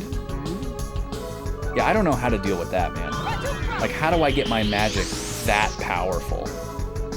How do I make my magic, like, 3 times more powerful than it is? That just doesn't seem tenable. Okay, now he's running away. That's good. Yeah, just go way out there, my dude.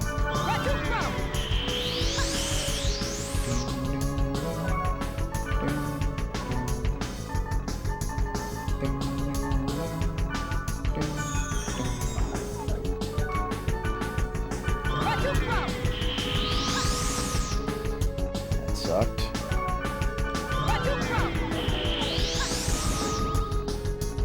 We figured out how to make him damageable. I wouldn't really say we figured out a trick. Because these guys can just immediately full heal themselves. We can't get ahead of that. As soon as they go below 50%, they just all cast La Repth. So, we would have to...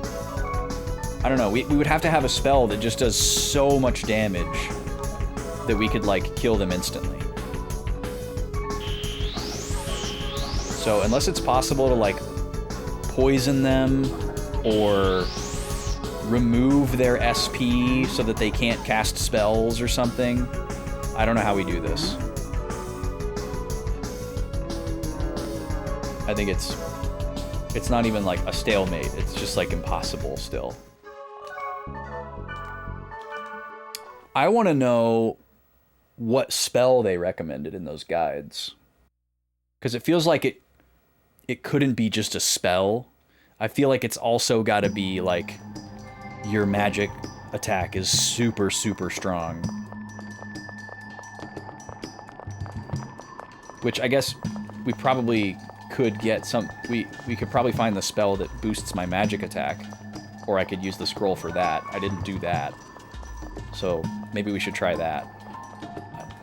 That would be an interesting experiment to show, like, just how much it's increasing my magic power. Oh, this is item shop. Because I've been wondering about that the whole game.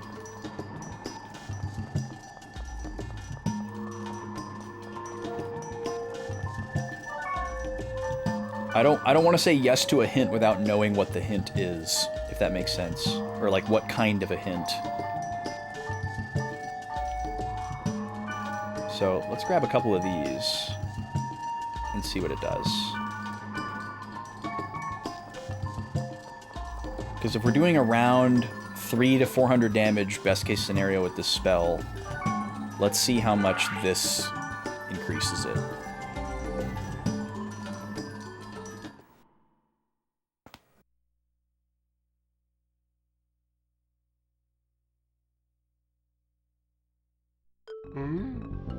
If the hint is like, here's what you should do. Obviously, I don't want that. What are you casting right now?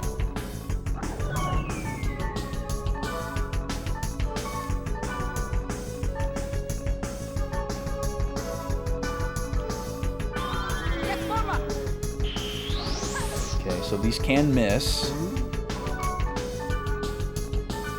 Maybe it's related to my speed. Maybe I have to be fast before I can hit them with that.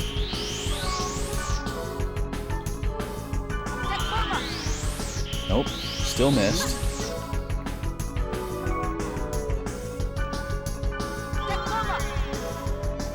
How many times is this gonna miss?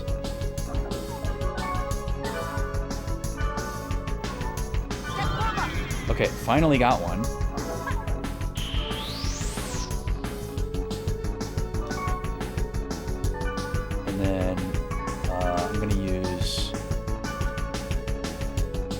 Wait.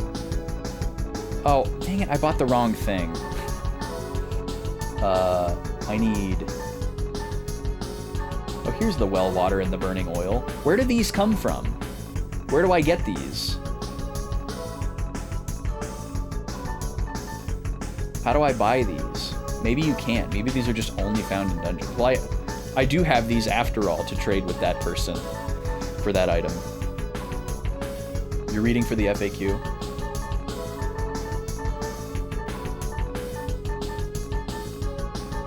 Okay, but I don't have the one that increases my magic attack. Dang it.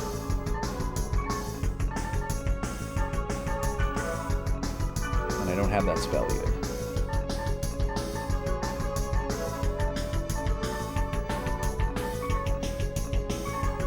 Okay, dang it. I didn't even get to test what I thought I was going to be able to test.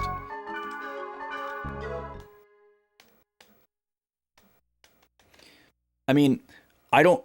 It's clear to me that this isn't really something that I can figure out. Like, short of just grinding to boost my magic attack stat, I don't think that there's like a way through this that I'm aware of. Like, unless there's a way for me to like stop them from healing each other. This is what I need.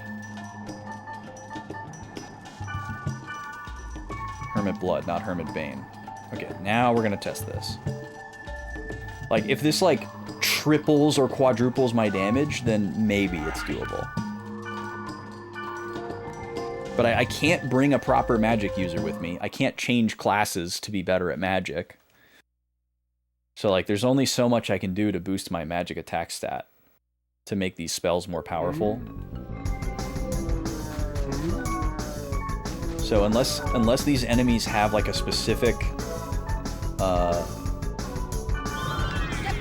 spell relationship where like some particular spell is good against them, and I'm supposed to just figure that out somehow.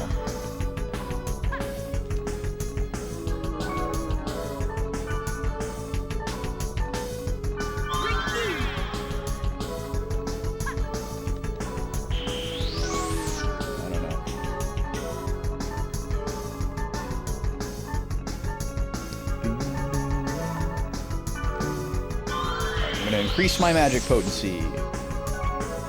And let's see how much this does now. That was a pretty bad hit.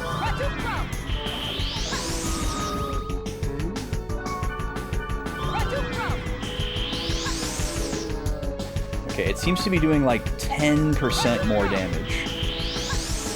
So I don't think this is the answer. Like, we can get his health down pretty fast, but not faster than he can heal. You know, like he's instantly back at full. So, unless we're just so lucky that they stay away from each other and he can only heal himself 400 instead of 1200, or there's a way that I can stop him from doing that.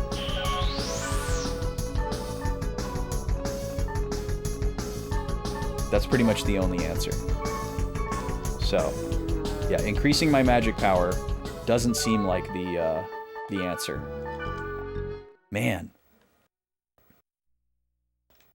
Because the previous ones, they could heal themselves too, but there was basically a way where we could outpace them with like a little bit of luck and just like optimizing the movement and the skill usage. But this one doesn't seem to work that way.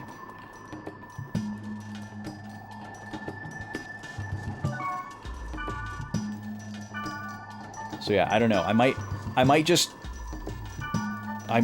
give in and see what the guides say, because I might learn something.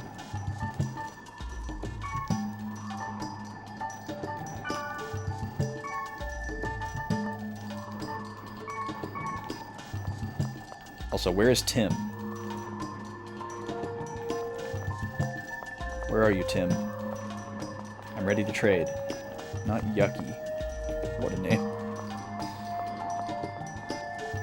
I'm looking for Tim the Wave Master. Have you seen him?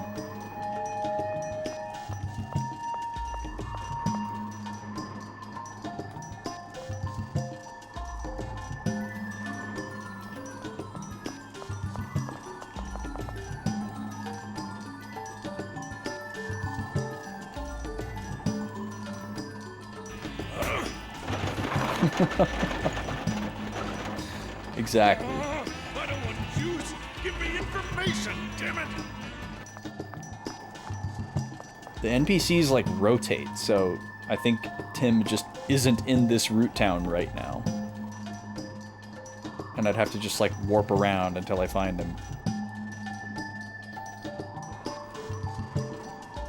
which is really annoying. Definitely not gonna do that. The only thing that we wanted from him though is like a dagger that would allow me to increase my water spell, which we're not even using right now. So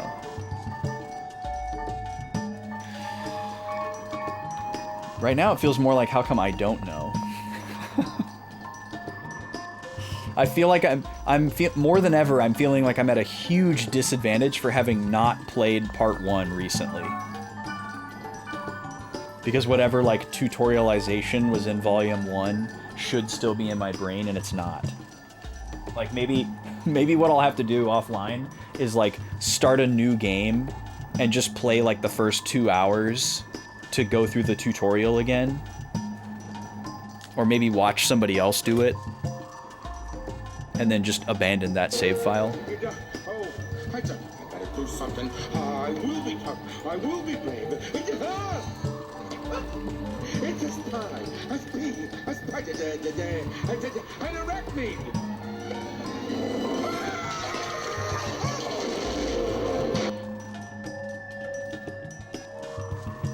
Thank you for Spee.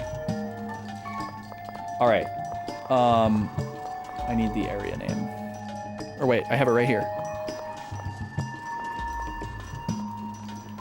Detestable Gambler's Gate.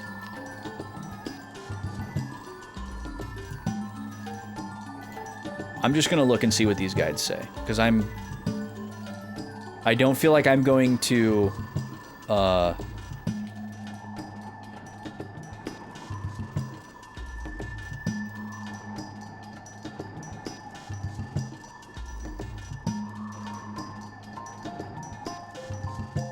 Sorry, I just got distracted by something else. I should be very careful.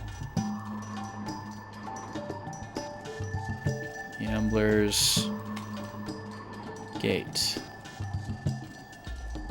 Here we go.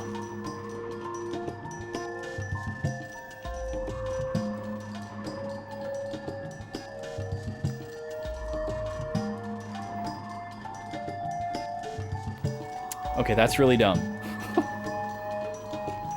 Well, according to this guide, the goblins can be put to sleep. So, all we have to do is just cast sleep on them. And they'll just fall over. Okay.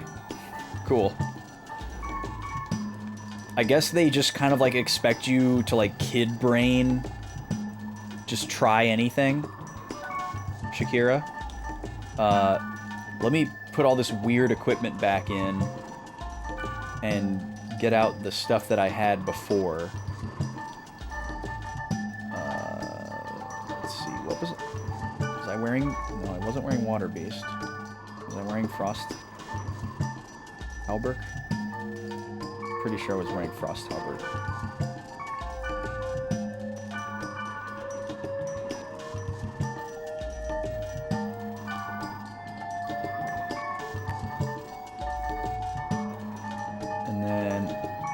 Everything else I have on me. Yeah, I was wearing these.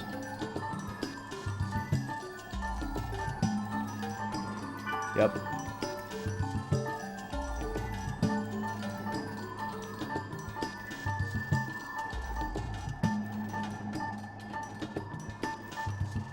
Yep.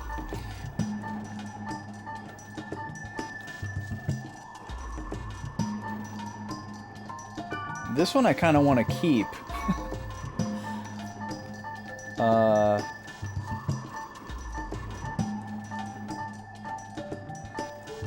It's just this is better suited to like a really good Wave Master character. But that's fine. And then Sora's Blades.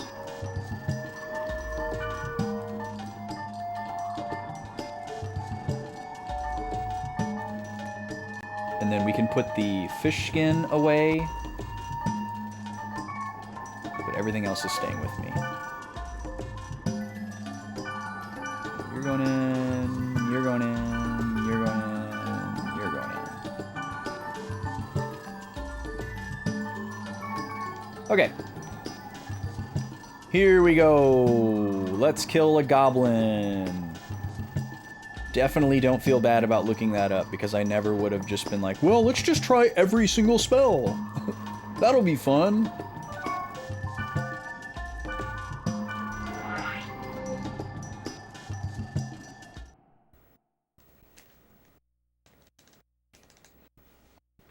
That wouldn't have been fun to figure out. I want to figure out things that are fun to figure out, or that feel good after you figure them out. Okay, speed charm.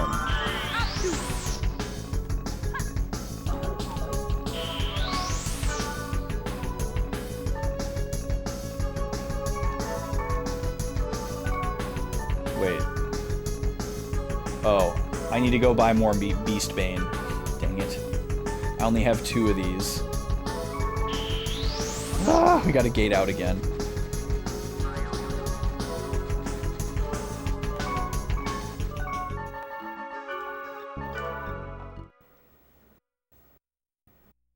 We're gonna do this, though. This is how we're gonna end the stream. Is by overcoming this rude goblin squad. Because I'm also thinking I might need to, I should probably go buy some more sleep spells, too. This is... I'm thinking you don't understand. that I might want to, yeah, it really is, Mark. It really is. I'm thinking I might want to put all 3 of them to sleep at the same time.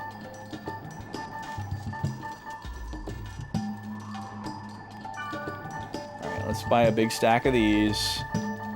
Like a really stupidly big stack. And then, you don't sell the sleep scroll. Okay. Maybe you can only find those in dungeons. How many do we have? 6? Hopefully that's enough.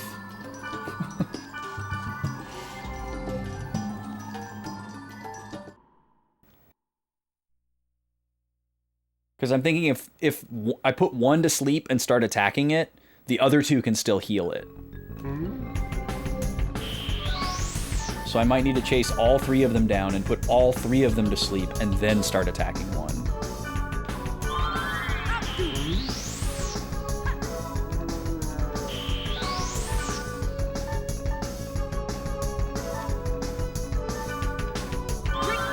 Don't know if I'm even gonna need this because there's so many scrolls, but whatever. Okay. So first, we gotta have this. Get that on everybody.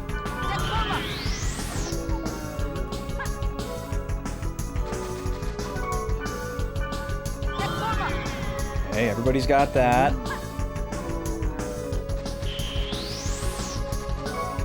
And then go to sleep. Okay. Go to sleep.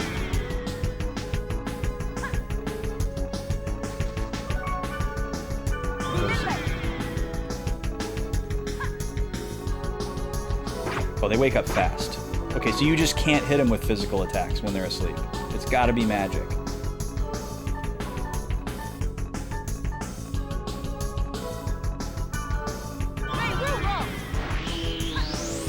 Oh, they don't stay asleep very long at all. Okay.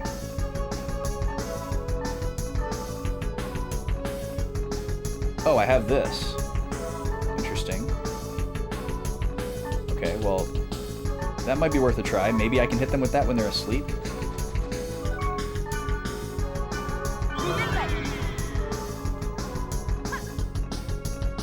Let's see.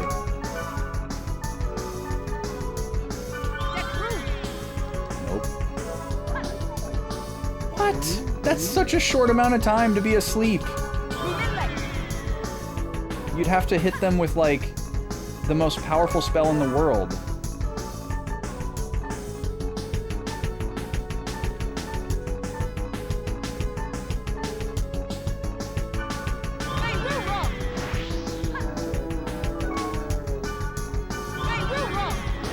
Like, that doesn't even really help that much.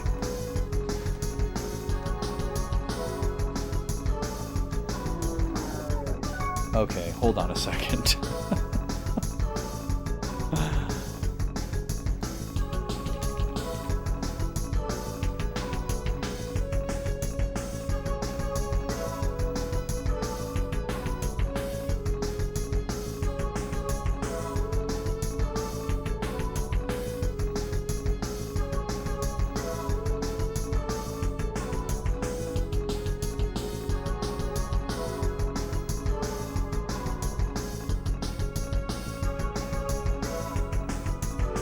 Great. So apparently you can buy the moon as a scroll some of the time, but we are past that point. So, God, we would have to like farm it, because essentially the way that that's going to work is put them to sleep, cast a spell, put them to sleep, cast a spell, and that's the way that it's going to have to work. I don't know how that's going to stop them from healing each other though. I guess it would stop maybe one of them from healing, but I still don't think my magic is going to do enough damage.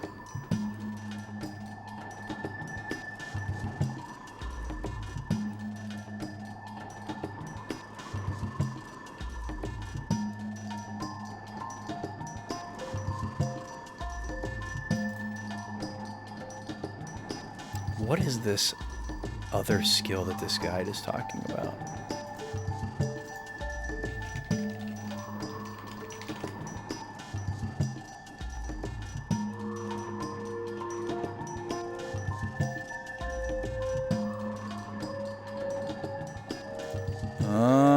Okay. The plot thickens.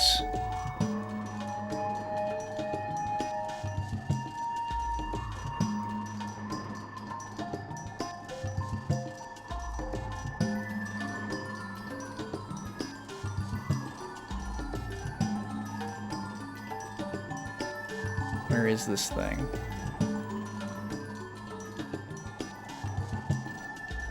So there's a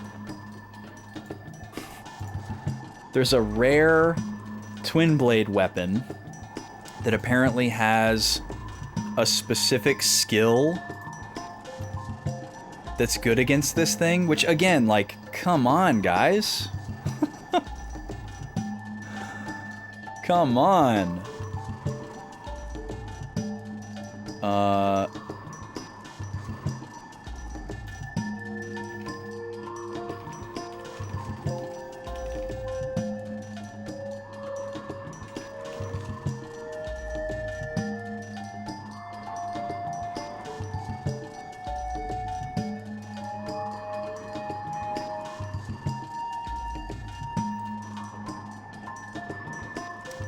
Okay, well,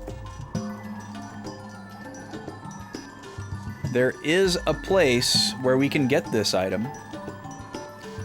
I will take some time off stream to think about this and decide if maybe I want to put some time towards this during the filler arc streams next week, or maybe I'll just do this off stream because it's really boring. And probably will take a while. But here's the plan for now. This is where we close the book until further notice on Outbreak. Next week, we will do filler arc streams on Thursday and Friday. I'll find something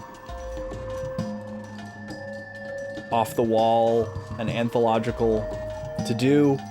I don't know what that will be. I will figure it out by Monday so that when I post the Monday update in Discord, you will know what it is. But this is not the last stream of the week. I will be back on Sunday at noon with the lady to continue our first playthrough of Locomotive. Please come and hang out with us. It'll be very cozy. We will do a free snack tasting and or beverage tasting on every Sunday stream as well. That's an extra bonus for you. Normally you have to unlock a snack or a soda tasting or a drink tasting with the prize wheel. But on the Sunday streams, you get one for free. You can still unlock them via the wheel, an additional one, but you get one for free. I think it's probably going to be a snack, because we have a bunch of snacks that the lady has picked out that we haven't tried yet. So come and join us for that.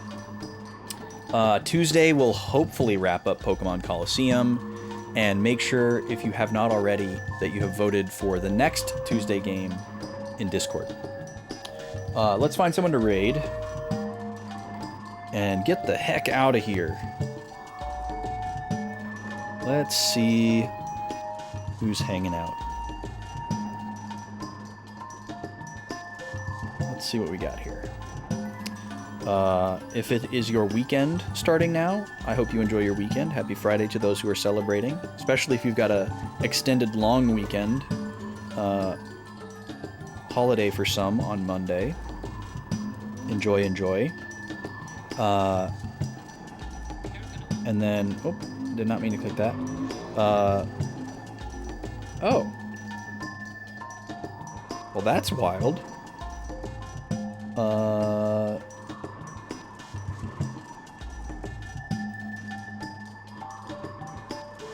Okay, we'll raid B. B is on. B is doing a daytime stream. Apparently B has been live for a while.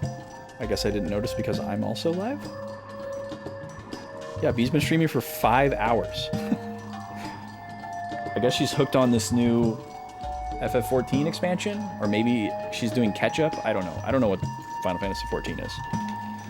B is a longtime friend of the stream and IRL friend. Very cool person. Give her a follow if you're not following her already.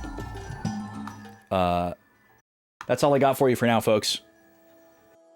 Hey, likewise, Arcadia. Thanks for guiding the raid.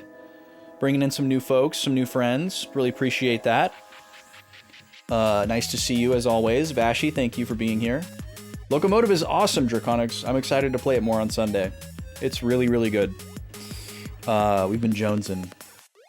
So yeah, we're gonna go say hi to B, see what's going on in Final Fantasy 14. I believe this is, if you're worried about spoilers, this is Dawn Trail.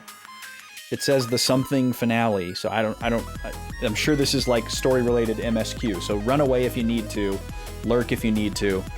But hope to see you on Sunday for bonus stream. That'll be fun. And stay tuned for what filler arc is going to be for Thursday, Friday next week. Y'all be good. See ya.